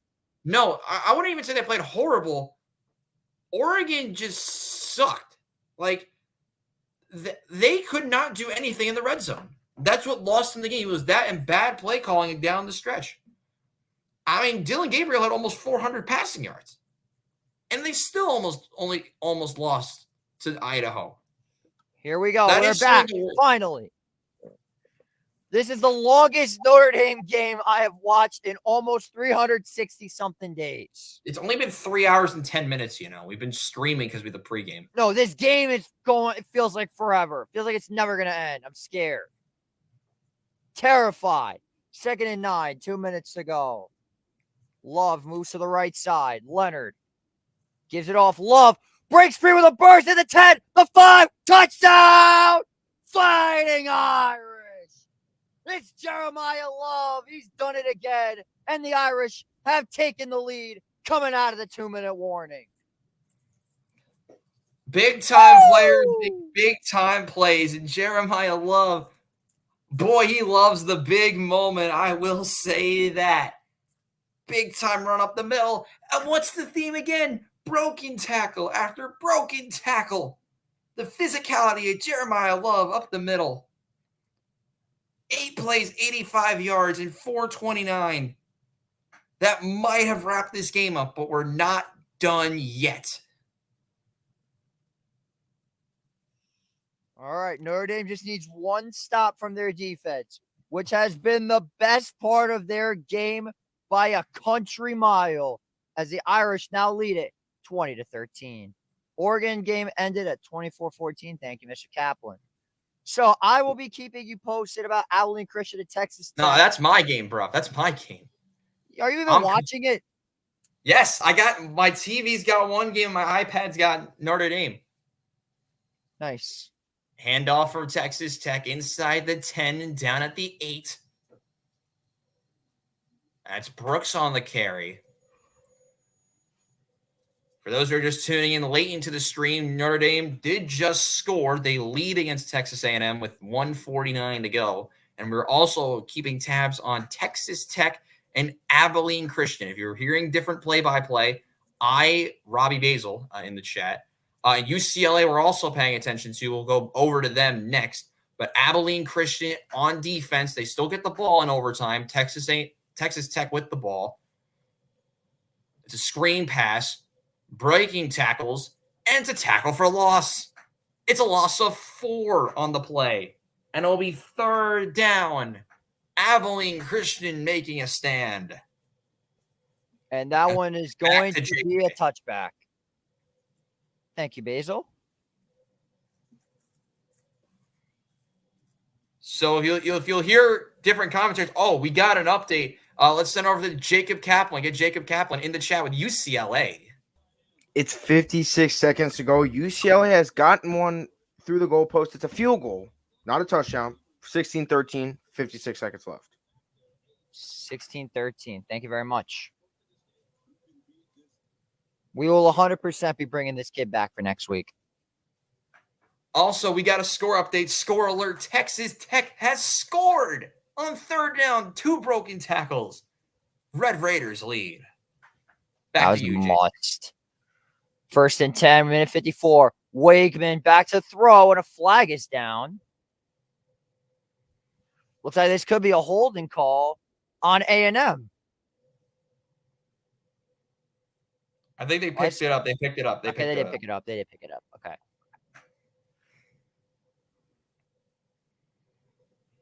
The defense has been the most consistent part of Notre Dame's game all day long, as we have once again updated the ticker. 2nd and 10. Wakeman. Far side, incomplete. Intended for number 3, Noah Thomas. But some great defense by Jordan Clark. It's 3rd and 10 with 1:45 to go. And there we see just some good linebacker play. The 5-man blitz, once again, Bowen and Kaiser causing havoc again. And if you're Al Golden right now, you've got to be thinking you cannot let them get anything over the middle of the field, as A&M has been breaking tackles like it's nobody's business today. 3rd and 10, Wakeman. Look out, Le'Veon Moss breaks a tackle, and he's going to be down after about a gain of 8. Once again, Adon Schuler on the tackle. And that's going to be 4th down coming up for A&M. Game on the line. Do or die time for A&M. With an injury. On the field. It's going to be Kolinu Fayu. The man that stepped in at center, another injury to the A&M offensive line. As Abilene Christian nearly scored a touchdown. Yes, they almost did. McKiver, big pass to the left side. And it was bobbled around, but oh, so close on the diving catch. But it hit the ground. It'll be second down for Abilene Christian. What's going on, Jay Frazier? How you doing, my boy? We're calling 3 games for those who are just tuning in now. We have me on Abilene Christian. We have Jacob, who will be here momentarily with UCLA, and JJ's and I both calling Notre Dame. Rolling right, deep ball right side. He overthrows everyone. Third down, McKiver overthrowing everyone. So it seems like if Notre Dame holds on, there won't be this much shift in the poll. It feels like everything will stay the same, except probably Florida State.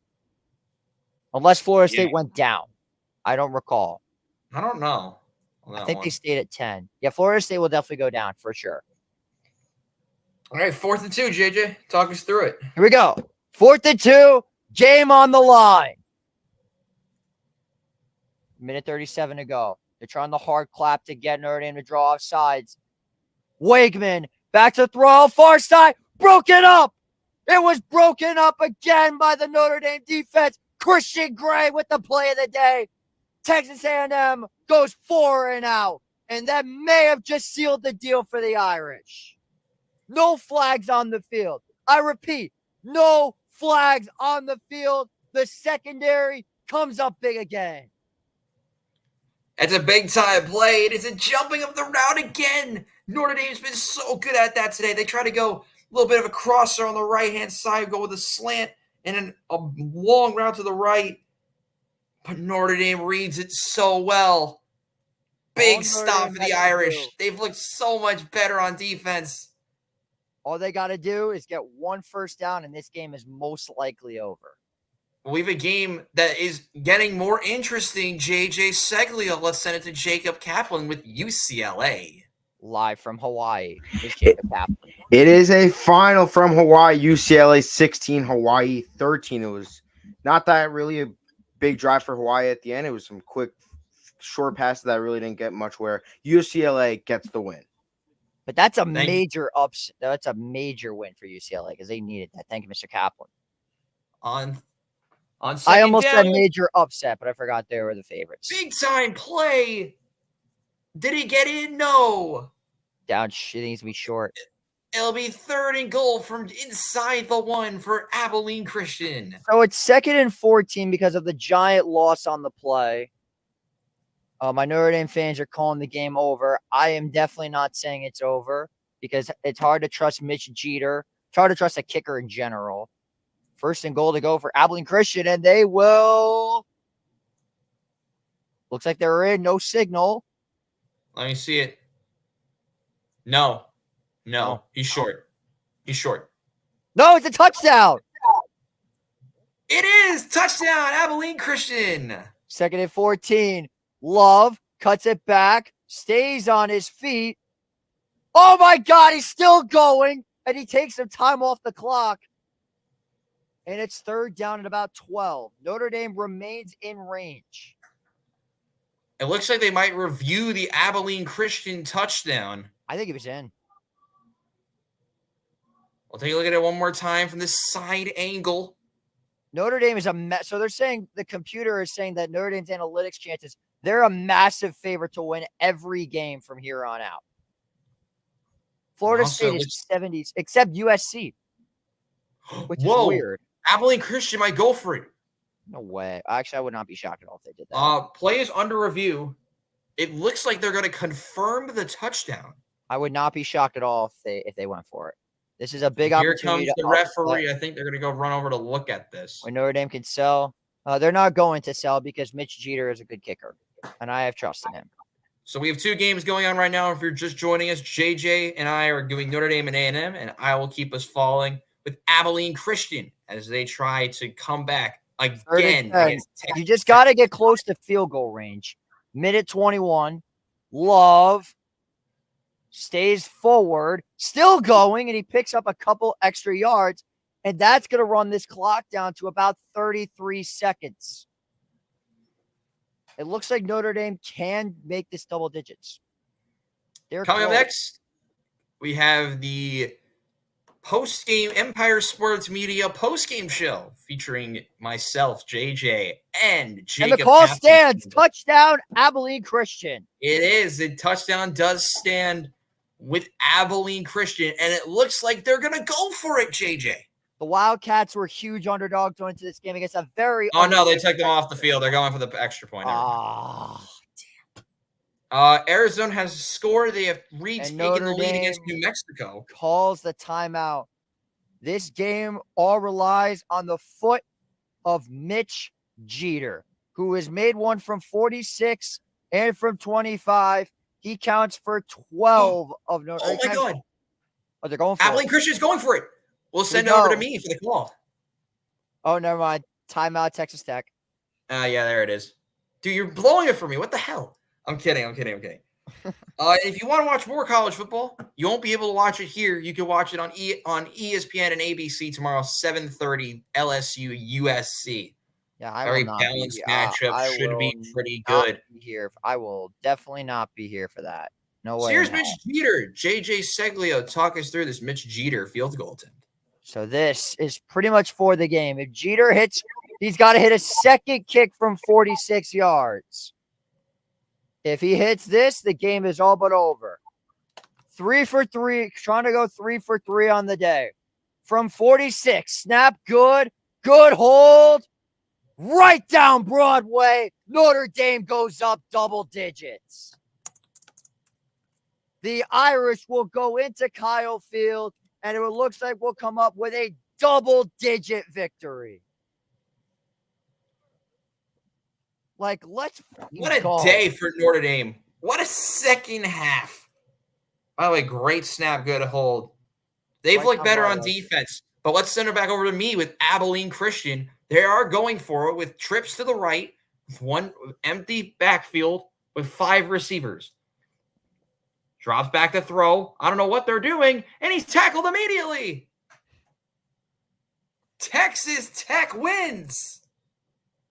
In the most unprecedented last play you'll ever see, Texas Tech holds on. Your final over there is the Red Raiders 52, Abilene Christian 51. JJ Seglio. What a game in what a night in Texas. The biggest Really fans of tonight, the Texas Longhorns. A&M loses, Texas Tech loses. A great day for Texas fans. And it is official, Basel. I'm about to show you as this kick is going to be fielded by Bussy, trying to make something happen. He's got blockers, and he'll be down at just about the 29-yard line. So I'm not sure what Wegmans is going to do. What do you got for us? Hold on for a win. Major dub. So it is official. Virginia Tech. Hang on, let me get rid of this stupid green screen. Locale of the week, Virginia Tech. Yay. I still can't see it. The lighting is terrible. Just like our commentary of this game. Yeah. There it is. Brilliant. We're not done yet. First down. Pretty much do it. It's he's coming back for a flag. Yep. Holding on the offense. Tinger. Live shot of JJ's basement. We love it. Yeah, I know, Jacob. You get a live look at my dorm room when it's pitch black. Yep, it's a hold on the offense.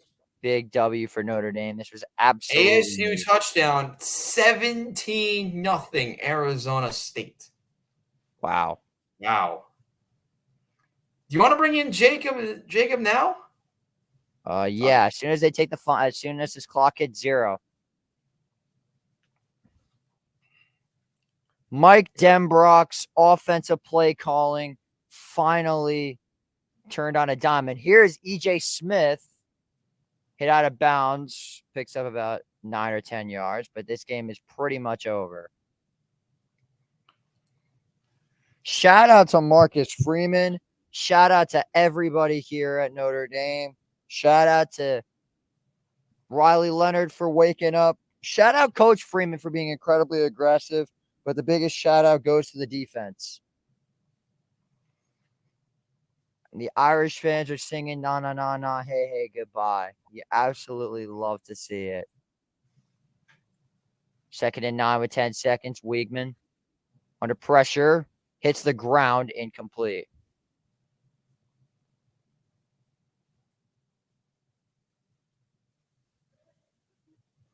Yeah, look at the head coach of A&M. He's so mad at Weigman. They're like, run the ball in the game.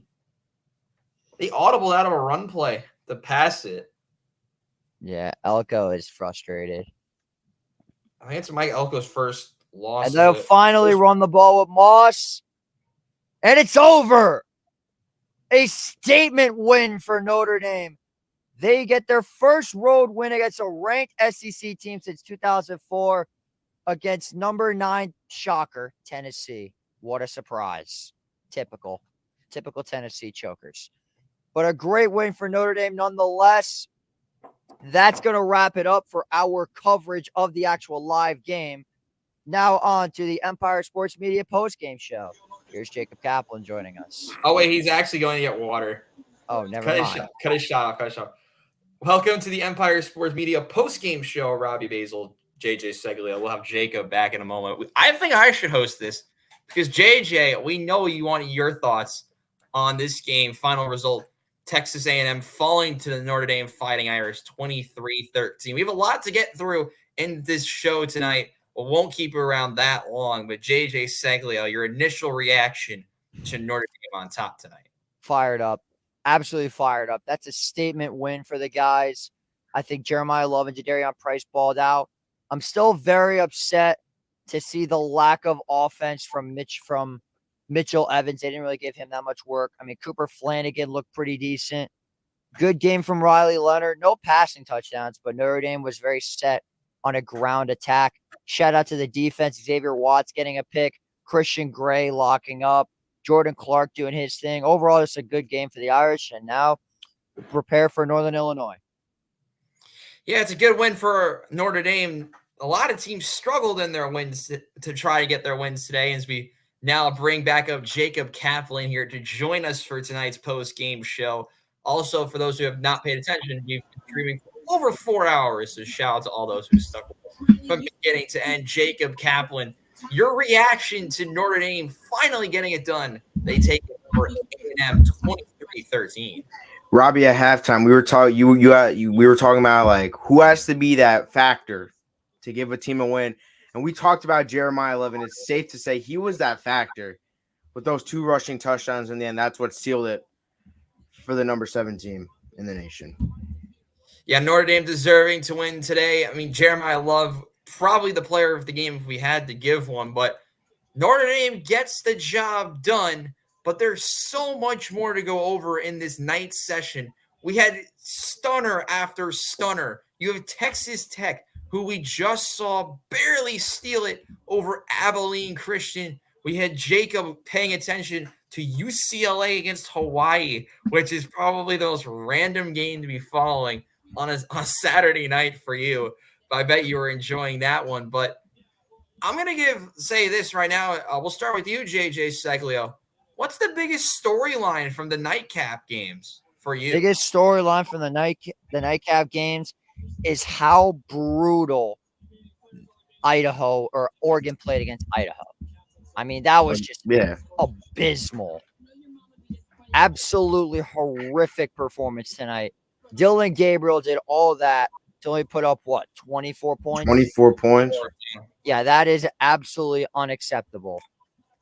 But from the day cap, as already mentioned, congratulations, or I should say congratulation to the Virginia Tech Hokies for being our first recipient of the 2024 football season's Lil Cow of the Week.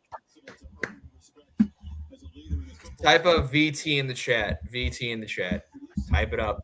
Can't But see yeah, it. Virginia Tech, for those who lived under a rock today, they went out and lost to Vanderbilt. Whose stadium I think is still under construction. It is. It's been like that for like 17,000 years. Since the dawn of time. With a very good amount of Virginia Tech fans, I might add. Yeah, I know. They showed up from Blacksburg and they went out and lost. But so many top teams were able to get the job done today. I mean, JJ referenced the Oregon-Idaho matchup. I'll get a touch on this as well.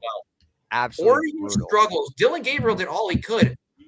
But I questioned some of the things that Oregon did. They had some miscues. They turned it over twice. But they also just couldn't get it done in the red zone. It's so many red zone opportunities, and we're not able to get the job done. I think that's a storyline that we'll be able to follow for the rest of the season. But Jacob Kaplan, what's another storyline you think of tonight's games? You know, JJ said earlier he knows I'm going to bring them up, and he knows who I'm going to say right now. But Michigan.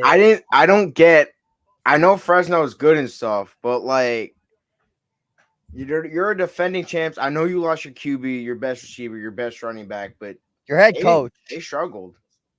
I'm gonna just say that now. They really did. I mean, my thought on this was simple. They went out, but they didn't throw the ball a lot at Michigan. They're a run-heavy team, and they still are. Don't get me wrong. So the fact that they struggled that much, I mean, if they did that against the Big Ten team, at least half the time, they might lose. But because they played a bad team in comparison to the Big Ten in Fresno State, don't get me wrong, Fresno State's not the worst team you can play. But I think they might have gotten away with that against Fresno State. JJ, would you agree with that? I do. I think that Michigan's play calling was incredibly conservative. It was very frustrating to watch if you are a Michigan fan, but I wouldn't be too concerned. I think they come out with a more aggressive game plan against Texas. That being said, hook 'em horns. Gans, I hope you're ready to pay me $50. Yes, sir, ladies and gentlemen. Michigan, Texas next week. But before we go to final thoughts, just a shout out to this channel. Shout out to JJ for having me on. We're not doing Michigan, Texas next week. Well, I'm not even going to be here next week. JJ will be doing Tennessee, North Carolina State, 3:30 Eastern, I believe, next week. Is that right, JJ? That is correct. No, it is 8 p.m. It is 8 p.m. Okay, it isn't. I'm only doing 8 p.m. games if I'm not home. So if you make sure to check out every 8 p.m. on a Saturday, you'll most likely see JJ Segley and follow him on Instagram for more updates for NFL content, and follow me because I'm a nice person. Come on. And breaking news to the people that have been hitting up my DMs for a while about NFL related content. My full season NFL schedule video is premiering on Monday night. Mine's on Tuesday. I had to re-record half the stuff, but it is what it is. And me and Jacob will be doing our first football J&J episode sometime next week, while we will also be having our full season NFL preview with my buddies, Jag T Sports, Robbie Basel, and most likely an old friend by the name of Devin Jarvis. Ooh. We'll see about me, because my video actually goes out also on Tuesday. It should be around noon Eastern on Tuesday. We'll see. I haven't picked a date yet. So we're fine. So make sure you follow JJ. But JJ will let you sign us off on a crazy night of college football. It feels so good to be back, does it not? I'm very happy to be back. It was a great night for Notre Dame, a great night for the ACC, horrible day for the SEC. Who's ready for some upsets next week for sure? 100%. Who isn't? I just want to highlight this one game. It's not going to be an upset. There's no way it could be, but I just want to say this game, it probably is going to be starting when we're live next Saturday, but a game I'm really looking at in Eugene, the struggling Oregon Ducks host the Ashton Junty-led Boise State Broncos. Ooh. They sucked on on defense earlier. They could score, but they played really bad on defense. But they did run the ball really well. So they had, someone had 6 rushing touchdowns. So yeah, Jacob, this is a new thing that we're gonna do for the games of the week that we pick on our show. Are gonna be the games that I'm live streaming unless I just physically can't. And if that's the case, then we go to the second option. But yeah, that's going to wrap it up. We just hit 4 hours and 19 minutes. Thank you all so much for watching. I'm JJ Seglio. He's Robbie Basel. He's Jacob Kaplan. Thank you guys for watching. We will see you next week and sometime down the road.